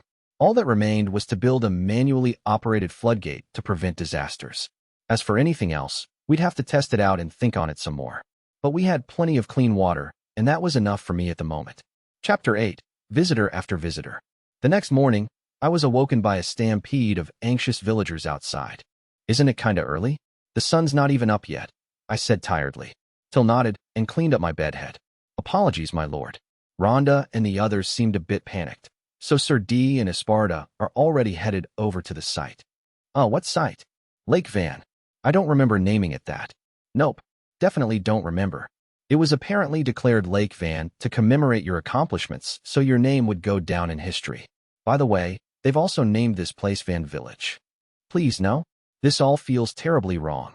I hurried out of the manor and came upon a pale-faced villager. Lord Van," he cried. "Come this way. Fool, don't leave me behind." I begrudgingly followed him at a brisk pace as he exited the village and ran around to the back. "Okay, yeah, I need to build a back entrance. Having to go around the whole village is a pain." Together, we headed to the lake, where a crowd made up of a bunch of villagers, D and his knights, and Esparta had gathered. Heck, even Ortho and his party were there. "What's going on here?" I asked. They opened a path for me, revealing the large lake shimmering in the sun. Sure, I'd made it and all, but boy was it big. That said, there was an unfamiliar silhouette on the surface of the lake. Something round was poking out of the water. "It's a head." "What is that?" Esparta was the one to respond. "I believe she is an aquatic demi-human, an apkaloo. They live in beautiful rivers deep within the woods and are rarely seen by the likes of men." "Apkaloo, huh? Never heard of them." Upon closer inspection, the girl was childlike. Her blue hair gave her a mystical air, and her skin was dark. The apkaloo's eyes were black, and fin-like ears peeked out from the gaps in her long hair. "What's your name?" I asked. The apkaloo said nothing. Maybe she didn't understand human words. I figured I'd try feeding her as a show of friendship. "Till, go with Camsine and grab some meat for me." On it, the pair immediately ran off. While they were gone, the apkaloo and I simply stared at each other. Eventually, they returned with a chunk of meat, and I noticed the creature react ever so slightly. I wonder if she's hungry. If she was, this was my chance. I took a cut of meat from Camsine and waved my hand at the apkaloo, who cautiously approached. Whoa! I could hear the villagers' hushed reactions as they watched. D and Ortho discreetly gripped the handles of their swords, but I paid them no mind and continued to call over the apkaloo. Soon the creature was right in front of me. If we reached out, we could touch each other. I offered the meat, and the Apkaloo rose up till her shoulders were above the water. She leaned in and sniffed it a few times, showing no signs of hostility. Up close, she really did look human. Her eyes were bigger than normal, and she had a small nose. Her face was also quite round. The biggest difference was definitely in the ears, and what appeared to be gills on her neck. Can I eat this? Oh, you can talk. The Apkaloo's cute voice caused me to shout in excitement, which prompted her to dive back underwater. She then poked her head out from a distance. These demi-humans could move at incredible speeds underwater, which made sense since they were like large fish. Unfortunately, I seemed to have put her on her guard. She only had half of her head out of the water and was eyeing me carefully. Even with such a grumpy face, she still looked cute, so nothing about this standoff came across as scary. Hey, I'm really sorry. Come back, please. I tried calling out to the girl again, but this time she turned her face away. Did I hurt her feelings? Do we have any fruit, Till? Sure do. I'll fetch some right away. Plan B was to appeal to her sweet tooth. Sweets were hard to come by around here, so sugar-dense fruit was very popular. Only nobles had the money to obtain expensive goods like sugar. Well, plus the merchants who had it in stock. As a result, dessert culture was way underdeveloped in this world. If things like sugar and butter found their way into the hands of commoners more often, there'd be far more treats on the market. Personally, I wanted to eat a pastry with lots of butter, but that proved rather difficult. Anyhow, the point was that unless you were exceedingly wealthy or a member of the nobility, you couldn't eat tasty sweets. So when Till returned with sweet fruits in hand, and I called for the Apkaloo, the effect was immediate. Her eyes sparkled as she slowly came closer again, still half submerged. Would you like meat or fruit? I asked. The Apkaloo wrinkled her brow in silence for a few moments before rising just enough to speak. Meat and fruit. You got it, I said with a smile, handing the girl a cut of meat. She gently took it from me, swam a short distance away, then ate it. Her eyes popped wide open and she whirled to face me, still chowing down. Once it was all gone, her expression went taut. Her eyes flicked over the knights and adventurers. This meat, she murmured, trailing off. Tilting my head, I told her, it's from armored lizards. It's on the verge of being spoiled, but if you want more from tomorrow on, I can always make jerky for you. Her eyes widened further, and she looked at the chunk Kamseen was holding. Who hunted them? I scanned the crowd. Who was it again? Everyone, I guess, since they all used ballisti. As it turned out, they were all staring at me, and they gave the same response. Lord Vanya. Lord Van, certainly. All thanks to Lord Van's strength. My name kept popping up. Not really. What about the ballisti? Much as I protested, the credit was ultimately given to me. It felt like a setup. Apparently, I hunted the lizards. The Apkaloo blinked her round eyes and studied my face. I see. That was all she said before taking the fruit in my hand and vanishing into the lake. I turned around, a metaphorical question mark hovering over my head, but everyone else was as confused as I was. The next day, Till stormed in to wake me up from a perfectly cozy sleep. Lord Van. What is it? The way she threw open the door was so over the top that I sprang up in bed, still half asleep. Till realized what she had done and knelt on the ground, hanging her head as sweat poured down her face. Sorry. I received a report that we were being attacked, so I panicked. Attacked, you say? Yes. Enemy forces have apparently stopped by the moat. That's not good. That means the ballisti aren't scaring them off. As we discussed matters, Till deftly and briskly changed my clothes. Before even a minute had gone by, I was heading out of my room. Let's go. Whoever's attacking my village has a lot of guts. I'm going to crush them. I raced up the village wall and peered down at the moat, only to be shocked by what I found. A bunch of Apkaloo were crowding the moat and waterway. Please don't tell me that the Apkaloo worship armored lizards as deities or something. I glanced at Till, but she just tilted her head, unsure what to say. Arb, and Lo all drew their swords, ready for combat. The villagers took up positions at the ballisti, looking down at the Apkaloo. Amid this explosive situation, our visitors surfaced up to their shoulders and swam a little closer. The Apkaloo from yesterday had been a cute child, but these were men and women of all ages. That said, I didn't see anyone who looked over 40. Young men, women, and kids were the majority. Everyone had beautiful blue hair and gorgeous features. Granted, their bottom halves were supposedly fish-like, but they weren't visible at the moment. As I looked over all of them, a male in his late 30s gazed up at us. I would like to talk, young lad. The male Apkallu Mankalu said, his eyes fixed on me. He had a terrifying look in his eyes, so I asked Dee to join me. I was too frightened to talk without a bodyguard. I turned to see who else I could take for protection, but much to my surprise, Bell stepped up. What's a merchant doing volunteering for guard duty? There are Apkallu who do business with merchants, he said, a passionate glint in his eye. They tend to possess rare materials, though I don't know where they get them from. Doing business with the Apkallu often leads to big sales. Well, I'm interested in those materials, so maybe it'll be good to let Bell talk business. With that in mind, I allowed him to come with me. We lowered the drawbridge, opened the doors, and stepped out of the village. The Apkallu were floating in the waterway and moat with only their heads above water. At a glance, they resembled a bunch of severed heads drifting on the water. It was kind of terrifying. The male Apkallu who'd spoken earlier appeared right next to the bridge. Thank you for treating my daughter well. Your daughter? Oh, you must mean the girl from yesterday. I assumed she'd told him that she'd basically got a free meal in someone else's territory. Now I was beginning to see the bigger picture. He nodded, then narrowed his eyes. I heard you managed to defeat a group of armored lizards. Yeah, something like that, I said, having given up on correcting anyone. The other Apkallu stirred in response, whispers flying to and fro.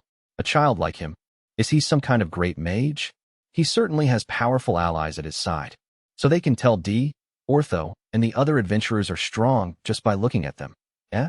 While I observed them, the Mankalu's face hardened. I recognize you as a hero. You may wed Lotta Priora. Pardon. My eyes nearly popped out of my head at his sudden declaration. What's this Mankala talking about? And who's Lotta Priora? The girl from yesterday? She isn't even here right now. I was in a panic. I desperately hoped my feelings had reached him, but when I peeked at his face, he looked terribly glum. Don't tell me you're dissatisfied by this. I am Latavesta, and Lotta Priora is my daughter. She is a beautiful girl, and she will only become lovelier with time. That's great and all, but where is she? A deep crease formed between his brows as he pointed behind him. I squinted and just barely saw the Apkallu from yesterday, Lotta Priora, far off in the distance. She was talking to another child and pointing at the wall. Put bluntly, she was just a little girl playing with her friend. How had marriage entered the picture? I looked back at Latavesta, who'd strangely been glaring at me. The Lotta clan has long gone without connections to the human world. However, in recent years, armored lizards have turned the river where we live into their watering hole. As such, Lotta Priora requires a strong husband. I see. I nodded. There had been a lot of scary monsters around as of late, so the leader just wanted to make his people safe by buddying up with a strong human. To sweeten the deal, he was basically offering up his daughter. It was like one of those political marriages from the Sengoku period. This kind of thing was fairly common among the nobility, but I never got any offers. For obvious reasons. Since you are to be her husband, we shall move our clan closer to you. Do you own this watering hole? You mean the moat? Well, we actually have a lake in the back. Could you head there instead? If you stay here, you'll have to deal with the drawbridge, and if we get any guests or merchants, they might be startled by it. Latavesta nodded and led his clanmates toward the lake. Did I just acknowledge his proposal? Wait a sec. I'm not getting married. I'll protect you guys without getting married, I declared, but the Apkallu dove underwater and didn't respond. Did I get through to them?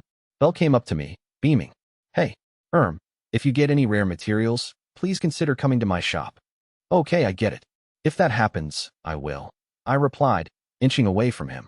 What an unbelievable day, Bell said to himself, clearly moved. The villagers were still unclear as to what had transpired, and they were making a real racket. This is an incredible stroke of luck. Esparta mulled over the situation and let out a groan. I certainly didn't expect that your first fiancé would be an Apkallu. Quite frankly, even I cannot predict how this will be received. I desperately wanted to ask if this betrothal was set in stone. I turned to Till for help, but she was looking away from me with a complicated expression. If this is your decision, She's super unhappy about this. But I made sure to say I didn't want to get married. This has to be considered a failed proposal, right? With that in mind, I went off to the lake to check on things. The Apkallu had already taken over. The adults were now hanging out near the bank, chatting away, while the children were swimming and having fun in the middle of the lake. It was a remarkably peaceful scene, so what was with my feeling of ennui? Well, since I decided to be buddies with them, I need to stay true to my word, I said. Then I addressed Esparta. Could you widen the left and right sides? We're going to reshape it like a boathouse. I see. In other words, a house that can fit boats inside it. Yeah, exactly. When you get off the boat, it's like going up to the second floor of a house. Even when things get stormy, you can store the boat in the house, so it's very useful. Esparta seemed to catch my meaning and was suitably impressed. I have never heard of such domiciles in the kingdom of Scuderia. Is it a style common in maritime nations? You are truly incredible, Lord Van. You possess knowledge that even I do not have. I see you have been studying behind my back. Come on. Let's hurry up and get this over with. Oh, and Kamseen, could you get some other folks to help carry some wood blocks here? I need quite a few. Got it. I'll have the villagers help out. And so the lake ended up with 2 rest stops. The Apkallu were very pleased by this development. Many of the adults paid frequent visits, to the point that I was told they were a bit cramped. I set up a defensive wall in the back, and I thought about making another boathouse there as well. Setting aside any future plans, I finally installed another set of doors and a drawbridge in the back of the village, so people no longer had to exit in order to circle around. Because of this adjustment, the villagers were now slowly beginning to communicate and socialize with the Apkallu, letting go of their initial fear. As we shared our crops and meat with the Apkallu, we found that they were quite upright folks, and they returned the favor with all kinds of ore. If I sold that stuff to Bell, we'd make a real profit. Granted, Bell's savings seemed minimal at best, but I opted not to concern myself with that. At this point, the village no longer resembled what it used to be, but since everyone seemed happy, that was fine with me. I wanted to make the village's second wall something powerful and sturdy befitting a fortified city. With that in mind, I gathered materials and talked things over with Esparta. Looking forward, I think we should anticipate becoming a 10K city and building a fortress, he told me. What's a 10K city? I asked with a tilt of my head. Apparently, a 10K city was a city in which 10,000 people lived. Our current population was about 200, including the Apkallu. Wouldn't that be a little big? Esparta shook his head. Considering how quickly this village is developing, 10,000 is too small. However, if we create a perimeter wall, we'll have to manage it, and we'll need quite a few people to guard it. As such, things might get a little tight, but I think we should anticipate this sort of growth. He spoke as if he were a secretary discussing the day's schedule, but the words coming out of his mouth were so wild that I could barely make sense of them. The capital had a population of 300,000. The largest city in Furcio territory was 200,000 strong. The second largest city had 100,000. Other locations ranged from 10,000 to 50,000. Even if my village went through rapid development, there weren't that many people who could end up moving here. In the Three Kingdoms period of China, there were cities with 500,000 people, but I'd yet to hear of any places like that in this world. Was Esparta really implying that some 10,000 people were going to move to this tiny village of 200 people in the boonies? Come one, come all. Enjoy a nice, slow life out here in the boonies. Nah, we aren't even at slow life tier anymore. So how many people would really go out of their way to come here? Isn't 1,000 or 2,000 more realistic? I tried to offer a more grounded number, but Esparta grimaced. No, I guarantee you we will end up with more work that way. And if that is the case, we are better off planning for explosive growth from the start.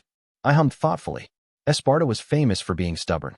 He may have been our head butler for many years and the most skilled person at bringing out the best in his employer, but when it came to sharing his opinion, he never backed down, not even against my father. All right, in that case, how about we build the second wall 100 meters out from the first one? Not nearly enough. If we were only discussing residences, perhaps. But when we include defensive structures, inns, space for the guilds, it should be at least 600 meters out. Excuse me. Considering the current scale of the village, that was a size I couldn't even begin to imagine. Plus, we were planning on building a proper village wall, which meant it needed to be 10 meters tall or more. When I began to think about how I had to make that, I could feel myself zoning out. Esparta noticed the gloom cross my face and nodded deeply. We will truly begin constructing the village wall once enough people have gathered under you and we've acquired the proper manpower. For the time being, I believe we should focus on a defensive wall that will be easy to modify. So we're still making a wall, then? He wasn't going to back down. I sighed and let my gaze drop to the simple map that Arb and Lo had drawn up. It was pretty crude, given that the knights had sketched it out with no sense of scale. That said, it was enough for me to get the lay of the land. The spot where the road stopped was our village.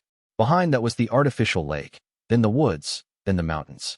The areas to the left and right were open, but then there were more woods and rivers beyond that. We needed to design the front for defense against knights and bandits, with all other sides readied against monsters.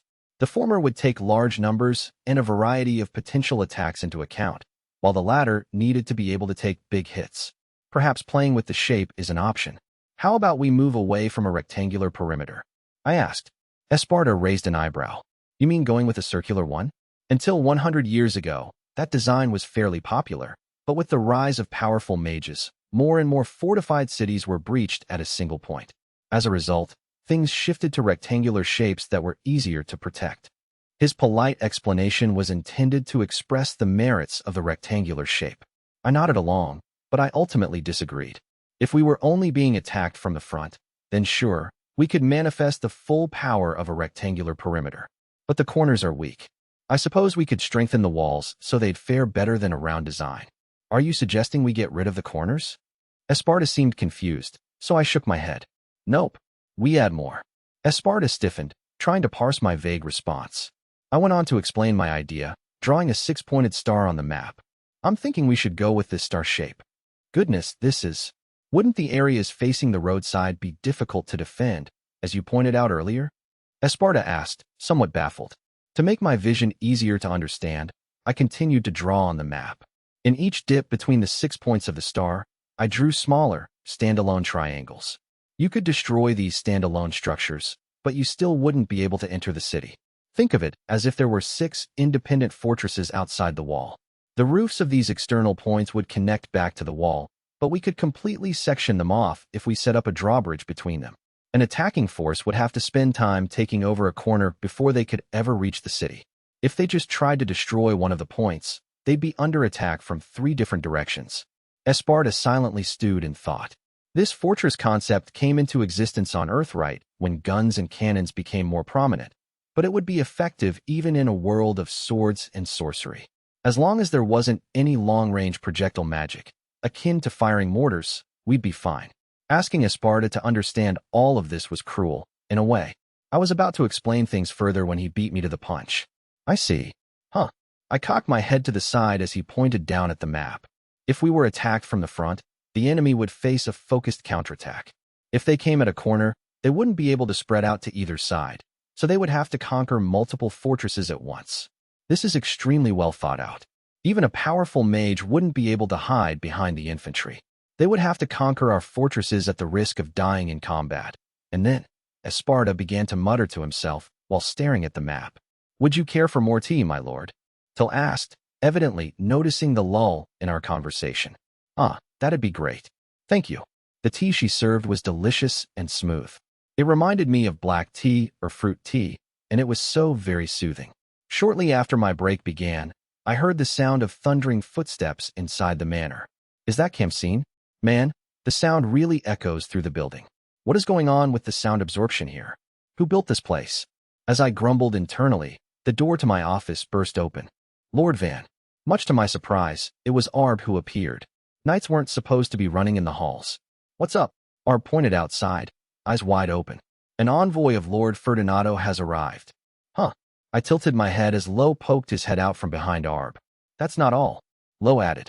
They've brought about 100 soldiers and 3 carriages. On top of that, they're flying not only Lord Ferdinando's windmill and sword crest, but also Lady Kian's unicorn and shield crest.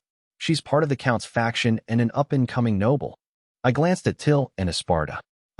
We haven't done anything to stand out, have we? We've done more than enough to make ourselves known, Esparta said. But that information should not have done the rounds just yet. It would be far too soon. Yeah, I figured. After nodding at his vague response, I stopped to mull things over, but I couldn't keep our guests waiting. Much as I wanted to hear more from Esparta, we didn't have the time. I relocated to the parlor to receive our guests on the 2nd floor. The room was furnished with a low table sandwiched between 2 sofas, but since there were 3 carriages, it was possible that there'd be more than 3 people. I should change the setup a little. But if I arrange for seats on their side and they send fewer, would that look bad? I wasn't sure what to do. Esparta, D, and Khamsin would be standing, so I'd be the only one seated on my side. Till was busy hurriedly preparing some light snacks and tea. I probably should have asked the number of people coming. Struggling with this admittedly ridiculous problem, I heard a knock at the door. I stopped overthinking things right then and there. Come in, I said. In the end, I sat right in the middle of the sofa and waited. I was just a lord with no peerage, so sitting down might be a mistake depending on who I was dealing with, but I figured I'd make that call once I saw who my visitors were. I was just a kid, so I'd be sucked up like helium gas if I let them underestimate me. I was ready to go as the door slowly opened, and in came a beautiful woman in her mid-20s and an adorable girl who looked to be about 10. The woman was tall and slender, with an incredible figure overall. Her blonde hair cascaded down in waves. To put it simply, she was the perfect image of the American dream girl. The young girl had a somewhat gloomy air about her, as though she were dogged by misfortune. Her hair was white, her skin pale. She peeked up from beneath her lashes and slouched in her seat, which told me that she lacked confidence. I wondered if that worried expression on her face was just her default look. As I continued to study her, I started to worry that maybe she was being bullied. What am I, her dad or teacher or something? And wait, was sitting down the right choice? I honestly couldn't tell with these two, but since they'd sent a child my way, she probably wasn't what she appeared to be. I rose to my feet. It is a pleasure to meet you. I am Van Nei Furcio. I have been entrusted with this village as its lord. Once I'd introduced myself, the gorgeous pair dipped their heads politely, and the woman put a hand to her chest. My name is Panamera Carrera Kian. I was recently granted the title of Viscount, she said, flashing an indomitable smile. I'm an upstart from a family of knights, if you will. Even though it sounded like she was belittling herself, I could feel the confidence oozing off of her. It made sense enough. She'd given me the short and sweet version, but to go from a knight to a baron to a viscount was something no normal person could do. This American dream girl was clearly skilled, and smart, to boot. By contrast, the white-haired girl with seemingly zero confidence hesitated to speak. I am Lord Ferdinado's youngest daughter, Arteon Ferdinado. After hearing that a member of Lord Furcio's family had come, my father, Lord Barriot Scirocco Ferdinado, asked me to come here to greet you, and so here I am. It's a pleasure to meet you. After she finished her unsteady self-introduction, Arte offered a deep curtsy. So basically, Lord Ferdinado was like, the son of my rival, Lord Furcio, has been sent out to the middle of nowhere. All right, then I'll send my expendable youngest daughter out to see what's going on. Is that it? But then why would Panamera be here? When I snuck a glance at the Viscount, I found her staring me down with the eyes of a lioness. She was downright scary. I had them sit with me for the moment, but Panamera was giving me the opposite of friendly vibes. If anything, it felt like she was trying to discern my intentions. Then I realized something. Though it might have been on the king's orders, my father had torn a chunk of Lord Ferdinado's territory away from him. He must have harbored both anger and fear toward the Marquis. That was why he was curious as to why the super genius boy then had been sent to the middle of nowhere. He was probably wondering if this sad state of affairs I was stuck in was in fact all part of my father's master plan. He was afraid of a surprise attack coming from the middle of nowhere, hence his sending a powerful envoy like Panamera along with his daughter. Having come to a solid conclusion, I looked up at my guests and smiled. Thank you so much for coming all this way to our little village. We are extremely grateful. It is truly wonderful to have you here. Arte's shoulders sank as some of her tension melted away. Panamera, on the other hand, bared her teeth in a grin. Far as I can tell, you're a little younger than Lady Arte, yet you're quite composed. I mean no disrespect, but why do you think we're here, Lord Van? She shot straight from the hip. In fact, she was so direct that I couldn't help but smile wider. This is just a guess, but probably to observe the enemy's movements and figure out how to win me over, I said simply. Panamera's mouth popped open, and a cackle spilled from her lips. Bah-ha-ha-ha-ha. Amazing, Lord Van. Incredible that a boy who's barely even 10 could be so astute. Your guess is right on the mark. I wasn't sure what she found so hilarious, but Panamera continued to laugh as she explained the situation a little too openly. You see, Lord Ferdinado struggled to figure out the Marquis's intentions. Everyone in the know had their attention on who would be his successor, and 2 years ago, your name kept coming up. Normally, at 8, you'd have your magical aptitude appraised, and then have a reveal party, prompting you to draw even more attention to yourself. But you were a peculiar case. She paused, examining me. I'm assuming your magic aptitude ended up being none of the 4 elements. Even then, I can't understand why you'd be made lord of a no-name village in the sticks. Rumor had it that you were a genius. You should have received top-tier education in matters of governance, then worked to develop the Marquis region. That is precisely why your placement here, where your land borders the county and the kingdom of Yelenetta, is so suspicious. I had no idea what she was thinking, giving me all this information. Whatever the truth of my placement, digging up dirt on high-class nobles in the same nation was off-limits, as was trying to crush one another. Yet Panamera was blatantly discussing things that would qualify her for punishment. She was certainly odd for a noble. Is she telling me these things to see how I'll respond? Arte sat quietly on her side, a vacant expression on her face. Well, I suppose there's no point in hiding it, I said at last. You're right. I have no aptitude for any of the four elements. As for your other concerns, no need to worry. I was simply chased out of my own home. I smiled sheepishly, and Panamera stared at me for what felt like ages. Then she jerked to her feet and let out a deep sigh. So that's it, huh? How boring. I guess the rumors about you being a genius were just that. Rumors? Are you implying my father has some plan for me here? I spat, annoyed. I had been singled out and exiled from my one and only home in one fell swoop. There was no doubt about that. My father was just a big jerk. I was still grateful toward my eldest brother, though. Panamera opened one hand with an exasperated look on her face. How do you not realize this? I figured it out the second I got here. I heard this was a village of barely standing shacks that could blow away at any given moment. A village of 100 at best. Yet, in what, 1 or 2 months, it has a wall around the perimeter, and all the buildings are brand new and made out of who knows what. A butler with years of experience works in the Lord's manor, and well-trained knights are posted outside. She glanced at Arte, who said nothing. At the very least, you must have been sent here with 5,000 men. Whatever tech you used to make this without our knowledge makes this place quite the threat. And the fact that your father had this all done knowing it might be discovered. But why? Because he expects great things from you. To make this place into a new military base. She watched me, waiting. I couldn't hold back my laughter after hearing her gigantic misunderstanding of the situation. This was a bad one. This was a decidedly not good direction to be headed in. Yet I couldn't stop laughing because of how absurd it all was. And the fact that it all made sense from the outside looking in made it even funnier. What is so funny, she growled. The Viscount was on high alert now, bracing herself for a fight.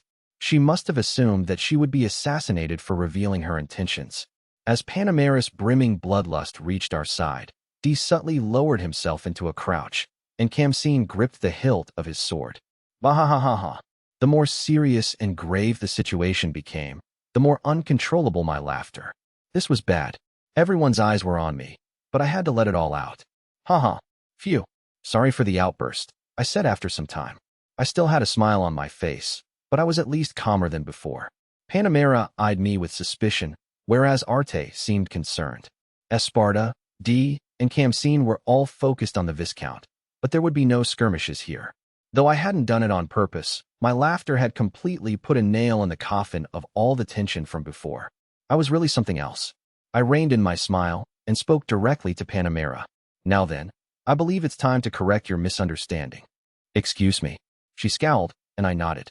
The only ones who were permitted to join me were Kamseen, that boy there, and Till, my maid. I also received essentially zero financial assistance. Panamera narrowed her eyes. Then who's the butler? And those knights? The 2 posted outside are clearly your men. Dee interjected before I could respond. We followed Lord Van of our own accord, you see. We declared ourselves as bodyguards and left with him. In fact, just the other day I received notice from the commander of the chivalric order to return immediately. I ignored it, of course, he said with a joyful smile. That's nothing to smile about. Shouldn't you head back? You're going to be kicked out of the order, I told him, but he was jovial as ever. I looked on, exasperated, as Esparta offered his own contribution. As you can see, I'm already quite old. When I heard Lord Van would be sent to the middle of nowhere, I thought it was about time for me to retire. Let us just say it is a hobby of mine to impart all of my knowledge to Lord Van. His hobby can be a real pain. It's more like harassment. I wanted to complain, but recently my time in Esparta's classes had gone down to about 1 hour a day, so it wasn't actually that bad. And since Dee was teaching swordplay to the children in the village, his training sessions with Kamseen and me had decreased as well. Didn't change the fact that I was doing both every day, though. Heck, today I'd be training in the evening and studying after dinner.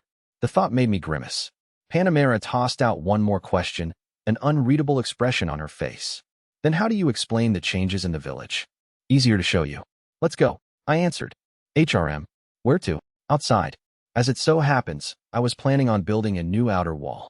Panamera stood up silently, prompting Arte to do so as well, albeit in a much more panicked fashion. I took them outside, where their soldiers were lined up perfectly. They all spun toward us at once, or toward Panamera, specifically. While keeping an eye on them, I made my way to the front entrance of the village.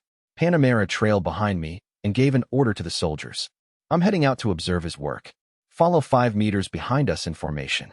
That was enough to get the troops to speedily get back in line and follow behind us. The villagers were crowding nearby to see what all the fuss was about, so I offered them a wave in lieu of my usual greeting. I had not just a noble child behind me, but a bona fide noble as well. It would be rude of me to chat with the villagers in front of them. Though I'd be pushing it a little, I would at least smile at the children if they spoke to me. In noble society, higher-class nobles were always given priority. It was also annoying. Realizing I didn't have enough materials, I asked one of the villagers, "Could you guys carry over some wood blocks for me?" They agreed and quickly ran off to get help.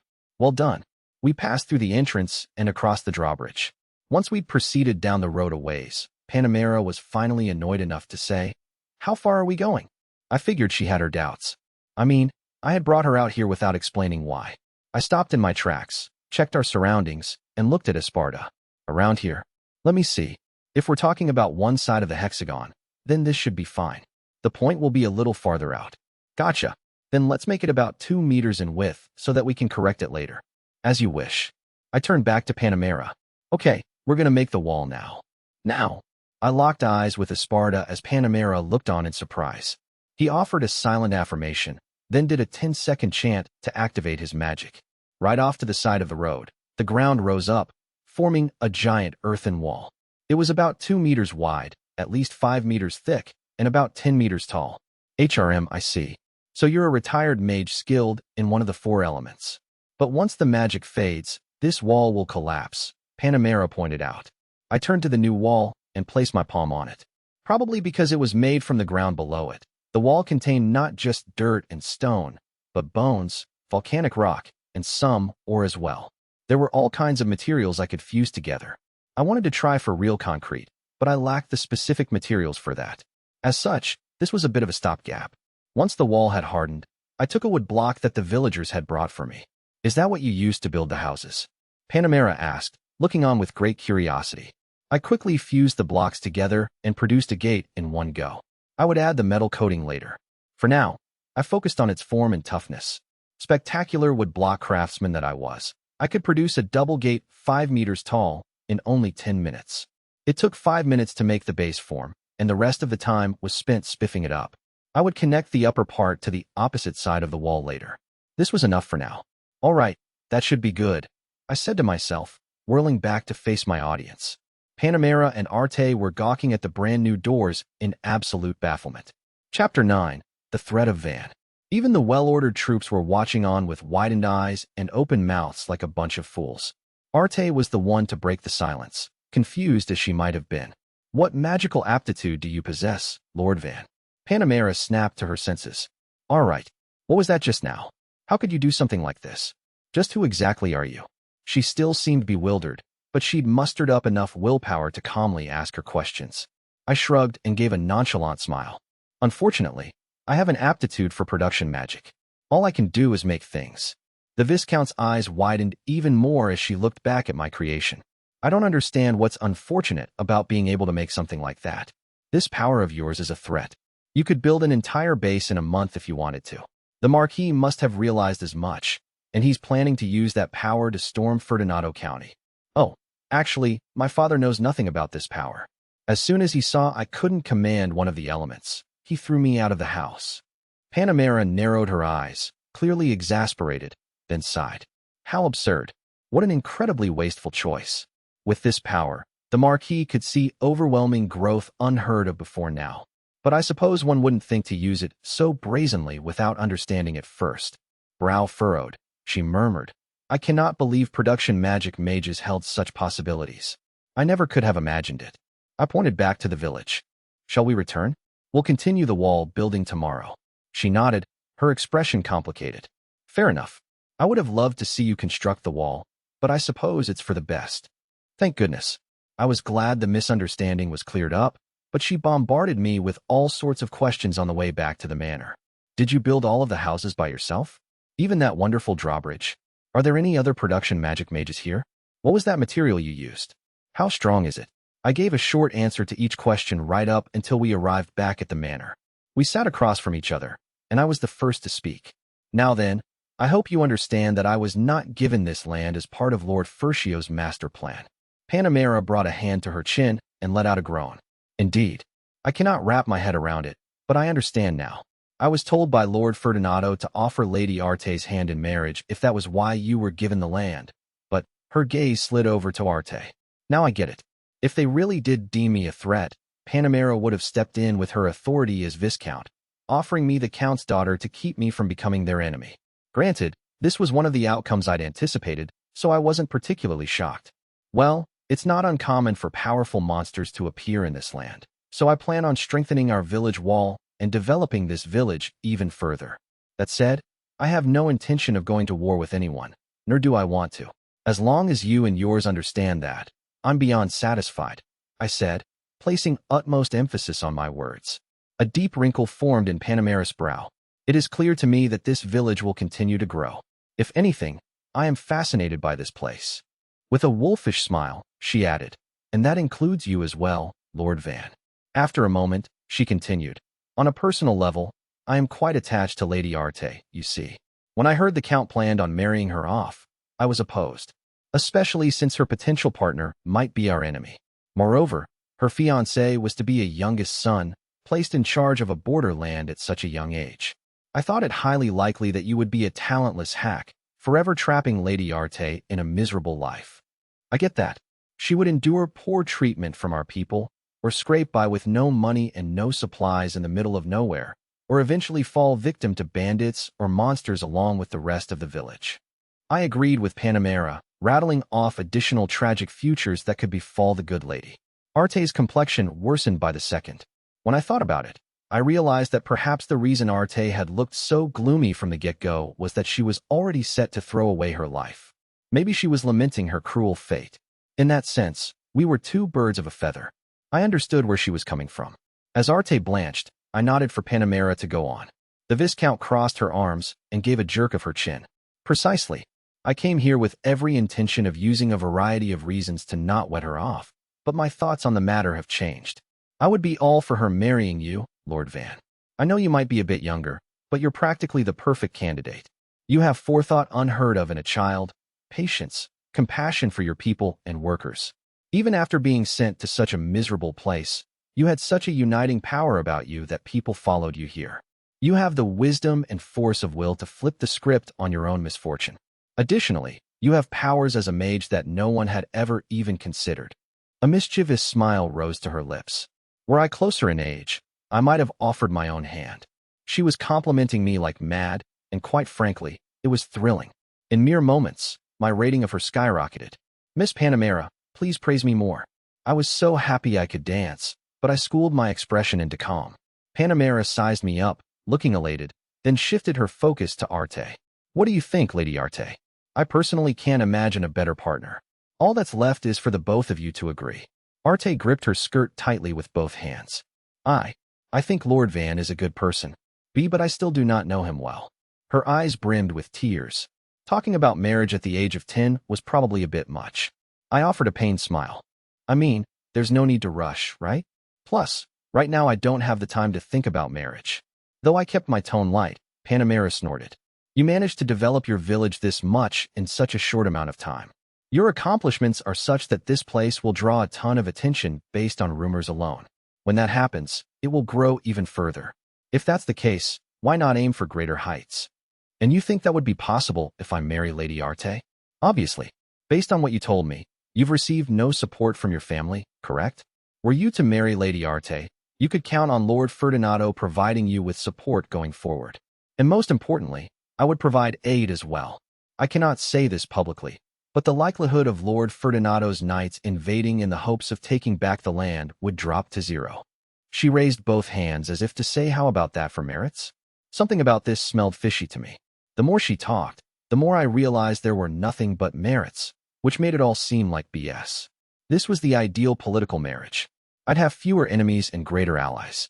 If it resulted in financial gains, all the better. That being said, there was something that ate at me. What did Lord Ferdinando have to gain from this deal? Certainly having a connection to me wouldn't be enough. The Count had only offered up his daughter under the impression that I had come here under my father's orders. As things stood, there was no reason for us to be wed. I cast a suspicious glance at Panamera, who grinned and let out a deep breath. "Looks like our positions have been flipped," she said, elegantly leaning back in her seat. Her gaze told me she was testing me. "I plan on staying here tonight. Use this time to think long and hard about this proposal. If you wish to inquire further, you may speak to me or Lady Arte. In the end, I'm doing this because I want to, so you might not find anything all that interesting." "Say what? You're crashing here," I blurted out, completely losing my cool. It was incredibly rude to speak this way to a viscount, but Panamera was the one at fault here. "BWA ha ha ha. I finally get to see your true face, Lord Van. And I must say, it makes a good impression, young man. You haven't acted your age even once since our arrival." She grinned, stroking her chin. "So, will your soldiers also be staying?" Her expression only made her seem invincible. Depending on how things go, this could be enemy territory, which would be terrifying for weak, little old me. "I would greatly appreciate it if you allowed my people to stay with me." Weak, little old me, my butt. I'm looking at a powerhouse American dream girl. Probably the toughest person I've met since I wound up in this world. I snuffed out my complaints as Panamera turned to Arte with a kind smile. "What will you do, Lady Arte? If you wish to stay over, you could have Lord Van let you stay at his manor." I couldn't possibly sleep together with a man who said anything of the sort. I played straight man to Arte in my heart of hearts. With marriage potentially on the table, it seemed as though she had prepared herself for matters of the bedroom as well. Given how red her ears were, it was clear that even in her 10-year-old mind, she was visualizing something provocative. Because her skin was so pale, her bright red blush was plain as day. "How unfortunate, Lord Van. It appears as though Lady Arte is still but a child," the Viscount said with a teasing grin. "I'll have her stay with me this time around. Are there any rooms we can use in this manor?" I let out a deep sigh. "Worry not. I'll make a place for you to stay right away." Panamera seemed to think I was joking, as she raised her voice and laughed. "I did not think you were actually going to build us a place to stay." Panamera stared at the 2-story building in front of us with a dumbfounded shrug of her shoulders. "I wasn't confident I'd have enough materials, so I'm sorry to say that the soldiers have 4-person rooms. I've prepared private rooms for you and Lady Arte, though. Each has a personal restroom, but the other rooms share one. This is far more than we could have asked for. We came here with the intention of having our soldiers camp outside, so they will be pleased." The soldiers entered the building as she ordered them to prepare for the rest of the evening. I made lockers for them to store their stuff, but I wasn't sure they could fit their giant backpacks in there. Panamera and Arte went off to inspect their lodgings, and I saw them off with my arms crossed. I hadn't built each room to be especially large, so their lodgings didn't actually take up that much room. But even then, I'd still ended up using a fair amount of the open space on the wall side of the village. Regardless of whether our population grew, I would have to continue developing the village walls. As I mulled over the subject, Till spoke up. What will everyone be doing for dinner?" "Right, dinner. For now, how about we serve them some monster meat?" Till pulled a face at that. Soon after the Apkallu moved in, monsters had appeared on the eastern side of the village. They were forest creatures known as scaled wolves that hunted in packs. At their biggest, they were something like 3 meters in size, and they had hard scales covering their heads, backs, and legs. Their claws and fangs could tear you apart in a flash.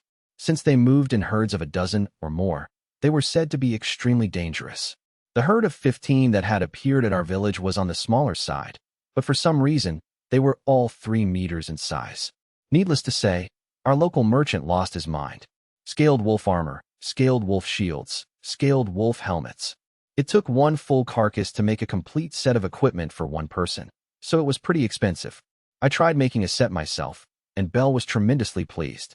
He offered me 30 gold for it. However, he didn't have the money anymore, so I let him take an IOU while the equipment stayed at the shop. After the battle, there was plenty of scaled wolf meat to go around, and boy, was it delicious. I was certain both Panamera and Arte would be thrilled, but Till didn't seem to agree. "What's wrong?" Till took a step toward me, dead serious. "Lord Van, I personally would like to see you with the lovely Lady Arte. Eating only monster meat with her as your first shared meal would be too sad." "Wait, you support our betrothal?" She bobbed her head repeatedly.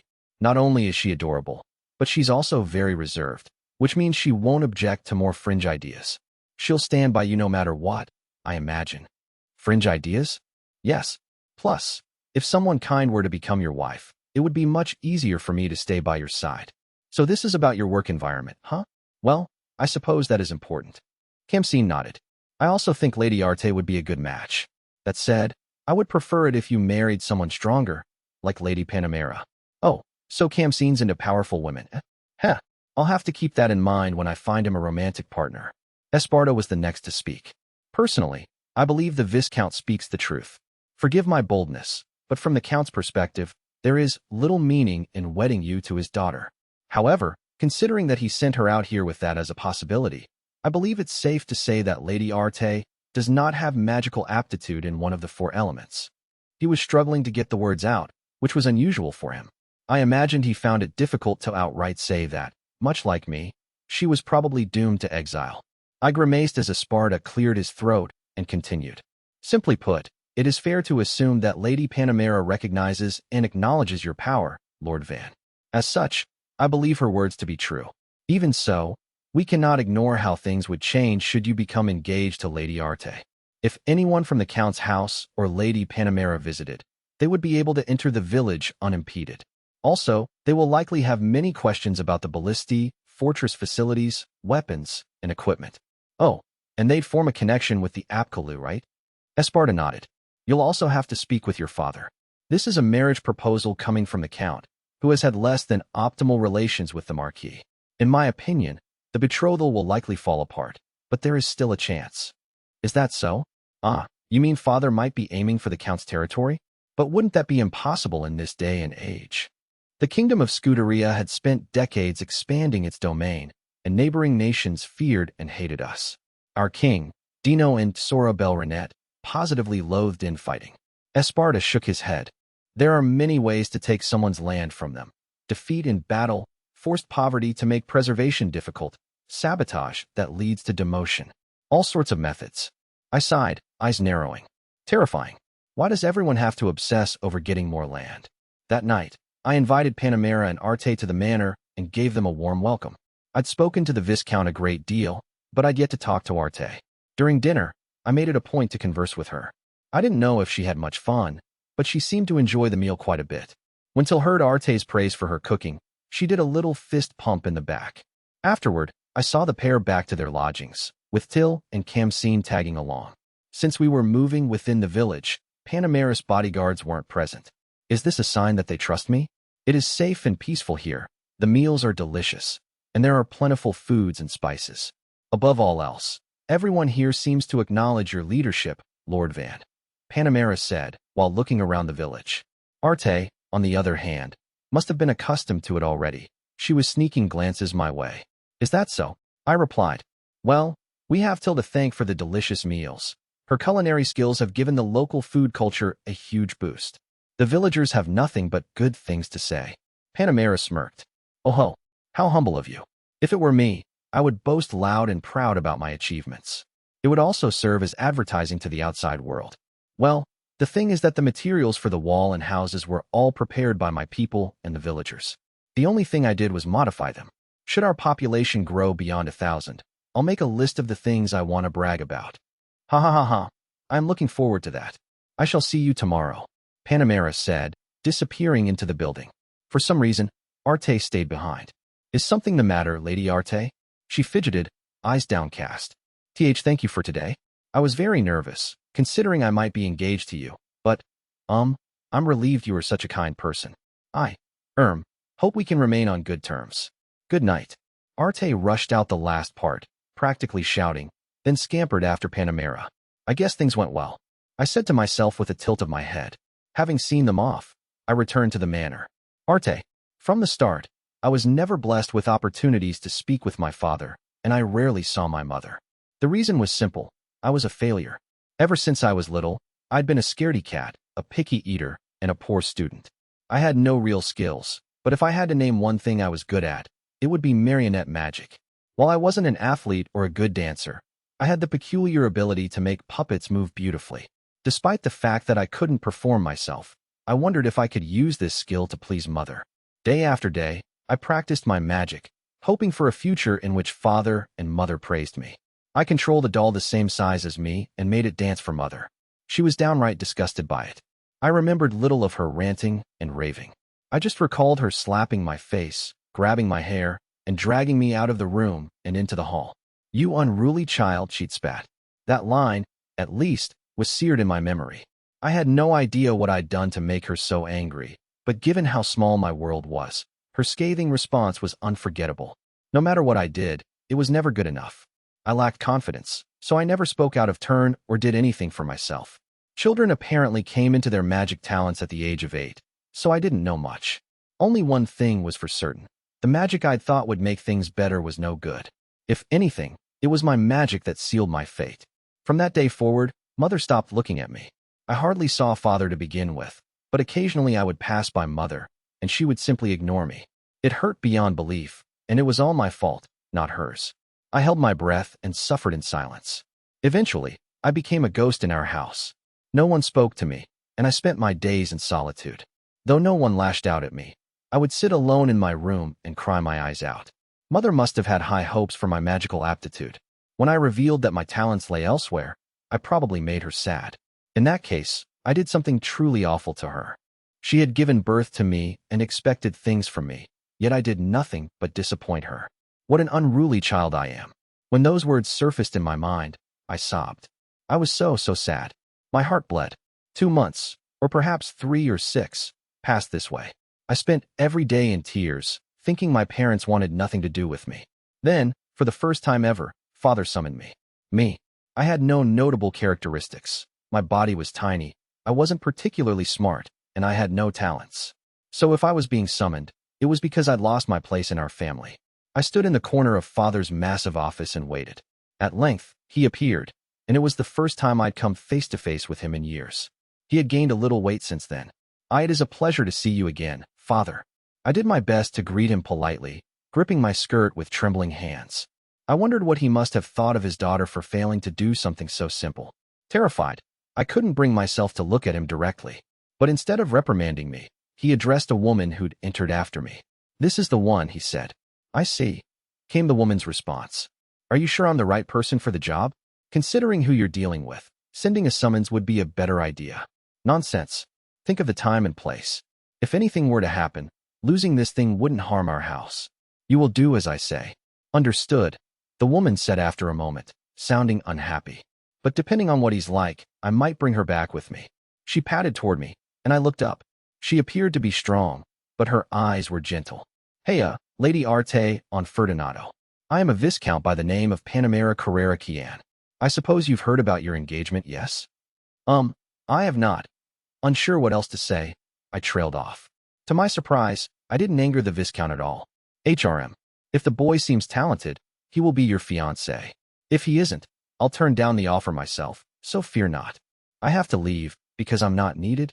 "You've got it wrong, my dear. All your siblings are already engaged, as you may already know. You are the only one without a partner.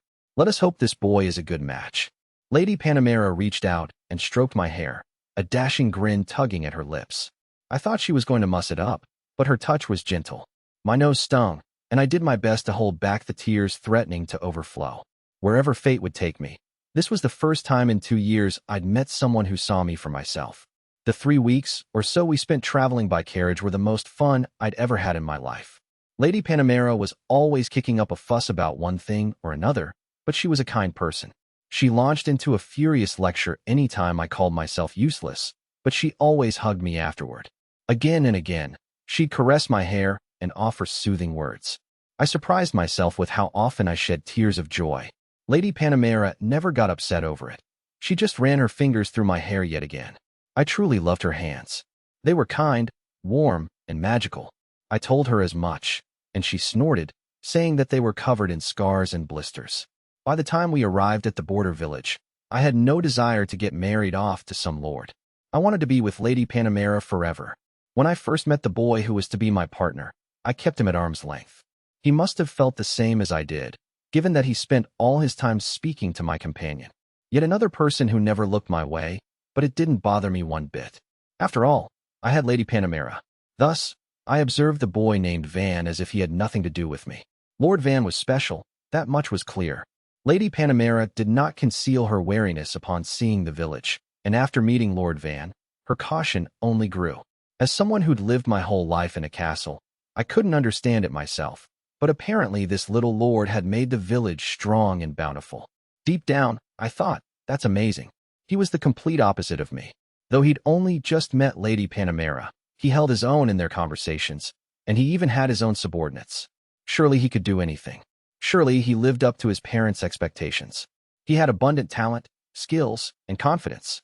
I could feel a detestable envy eating away at me, and it hurt. Why were we so different? Why was he so blessed? Dark emotions threatened to consume me, and then the boy started laughing. The only ones who were permitted to join me were Kamseen, that boy there, and Till, my maid. I also received essentially zero financial assistance. My head snapped up. His words deeply confused me. He made it sound like he was unwelcome in his home, but that couldn't have been the case.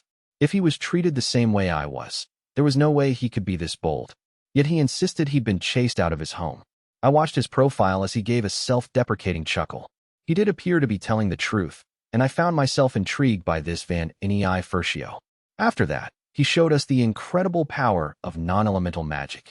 Nobles had a strong, almost religious belief in the four elemental magics, so my aptitude was considered vulgar and low class. That was why I hadn't wielded my magic even once since Mother stopped looking my way. If I had kept up with it, would I have become as skilled as Lord Van? With such questions building up within me, I dined with him for the first time. Lady Arte, is the food to your liking? Once we start getting more supplies in, we'll be able to make baked goods and snacks as well. The meat, the salad, and the fruits are all delicious. I'm so surprised. I'd finally grown a bit more used to being around him, though my responses came in fits and starts. It was embarrassing, but oddly enough, Lord Van did not look down on me in contempt. Perhaps he was like Lady Panamera, a kind person. If that was the case, I wouldn't have many more opportunities to meet someone like this. I decided to try my best. What sort of things do you like, Lady Arte? I like cute things. Ooh, wonderful. You mean like small animals? Dolls, pretty flowers. I like animals if they don't move too much. Dolls, huh? I haven't seen many of those. If it's okay with you, would you show me some? His way of speaking was so adult-like that it caught me off guard, yet it seemed perfectly natural for him. If anything, he possessed a composure unlike any other. He was full of surprises. Why, yes, of course. I have them in the carriage. I could show you tomorrow. Really? Thanks. He smiled kindly at me, and warmth bloomed in my chest. I was excited and happy, a mysterious feeling to be sure. Heart pounding, I watched him out of the corner of my eye, and that was when I noticed Lady Panamera grinning at me. Embarrassed, I averted my gaze. Lord Van continued to strike up conversation with me, and I became at ease with our back and forths. In fact, I found myself wishing to speak to him more, but we ran out of time before I could initiate. Dinner had passed in the blink of an eye. On our way back to the lodgings, I listened to Lord Van and Lady Panamera chit-chat. Lord Van smiled and apologized for the improvised housing, although it was a wonderful manner in a style I was wholly unfamiliar with. Since he'd made rooms for our entire party, they were a bit small, but it was all aesthetically pleasing. I looked up at the building and jealousy swirled within me, but I shook my head free of it and let out a sigh. At that moment, Lady Panamera stepped inside.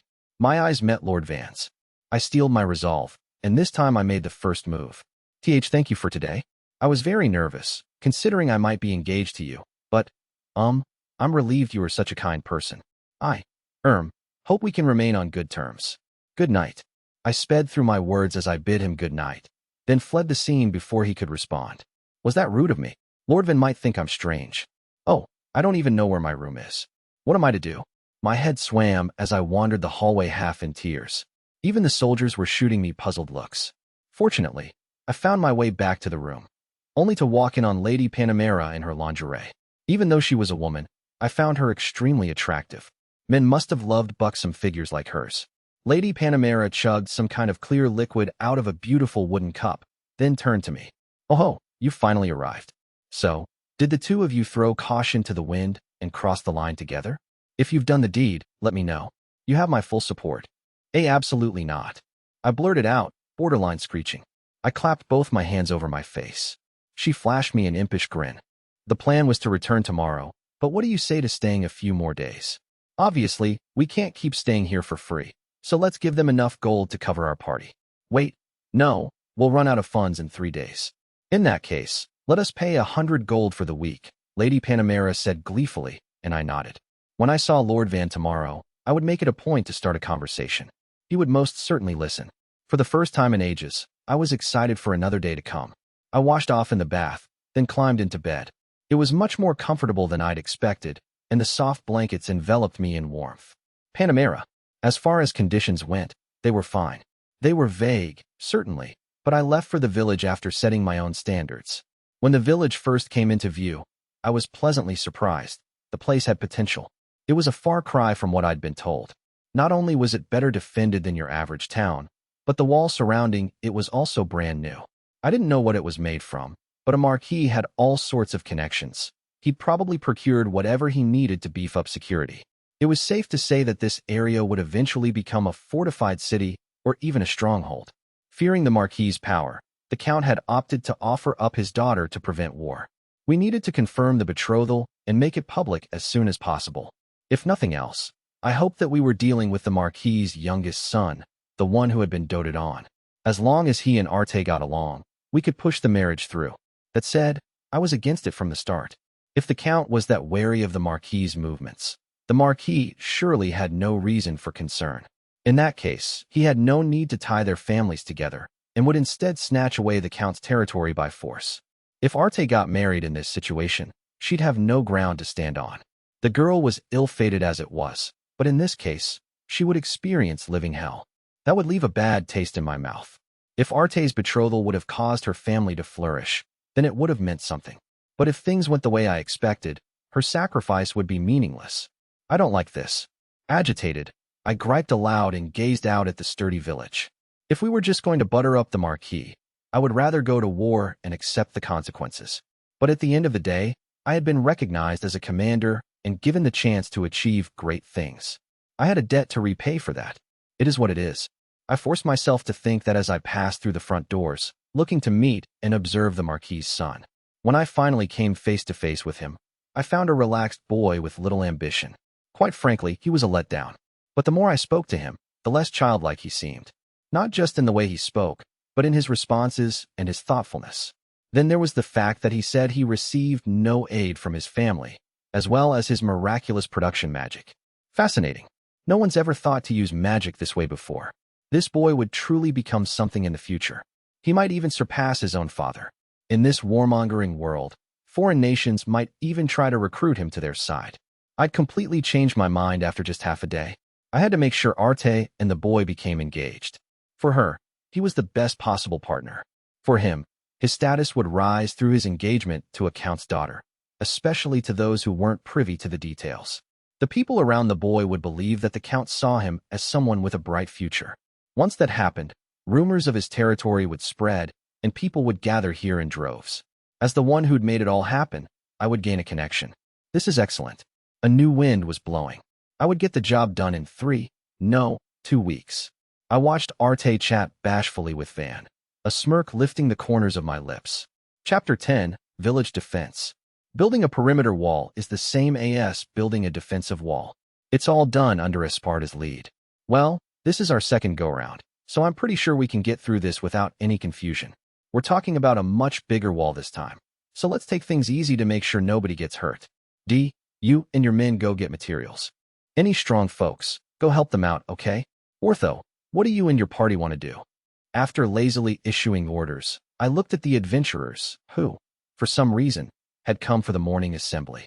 Ortho eyed the lined-up villagers with fascination. Nah, I was just thinking about what a sight this is.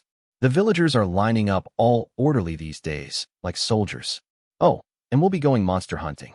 Thanks to the weapons you made us, it's been a blast. I nodded at his favorable impressions. If you get any low-quality monster parts, I'll take them off your hands again. You can sell the good stuff to Bell. Roger that. He and his party stepped in line with the villagers. With a smile, I scanned the crowd. All right, folks, take care not to get injured. Let's get to work. By the way, today is Friday. Tomorrow and the day after, we'll be having a huge barbecue with the meat we've saved up, so give it your all. I polished off my speech with a fist pump. Everyone threw their arms into the air and roared with determination. Let's go. Time to work. Barbecue. When I first got here, I would have said that most of the villagers were fairly quiet folks, but now they become real party people. I watched as they scurried off to their various workstations, with Esparta and D leading the way. Once everyone had departed, Panamera came up to me. Arte trailed after her, and their soldiers followed behind in formation. "Good morning," the Viscount said. "Quite the fascinating way of encouraging your workers. They may not be going to battle, but you did well in raising their morale." "Good morning." "Yeah, I mean, they aren't an army. Things are nice and lax around here. By the way, the 10 people who put in the most effort get to drink more. They'll be given tankards instead of small wooden cups. The real tipplers always work the hardest." It was the old carrot-and-the-stick plan. Panamera burst into laughter, which I took to be a good thing. "That does make sense. I'd be working my tail off with the rest of them." She flashed a grin.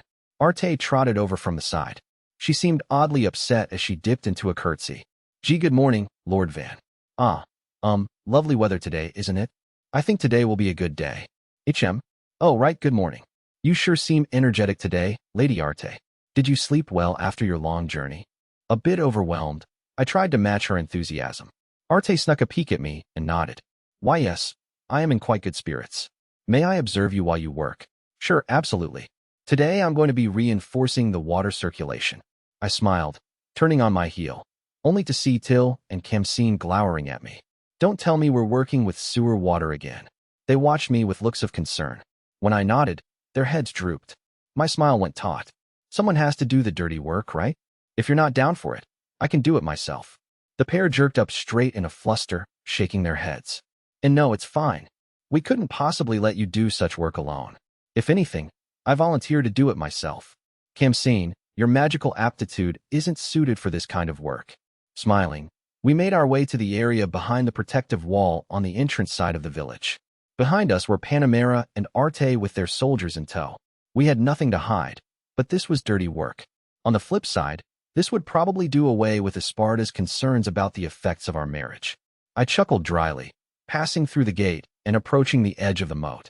There was a temporary bridge between the moat and the village wall. Till, Khamsin, and I crossed it. "HRM, what are you going to do?" I could hear Panamera's voice from behind me, but opted to prioritize work for the moment. Surely she wouldn't complain. "Be careful and hold the side." At my order, Khamsin and Till nodded and took their positions. We'd attached a cover to the protective wall that could slide up and down, a sluice gate, if you will. It was in a spot that mostly went unnoticed. Till and I stood on the left and Khamsin on the right. We were holding the handles on both sides. It was then that a pair of adult Apkallu popped their heads out of the water. "Huh, sending water off, eh? Would you like our help?" Out of the corner of my eye, I saw Panamera and her entourage stirring on the other side of the moat. "What? Are those Apkallu? Why are they in a place like this?" "Amazing. I've never seen one in person before." In response to Panamera and Arte, 3 Apkallu children swam over. "We live in the back. Lord Van gives us delicious food. I am Van's wife. He is my husband." I didn't need the kids saying unnecessary things at the moment. I hadn't even noticed that Lotta Priora was among them. "You took an Apkallu as your bride?" "It can't be." And just like that, misunderstandings were born. I shot Lotta Priora a dead-eyed stare. "Come on, you know we're not married. I told your father that." Lotta Priora glared back at me and dove underwater, disappearing. "Oh, he bullied her. He bullied Lotta Priora." The children were pointing the finger at me, but I wouldn't stand for it. "If you've got complaints, no meat for you today." "Oh no. Sorry. I love you, Van. Meat, please." As soon as I drew my trump card, the kids changed their tune. Even Lotta Priora had come back and requested meat. When I glanced her way, she hid again, but it was undoubtedly her voice I'd heard at the end there. Kids are always so innocent and simple-minded, regardless of where they come from, thought 8-year-old me as I turned back to the adult Apkallu. "In that case, I'll gladly take you up on your offer. Lifting it out of the water is hard work." The Apkallu dipped their heads in assent and took over Till and Khamsin's shift, so we crossed back over the bridge to the side where Panamera and the others were. Our guests gaped at me in shock. "These Apkallu serve you? That mystical, legendary species?" Those children were adorable. I smiled at their remarks and gave instructions to the Apkallu, who easily lifted the sluice gate. Immediately, I could hear the sound of water getting sucked inside. "All right, close it." "Understood." The Apkallu did as instructed. Shortly after, the sound ceased. Panamera, looking restless, whirled to face us. "What was that just now? What happened?" "She's champing at the bit here. If anything, she's trying her darndest to hold back." We switched out the sewer water. The toilets installed in each building have a hole running beneath them about 5 meters long. When water from the toilet tank is flushed, excrement is carried all the way down.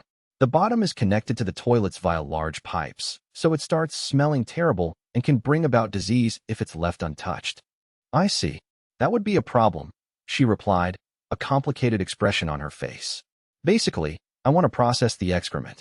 The plumbing is set at a downward angle, and we periodically run the moat water through. The slope allows the water to cleanse the piping. This water? Wait, where does that flow of water go then? Don't tell me it's returned to the moat. No. Right now, we have the flow of water angled diagonally away from the front of the village toward an underground cavity. Also, we're in the process of connecting plumbing to the bottom of that cavity. We're ultimately going to have the water return to the river. To tell you the truth, the plumbing hasn't gotten as far as the river yet. It'll probably be 1 or 2 days before that's completed. The Viscount's face scrunched up. NRRGH. Trying to describe something like this to someone so military-minded was always going to be tough. Heck, maybe the subject itself was never going to fly. Explaining the particulars would also be a pain. Afterward, I'd make it a point to explain using diagrams. Now that we were finished with the water, it was time for the next job. Being the lord of a territory sure was a busy gig. I made my way to the in-progress perimeter wall. It was already gigantic, far wider than it had been before.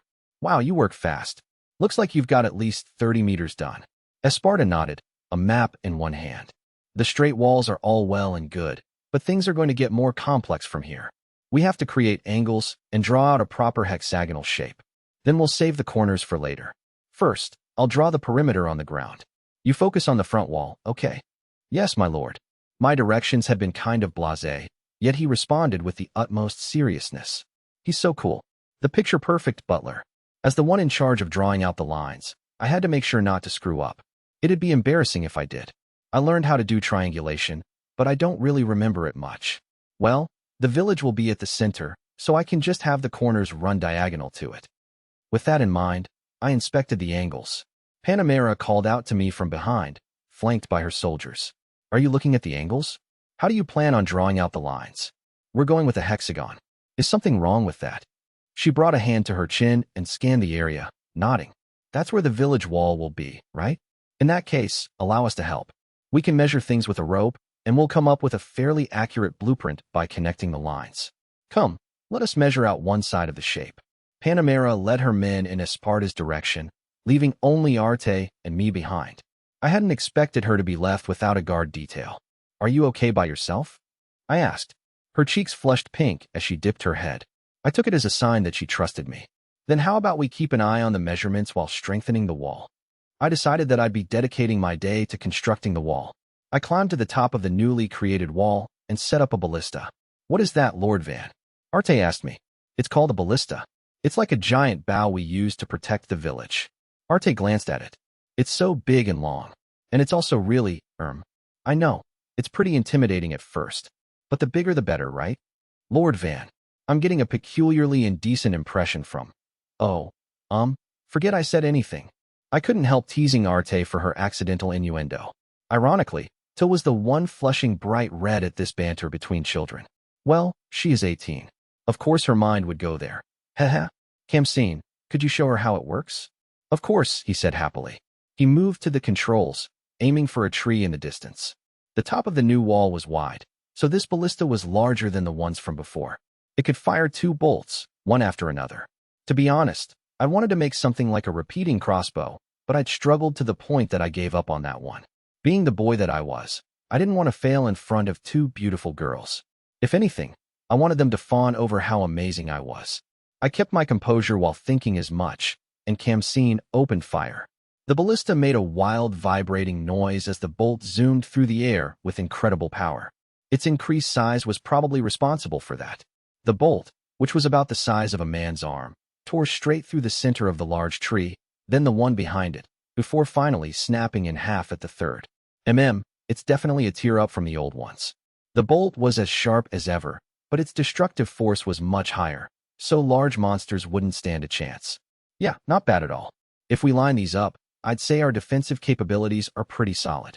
When I turned around, Arte was blinking rapidly. Do bows have this kind of power? Not normally, But this is a ballista. It's much stronger than an average bow. As I spoke to the bewildered Arte, Till and Kamseen turned toward me with blank expressions. Only your ballistae are this powerful, my lord. This is absurd. I wasn't in the mood to accept any protests, so I kept my mouth shut. Panamera and her soldiers gawked at the ballista, then clambered up the wall, breath heaving. They'd apparently rushed over after hearing the trees fall, and one glance at the destruction had put them on high alert. What was that attack just now? Are we being stormed by giant monsters? Oh no. We just tested one of the newly installed ballistae.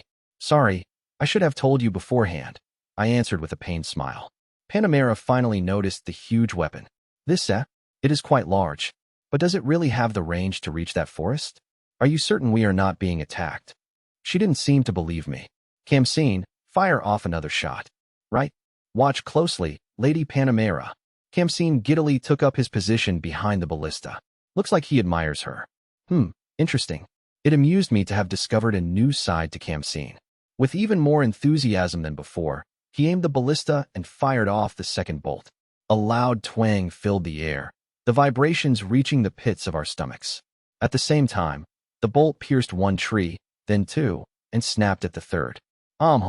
Excellent power. When I looked at my audience, I found them stupefied. Even Kamseen was shocked, and he was the one who'd fired the ballista. What the heck? Wait, just a minute. You have ballistae this powerful on the wall? I nodded lightly. Approximately 100 of them. And considering the situation with the village wall, I'll be preparing even more. 100. And you made them all. How much time and money does it take to build a single ballista? And what is it even made of? The same material as the houses? Panamera was so excited that she was shooting rapid-fire questions at me. Sorry, but those are all military secrets. I gave her a sly smile, causing her to take a step back, aghast. HRK. Fair enough. But this technology is so. Fine. I won't ask for specifics. Let me buy this ballista at your asking price. I'll buy more than one. I'm sorry, but they're not for sale. I'd be glad to hand some over if I were dealing with someone I knew for certain was my ally. But alas. I flashed an angelic smile, and Panamera clutched her head in anguish. Gur, you want definitive proof? How would I go about that? These ballistae are just. After despairing over things for a bit, Panamera raised her head and stared me down. All right, fine. In that case, I, the Viscount Panamera Carrera-Kian, officially vow to form an alliance. I will write up a letter and have it sent to the capital today. Normally, alliances within the same nation are formed so that powerless nobles can receive protection, but I will stress that this is an alliance on equal footing. She placed a hand over her heart. Now royalty within the kingdom will recognize you as a sworn friend. Were I to betray this alliance, my life as a noble would be over. This was both a declaration and an oath. As this kingdom expanded its territory, more and more nobles became part of the same nation. Some of them were former enemies, so they used money, trade, and loyalty to ally with nobles who could protect them. This was essentially what Panamera was trying to do. If I agreed to this, people would undoubtedly assume that, given our positions, I would be the powerless one under her protection. Given that Panamera was a rising member of the nobility with no territory of her own, her promise to defend us would make other nobles suspicious. That being said, this was an unbelievable chance for someone like me who lacked noble connections. I nodded firmly and placed a hand over my chest. The pleasure is all mine. Following our sudden formation of an alliance atop the still-in-progress village wall, the soldiers snapped into salutes. I didn't know much about this sort of thing, so I glanced at Till and Kamseen, who also saluted. Even Arte was doing the same, despite not being one of my underlings. Having judged that the alliance was established, Panamera beamed and moved her hand from her heart to the air. Then, as our first show of cooperation, I can lend you 100 soldiers for 2 weeks in exchange for 1 ballista. You can have them help you with work. She flashed a teasing grin. Just make sure to return them all when the time comes. The soldiers behind her saluted again. Given Panamera's personality, they were likely extremely well trained. And 100 of them, to boot? They'd be more reliable than hiring a mercenary squad. Sounds good to me. So is that ballista fine then? What about a carriage for transport or a bolt? Panamera walked over to the ballista and inspected it. It looks quite heavy. It would probably be best to arrange for a carriage to carry it. As for the bolts, they're made of iron, yes? I could develop those on my own, I imagine. Till and Kamseen exchanged looks. Lady Panamera, I would suggest taking one or two of Lord Van's bolts with you, Kamseen said. Why is that? She asked, tilting her head. This right here is an extra long sword that Lord Van made for me. Kamseen brandished one of the two swords at his hip. Just the other day, I'd gifted him this iron sword during the festival. The blade itself was a meter long, and it had quite a bit of weight to it. Kamseen spent every night before bed swinging it around with tears of joy. I'd made the blade a little thicker than usual, so he'd be able to use it for a long time, but it was still sharp as all get out. Panamera admired the weapon. What a fascinating sword. I've never seen one shaped like it. That said, I'm not so sure I could count on it to fare well against an opponent in full armor or with a shield. She seemed doubtful, but Kamseen bobbed his head encouragingly. Do you have any swords you don't mind damaging? He asked. Well, swords are disposable tools. It doesn't really bother me when one breaks, she replied, drawing her own blade. It was thick, like a nada, or perhaps a machete. This is my spare. I've used it in many battles. It's a bit short, but it's easy to handle. I see. If you'll excuse me, then. Of course. I'd be amazed if you could chip it, Panamera said with a tight smile as Kamseen took his stance. He swung his blade down at Panamera's, an apologetic look on his face. The sword whooshed through the air, and then came the sound of metal scraping metal. I thought you made contact, but did you only brush it? I barely felt an impact.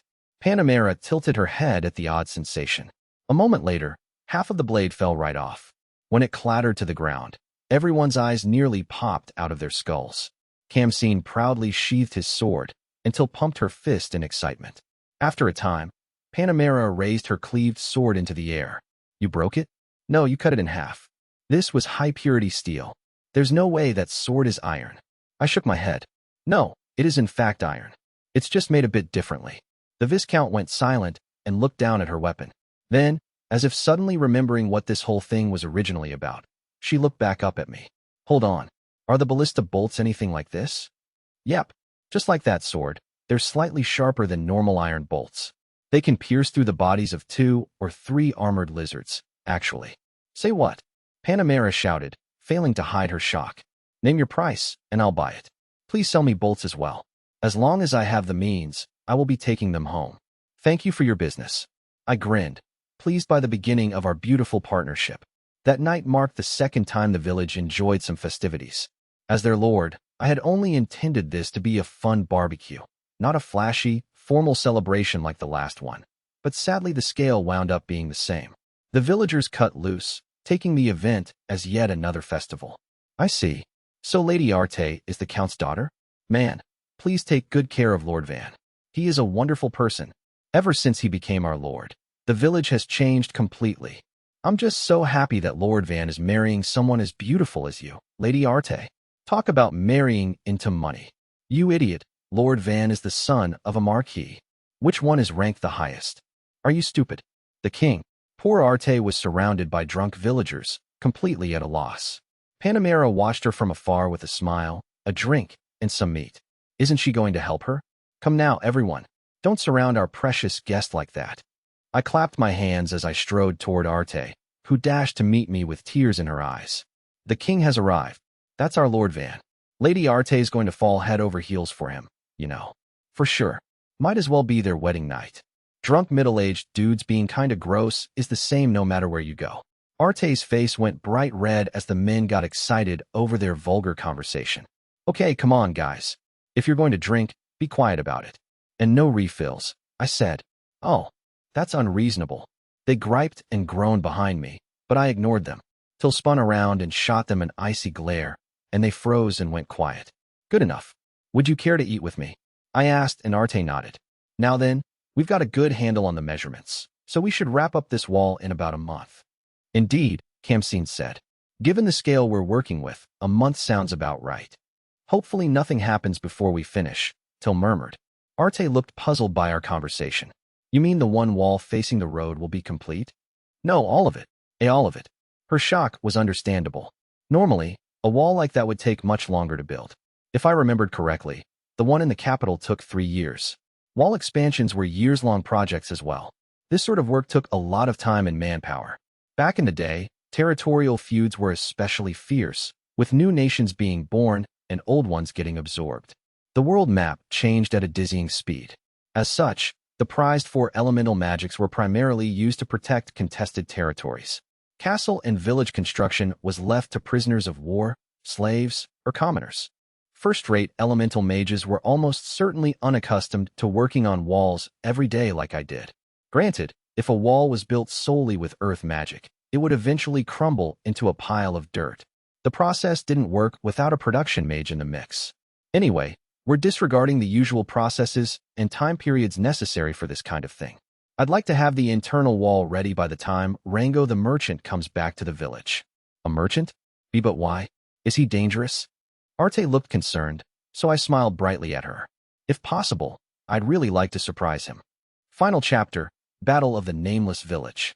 Panamera's men were skilled and diligent. They split up the work, making sure the measurements were accurate and helping the villagers transport materials. In fact, they were such good builders that Esparta's magical foundation work wasn't going to catch up. When he built a portion of the wall, they brought over timber work and stone to strengthen and fix it into place.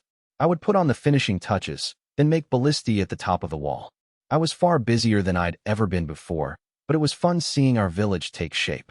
After the barbecue party, I considered laying out stones for the ground of the village, but Esparta and Dee caught me.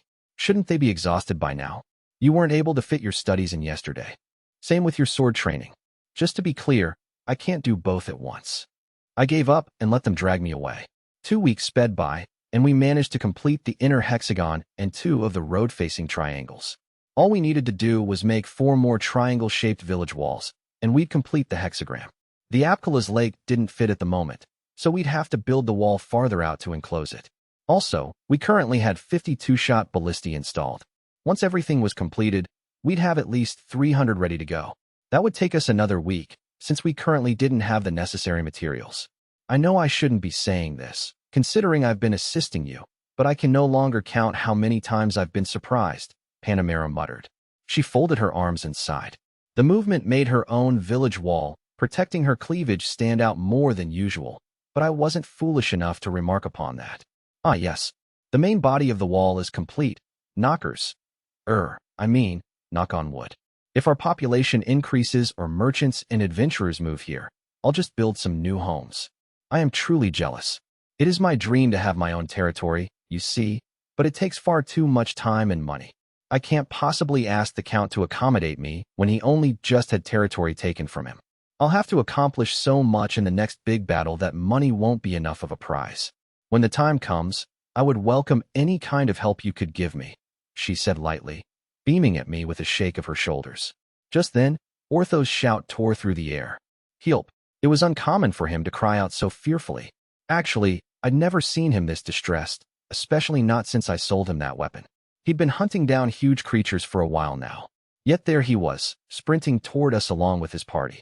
They looked nothing like the pros I knew. There's a dragon behind us, he hollered, pointing behind him. A dragon? Does he mean more armored lizards?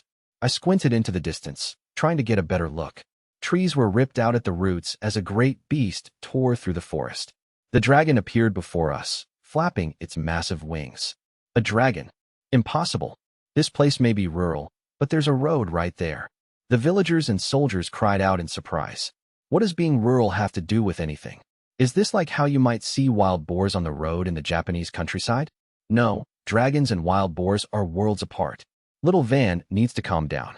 From snout to tail, the dragon was about 15 meters long. The last time I'd seen a creature that large was Jean Bay, the whale shark at the aquarium. But this dragon was far beefier, its wingspan just as big as its length. Judging by its green scales, it was a forest dragon. Forest dragons typically made their homes deep within the woods, lording over their domain. They hunted prey with their deadly fangs, claws, and tail. Since they weren't a very high-level type of dragon, they had no breath weapon. Regardless, we were being attacked by a flying monster, which meant swords and spears were useless here. We'd have to fight with ballistae and magic. I switched gears and sucked in a breath, calmly thinking how best to tackle this. Everyone, evacuate to the inner wall. Once Ortho and his people pass through, shut the gates. Anyone with open hands, move to the top of the wall. Despite being faced with the worst-case scenario, the villagers moved quickly and precisely. Do as he says. I will head to the top of the wall. Panamera told her soldiers to follow my orders, and they swiftly set off. Lord Van, Arte called out to me, her face pale with fright. I racked my brain for a way to make her feel safe, but with a dragon on our doorstep, I wouldn't be able to assuage her fears so easily. I needed to explain things clearly and concisely. That beast is a forest dragon. They live deep in the woods. They can fly, but they shouldn't be able to use their breath against us because they're only mid-tier dragons. Remember, we have my Ballisti and Esparta, an elemental mage. And Lady Panamera also, I'm sure. I glanced at the top of the village wall, where Panamera stood at the edge, chanting. We might not be able to defeat it, but we won't lose, I said with a smile.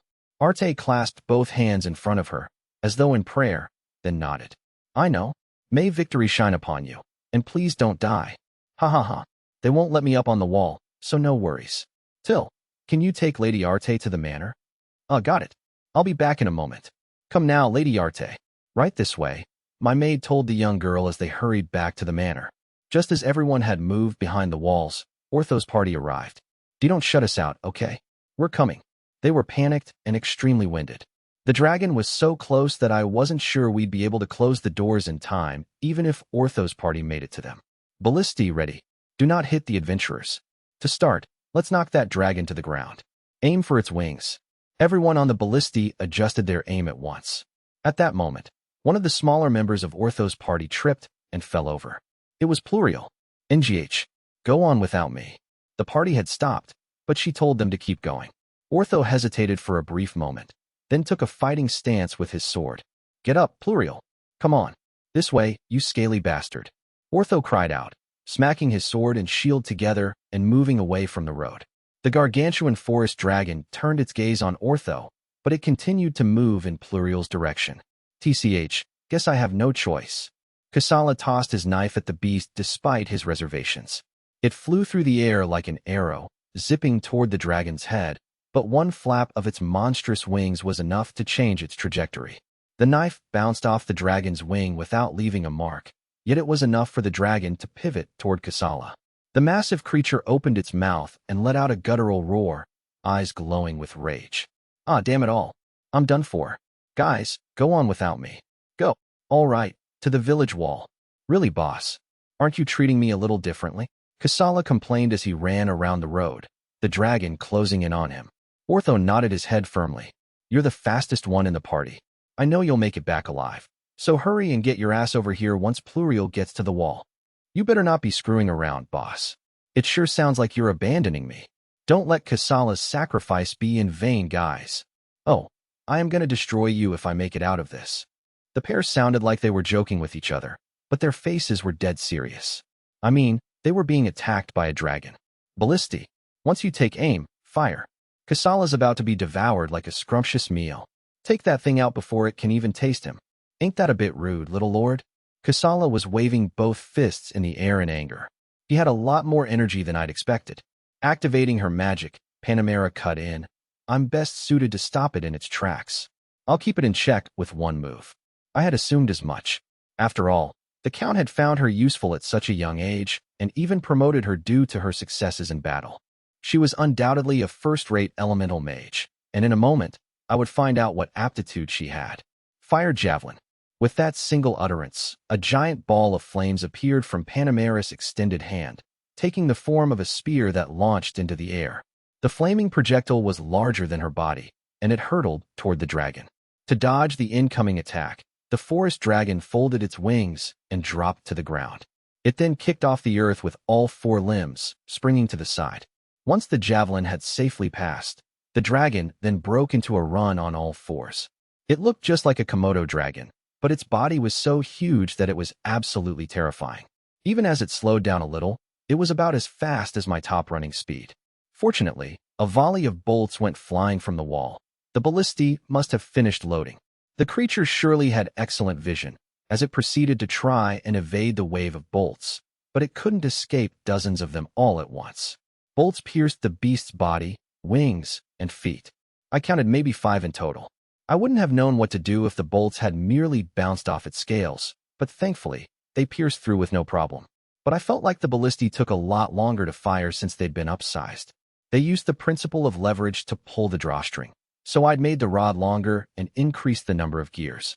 Apparently, it needed more strength to set up than before. As I thought about modifications, I watched the dragon through the half-open doors. It lost its balance and crashed to the ground with a cry of pain, stopping near the road. Hurry with the second volley. Once you're ready, fire at will. As soon as I issued the command, a second volley of bolts went flying. Just as much time passed in between. We had 50 ballistas set up in total, but the front-facing wall had only 15. At best, we could shoot 15 bolts. The dragon made a huge leap to the side, blood gushing freely from its wounds. This time, it dodged all of the projectiles. The bolts plunged into the road, and the dragon took no damage. On the bright side, the first volley had done a real number on it. With a groan, the dragon dropped low to the ground. We're saved. I can't believe we got back in one piece. Ortho's party had made it safely to the wall. They were relieved, but we had yet to drive back the dragon. Finally, Kasala arrived at the wall, looking half dead and panting heavily. I ain't never gonna forget how you treated me. Behind him, the dragon kicked off the ground again. It was then that a second fiery projectile appeared. Fire javelin. As before, a giant ball of fire materialized in Panamera's hands and took the form of a spear. I'll stop it in its tracks with this next javelin. Everyone, retreat to the village. We're lacking in numbers. Having spoken her command, she fired the spear. The dragon prepared to dodge, but her weapon changed trajectory just before it hit the target, chasing it like a heat-seeking missile. It exploded in a near-direct hit. The fierce column of flames burned the dragon's face and part of its body, causing it to roar in pain and bend backward, retreating 2 steps. So that's the true strength behind fire magic, eh? If we weren't fighting a dragon, it would have had even more tremendous destructive power and versatility. This kind of flashy attack usually brought with it good results on the battlefield. I'd been so surprised by the dragon's appearance that I was slow to act in comparison. I definitely lacked real combat experience. All right, everyone, retreat to the village. I repeated Panamera's orders. Again, I was 1 step behind. We all dashed back to the village with the soldiers leading the way, and the villagers who had come to help build the wall were running as fast as they could. Leave the rear to me, Lord Van. D left his men around us as he stayed at the back. You can't. I said we're fleeing to the village. I shouted angrily. People in front, get the villagers who stayed behind to ready the ballistae. It was then that I ran past Esparta, who stopped in his tracks. Esparta? I spun around to see him face the incoming dragon and prepare a magic spell. When the dragon arrived at the village wall, it kicked the ground and leapt up, perching atop the structure while digging its front claws into the inner wall. My breath caught at the way it sat there, glaring as it waited for our next move. I'd let myself get a big head after our victory over the armored lizards. They were small fry compared to this monster. Even though its wings were damaged, forcing it to run on land, it hadn't become any less threatening. Esparta, we're running. I shouted, but he didn't budge. All right, if you're staying, then I'm staying. The butler looked my way, lips quirked up ever so slightly. Well, that would be a problem. Allow me to buy some time just once. You may go ahead, my lord. I held my ground despite the urgency. I told you, I'm not going back without you. Esparta forced a smile and activated his magic. The dragon launched itself from the wall only to smack straight into a giant earthen barrier, bashing its head against the structure. The ground shook, and Esparta's wall collapsed on the dragon, stopping it in its tracks. Esparta stroked his chin. HRM, I think I've bought us a bit of time. He then turned on his heel and started walking toward me, slowly. Too slowly. Let's go? Pick up the pace. If you run, I'll buy you your favorite red wine. You know how much it aches for these old bones to sprint, but fine, I will do my best. My pep talk was enough to get Esparta jogging. Kamseen whirled to face me. I'll run with Esparta. So you go on ahead. I swapped places with him and broke into a sprint. I was close to the village gate, yet it felt abnormally far away. Ortho's party had run the entire way here, so they were slowing down too. We're in position, boy. Panamera said from atop the protective wall. Villagers were posted at all the ballistae. Load the bolts and prepare to fire. I replied as I ran. If we don't lure it in first, we won't hit it. Just be ready. The villagers prepared themselves. They had ballista operation down pat, so it took them no time at all. What should I do? Panamera cried out. Do I have your permission to move independently? I'm surprised she even asked. Use your magic to stop it in its tracks one last time. Then the ballistae will take care of the rest. The Viscount grinned. Excellent. This is the first time my magic has been used to stall for time. I'm terribly sorry about that. I'll give you some dragon meat, so please forgive me. Gahahaha. Fine with me. Now then, our meat is on the move. I checked behind me to see that the dragon was indeed pulling itself out from the rubble. It's coming, I shouted, setting my sights back on the village gate. As we got closer and closer to the protective wall, the ground trembled underfoot and a roar sounded behind us. The dragon was creating these fierce tremors with each stomp of its feet. Esparta and Kamsine were a little ways behind me. I thought about asking the butler to use his magic, but he wouldn't be able to cast it in time. If anything, we would be better off baiting the dragon as close as we could for the ballistae to fire upon it. The problem was this awkward distance. If the dragon dodged the first volley, as it had earlier, it would take time to reload. We could stop it in its tracks, but then everything would depend on Panamera's magic. In that case, is it better to stick to the plan and have Panamera use her magic to stall the dragon, then blast it away with the ballistae? No, the range is off for that too. The farther away it is, the more of a delay there'll be. If we can just buy enough time for Esparta and the others to get away, then... Something zoomed by me with incredible speed. Leave it to me. The blur turned out to be D, who was brandishing the large sword I'd made for him. Even though he was in full armor and carrying his sword with both hands, he was running faster than I could. I shall handle this. Deputy Commander, you're too fast. Arb and Lo followed after him, equipped with large shields and long swords. Are you three going to be okay? I blurted out, but he'd already passed Esparta. D swung his sword down from above. Hiya! At the same time, the dragon sought to deliver death with a swipe of its foreleg. Blade and claw clashed in perfect tandem. A low but tremendous boom sounded, and D's sword sliced into the ground. Two of the dragon's claws were cleaved in half, and the chunks fell to the ground. The dragon unleashed an ear-splitting scream, shook its head in rage, and spun its large body around. Take this. Come on. Arb and Lo rushed around the defenseless D, shields thrust out, but one snap of the dragon's tail sent them flying. Since D was next to them, he was hit as well. The three men rolled along the ground, and Esparta began casting a spell. A dirt wall rose up to protect the knights, but the dragon destroyed it with one foreleg. Everybody run, I yelled. Esparta and Kamsine were the first to come running my way. That's fine and all, but the knights are the ones in trouble here. Much to my surprise, they had already regrouped. It was downright superhuman. Retreat. Yes, sir. At D's command, the three men started running back toward the village. Funnily enough, the oldest man present was the fastest of the bunch. Arb and Lo were close behind him, but the dragon was hot on their heels. In fact, it was poised to go after Arb. Eek!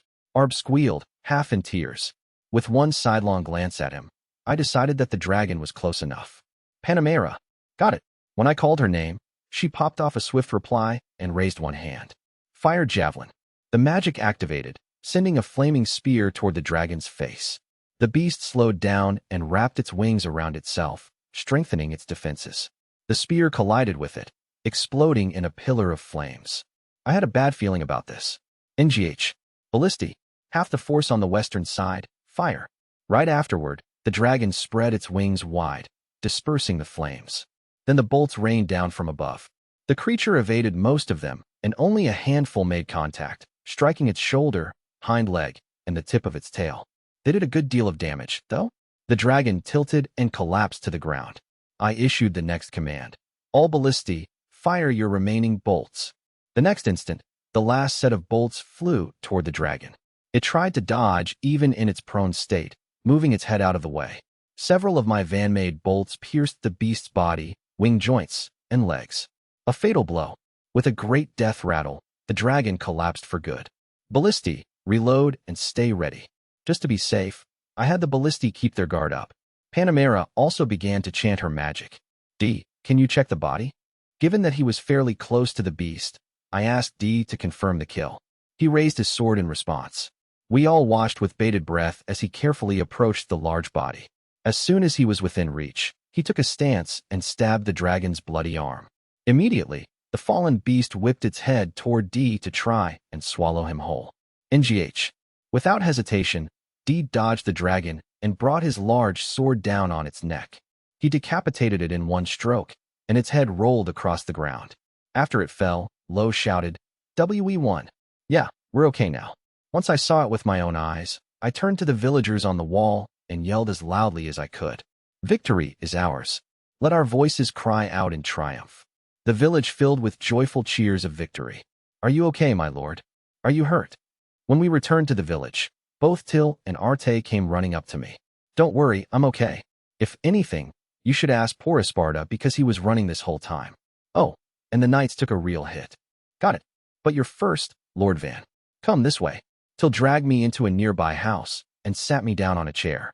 Quite frankly, I was exhausted, so it was nice. Excellent leadership, boy, Panamera said, sauntering over. And congratulations on slaying the dragon. A beast like that could annihilate a mid-sized town. Word that you've defeated one will soon spread. The soldiers looked pleased as they chatted with their comrades on their way into the village. The villagers themselves were laughing together with a casual air. Honestly, I think everybody was more excited during the armored lizard attack. We slew a dragon, huh? It was too close for comfort. If you, Esparta, or D hadn't been there. Heck, if your men hadn't been there. I hinted that we were lucky, but Panamera broke into a grin. If that forest dragon had attacked the big city in Ferdinando County, half the place would have been destroyed. Part of the wall would have collapsed, and there would have been hundreds of casualties. Really, I said, I always figured the Count would have proper defenses in place. Huh, there aren't many like your butler, Esparta. And certainly not like D, who was able to cut the dragon's head off in one slice. Not to mention those absurdly powerful ballistae. I never thought they'd pierce a dragon's scales, she said, somewhat exasperated. I smiled and nodded. I'm very proud of all of them.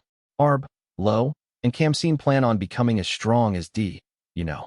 Also, I have to modify the ballistae. I'd like them to be able to fire 10 bolts in a row. I feel like you've just said something terrifying, but all right. Anyway, our first priority is to celebrate the dragon's defeat. First, D should be granted the title of Dragon Slayer. Second, we must commend your leadership on the battlefield. And something for Esparta as well. Wait, D's getting upgraded to Dragon Slayer now. Epilogue, Van's commendation. I made my way to the second floor of the manor with Till in tow, stepped out onto the balcony, and unfurled my speech. Crowded outside the manor were Esparta, D and his knights, the villagers, the adventurers, Bell, Arte, and Panamera soldiers. There were only about 200 people, but seeing them all in one place made them seem more plentiful. Acutely feeling everyone's eyes on me, I began reading from the paper. The forest dragon, Lord of the Woodland, has been slain. We will now commend those who contributed the most to this victory. This ceremony will be led by the head of House Kian, Lady Panamera Carrera Kian. This was an entirely informal ceremony, but Panamera nonetheless appeared on the balcony alongside me. She was as dashing as ever. The atmosphere changed, and the villagers looked nervous. Have I not distinguished myself enough to earn that kind of reaction? I wondered. Panamera took a moment to scan the audience before speaking.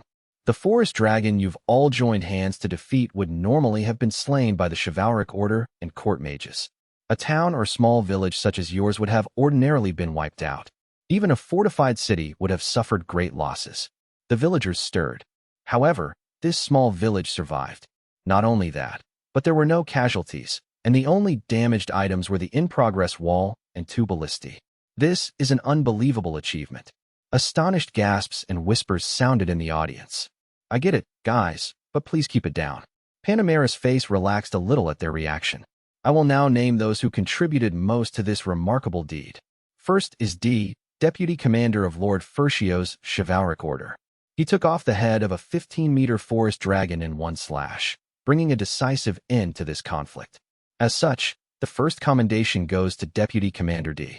We honor him for his distinguished service. The crowd hooped and hollered, and Panamera waited for the applause to die down. Next is Esparta, an exceptional elemental mage. Not once but twice did he stop the dragon in its tracks with his magic, which I must say is beyond compare. As such, we honor him for his distinguished service. Another commotion as the villagers expressed their awe and astonishment. It made sense, considering how hard it was to get them to understand what made a mage so amazing. Then Panamera glanced at me. And finally, Van Nei Fercio, 4th son of Lord Fercio. Possessing remarkable knowledge, drive, and tact for an 8-year-old, he made use of unknown magic to strengthen the defenses of this village in a short period of time. His accomplishments proved crucial during this forest dragon attack, and he also served as commander of the battle. Therefore, We honor Van Nei Furcio for his distinguished service." The villagers erupted into cheers. The sounds of people calling out my name left me a bit rattled, so I waved at the crowd. The resulting cacophony would have made a first-rate idol blush. I am Van the Idol, charging 1 silver for a handshake. Just like that, the ceremony came to an end. Afterward, it was time to harvest materials from the dragon. We had Panamera's elite soldiers, so the work went by quickly. Panamera sliced one of the dragon's fangs, dumbfounded at the clean-cutting ability of a Van-made blade. What? What is this sword? Don't tell me you made it." "Yep, and the blade is sharpened for collecting materials. It's perfectly usable in combat, though. You gave them out to all the soldiers, didn't you? That's over 100 of them. Aren't they special? I can make one for 5 gold. Panamera merely gaped at me in disbelief. Side story, Till's hard work. Till's mornings started early. Her charge, Van Nei Furcio, was the 4th son of the Marquis, Jalpa Bull Adi Furcio. As one of his caretakers and a maid in training, Till had to wake up earlier than anyone else. On this particular day, she peeled off her shabby nightdress, essentially a strip of cloth with holes for her head and shoulders, and put on her maid uniform. Having once been in slavery, Till was overjoyed at just being able to wear something so lovely. "Okay, I think I have it on right. No wrinkles. Ah, there's a stain on the skirt." It was a tiny stain, but the moment she spotted it, Till's face hardened as if it were the end of the world. A few moments later, she noticed the sunlight spilling through the window. Her eyes flew wide, and she clasped her hands in front of her chest. "Oh gosh, work." Realizing she was about to be late, she scurried out of the room. In fact, she was in such a rush that she left the door wide open. A deep sigh echoed through the room she left behind. "Thanks to her, now I'm getting up early," said the 16-year-old girl sitting up in the bed opposite Till's. Though she was older, this maid was still a teenager. She changed into her uniform, grumbling all the while. "Seriously, thank goodness Lord Van is our charge. If we had to serve Lord Jard or Lord Sesto, Till would earn me more than a few beatings." She shrugged, sighing. Who knows how things will look from here on out, though. Jard was 10 now, and Sesto was 8. Both children were already little tyrants. Ever since finding out at 8 that they had an aptitude for fire magic, they had become extremely arrogant. When things didn't go their way, they threw a fit. Plenty of maids and butlers had provoked their wrath, resulting in both physical and psychological abuse. Some were dismissed on the spot. Lord Van, on the other hand, only exhibited the usual selfishness of a child his age. He was vocal about what he liked and disliked, wanted things that interested him, and so on. Perhaps that was why the maids chosen to be his caretakers were often young and inexperienced. Finished changing, the girl stretched confidently. Time to give it my all. It was Till's duty to set up Van's room before the older maids gathered for work. Needless to say, everything had been cleaned up the day before, but that also meant his necessities were back on their respective shelves. Those had to be readied as well. First up were his favorite chair, a low stool, and a round table. Till placed a wooden bowl and cup on the table. Next, she prepared the bulky towel and sheet Van used for his naps. He had a lavish, child-sized bed, but it being waist-height had frightened the young boy. As such, they wrapped the sheet over the thick towel for him to nap on. Last but not least were Van's current favorite toys, a wooden horse and sword. Till laid these on either side of the table so he could play with them after eating. Once those were in place, her prep work was complete. Hee, what a cute table and chair. Till smiled kindly as she set the table down in the center of the room. She adjusted the angle of the chair so Van could look out the window while he ate. Since this wasn't exactly back-breaking work, she spent plenty of time on it. After she confirmed that everything was neat and tidy, 4 older maids entered the room. "Good morning, Till." "Good morning." They exchanged greetings, and the older maids checked over Till's work. "Oh, Till, it would be best if the sword went on the right and the horse on the left. Lord Van is right-handed." "Oops, sorry." Till hurriedly bowed her head. Before becoming one of Van's caretakers, she had been physically punished for any mistakes. The trauma from that still affected her, and she would react severely to even a light warning. But because she made mistakes so frequently, the people around her knew she was a clumsy person. "It's fine, really.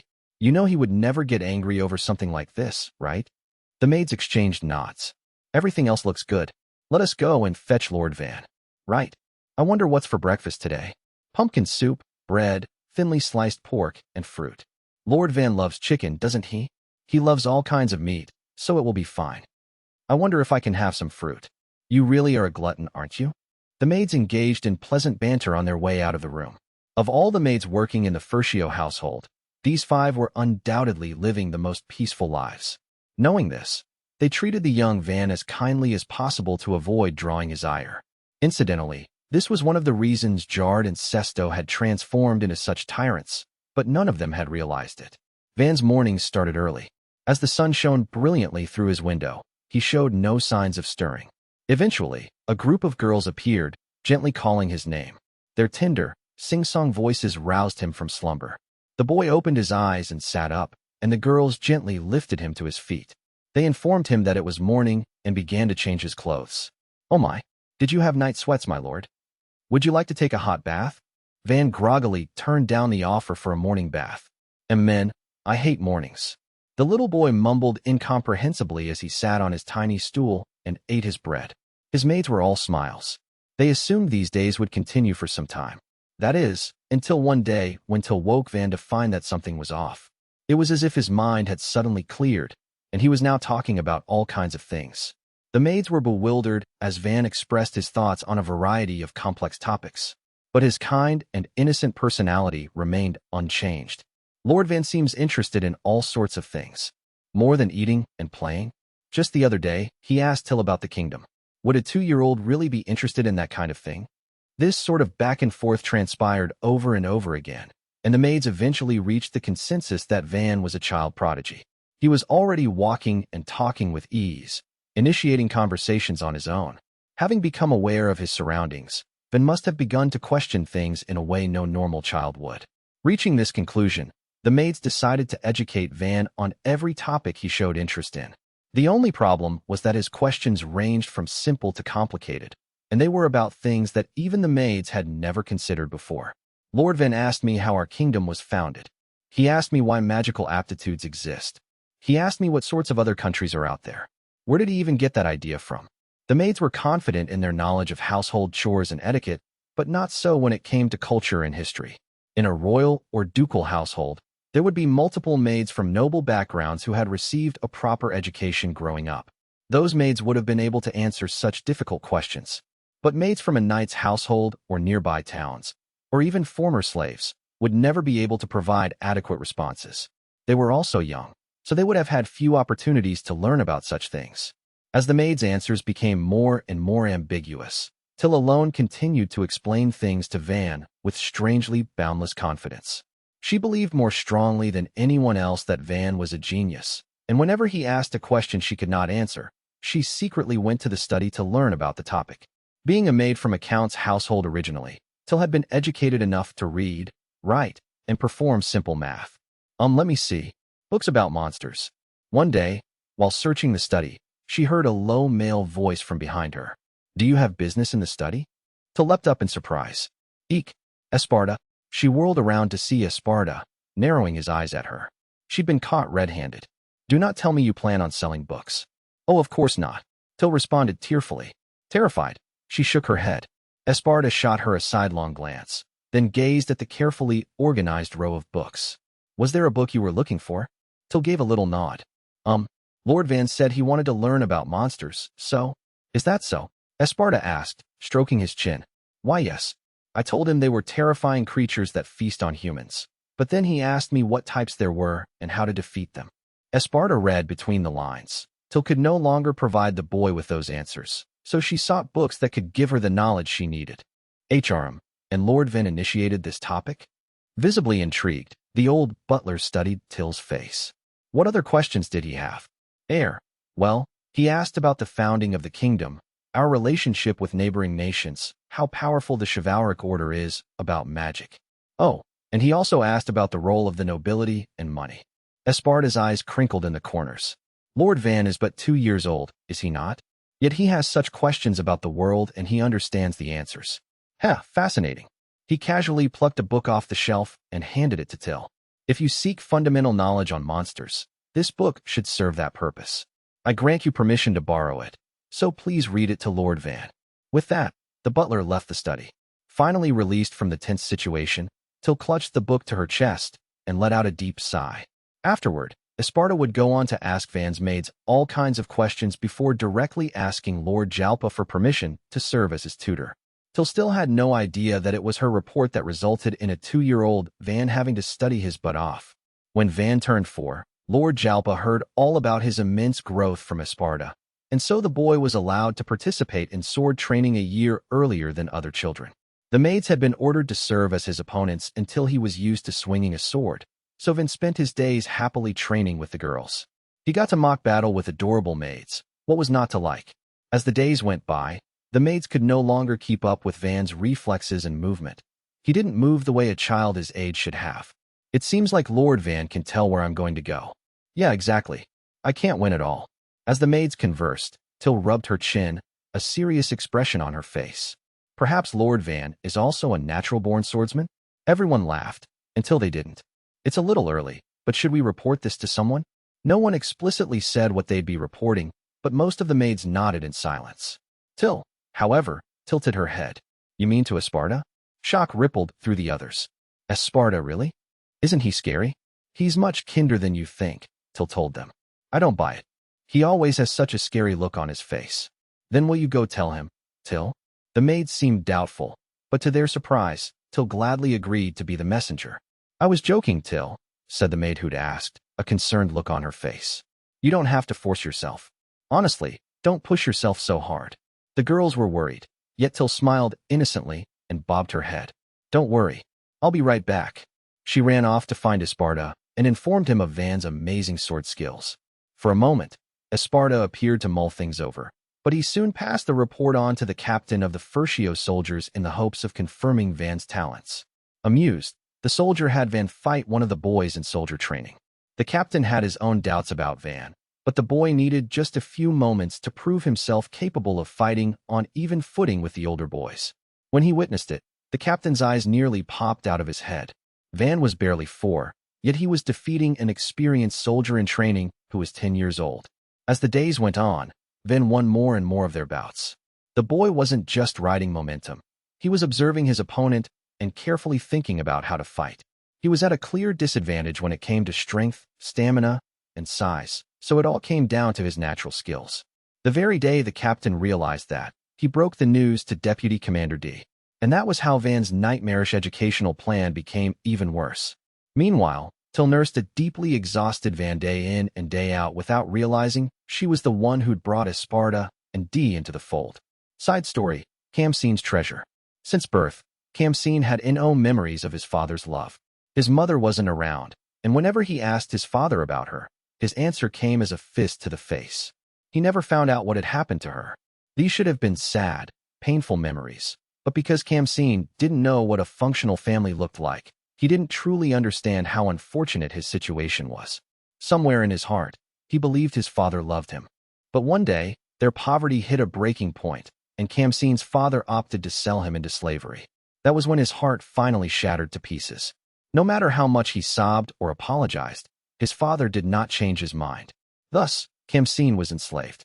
Yet, as fate would have it, the person who purchased him was a high-class noble child who just happened to pass by. The boy's name was Van Nei Furcio, and he was 2 years younger than Kamsin, but the world he lived in was entirely different. Kamsin, who had been wondering about his future, was surprised to find that his life changed for the better. Instead of being unfairly beaten, he received a place to live and brand new clothes. Instead of struggling to find food, he was allowed to eat all kinds of delicious things and drink fresh, clear water. Perhaps most importantly, everyone was so kind to little Kamsin. His maid instructor and butler in training could be strict, but they treated him seriously, mussed up his hair, and complimented him when he accomplished feats he'd never managed before. The young Kamsin was incapable of putting his gratitude into words, but the warm tears never stopped flowing. Having settled in and come out of his shell a little, Kamsin developed a powerful fascination with the boy named Van. He was Kamsin's master. Needless to say, he desired to learn more about him, but that wasn't all. Before Van acquired him, Kamsin had feared the nobility. This fear didn't stem from anything he'd heard, but rather an impression he got from watching the people around him. As he attended to Van, however, his prejudice dissipated completely. Kamsin, could you grab that book for me? Oh, of course. Thanks. Van flashed him a carefree smile. This noble had openly offered his gratitude to a slave. Kamsin bowed his head as a strange sensation overtook him. He was happy, not to mention proud when Van complimented him. He was also a little embarrassed. He craved even more praise. Khamsin continued to serve Van as his heart thrummed with these complex emotions. Eventually, he caught the maids and butlers gossiping about Van. According to them, the boy was a child prodigy. By asking a single question or learning one piece of information, he could go on to comprehend so much more. Additionally, he was able to lock blades with soldiers in training several years older. He wasn't the oldest child in his family line, yet there was a strong possibility he would become heir to the Marquisate. Hearing things like that made Khamsin feel as thrilled as though they were talking about him. They spoke of the master who'd purchased him as a future hero. Mustering every bit of his courage, Khamsin asked Van, "Is there anything I can do for you, my lord?" With a smile and a nod, Van replied, "Yes, actually. Get strong so you can protect me. Become the strongest knight of them all." Khamsin felt as though a fire had been lit in his chest. Van might not have answered the question seriously, but for Khamsin, he now had a new goal in life to aspire to. "Leave it to me. I'll become even stronger than Sir D." He put words to his excitement and sense of duty, swearing right then and there to live up to Van's expectations. Khamsin had already been receiving special training from D to serve as Van's stand-in, and it was exhausting work. But that day, his mentality changed in a big way. He participated in his training more proactively than ever before, and whenever he had free time, he practiced with a stick. It wasn't long before D noticed this change. He trained the boy even harder in the hopes that he could excel, and excel he did. When Van's magical aptitude came to light, and he was kicked out of his house, Khamsin's feelings never wavered. He would be the most powerful knight of all, serving his heroic master. His objective, his hope for the future, remained intact. So when Van gifted him his first sword, Khamsin trembled with more joy than he'd ever felt in his life. When he was alone, he couldn't help but cradle the sword, grinning from ear to ear. "Ha, ha ha ha." Khamsin stood outside Van's carriage, gripping the wooden sword and giggling to himself. D's underlings, Arb and Low, watched on with unsettled expressions. Van's training time had been reduced, so he'd plateaued, although he was still about as good as your average knight. Khamsin, on the other hand, could fight on equal footing with Arb and Low. Though Khamsin hadn't noticed this himself, he was one step ahead of Van when it came to swordplay and swordplay alone. The pair of knights feared that they would be surpassed by a child, so they secretly started their own training regimen. Everyone involved was amicable on the surface, but they all felt a strong rivalry. "What is this? All you did was run and swing your swords a little, and you can't move? Come on, Deputy Commander." "A little? Really? We ran all morning, in full armor." Arb and Low were both out of breath, trying to talk back to a very angry D. Khamsin wiped his sweaty, dirt-covered face with his sleeve and stood up, sword in hand. "I can still move. Sir D, let's continue." "Oh, wonderful, Khamsin. Let's move on to sparring. Is there anyone who can face him?" D asked happily as he looked around. Arb and Low were still on the ground. They glanced at each other and stood up, still panting. "I'll do it." "No, I will." D's brows shot up, and then he beamed with a nod. "I see you're motivated for once. Then let us hold a round-robin tournament. First up is Khamsin and Low." "Yes, sir." "Understood." The pair responded with vigor and wobbled their way toward each other. Despite running non-stop and swinging their swords around, the pair fought a nail-biting match that left the knights around them holding their collective breath. Watching from afar, Van laughed dryly. "Ha ha ha ha. Must be rough to spend the whole day training. I could never handle that kind of hellish work. Plus, Khamsin's a whole head shorter than everyone else. It's crazy what he can do," he grimaced. Unfortunately for Van, Esparta came over to tutor him when he noticed that the boy had free time on his hands. For him, that was a different kind of hell entirely. Though Khamsin was constantly training, he did have time to himself. After receiving the wooden sword, he had subsequently been given iron and mithril ones, and he treasured them all. He coveted them so much that he refused to use them outside of combat. Khamsin laid out his swords in his bedroom, sat down, and carefully maintained each one. This was when he was at his most relaxed. Ha ha ha ha. As he did every single night, Khamsin laughed to himself all alone in his room.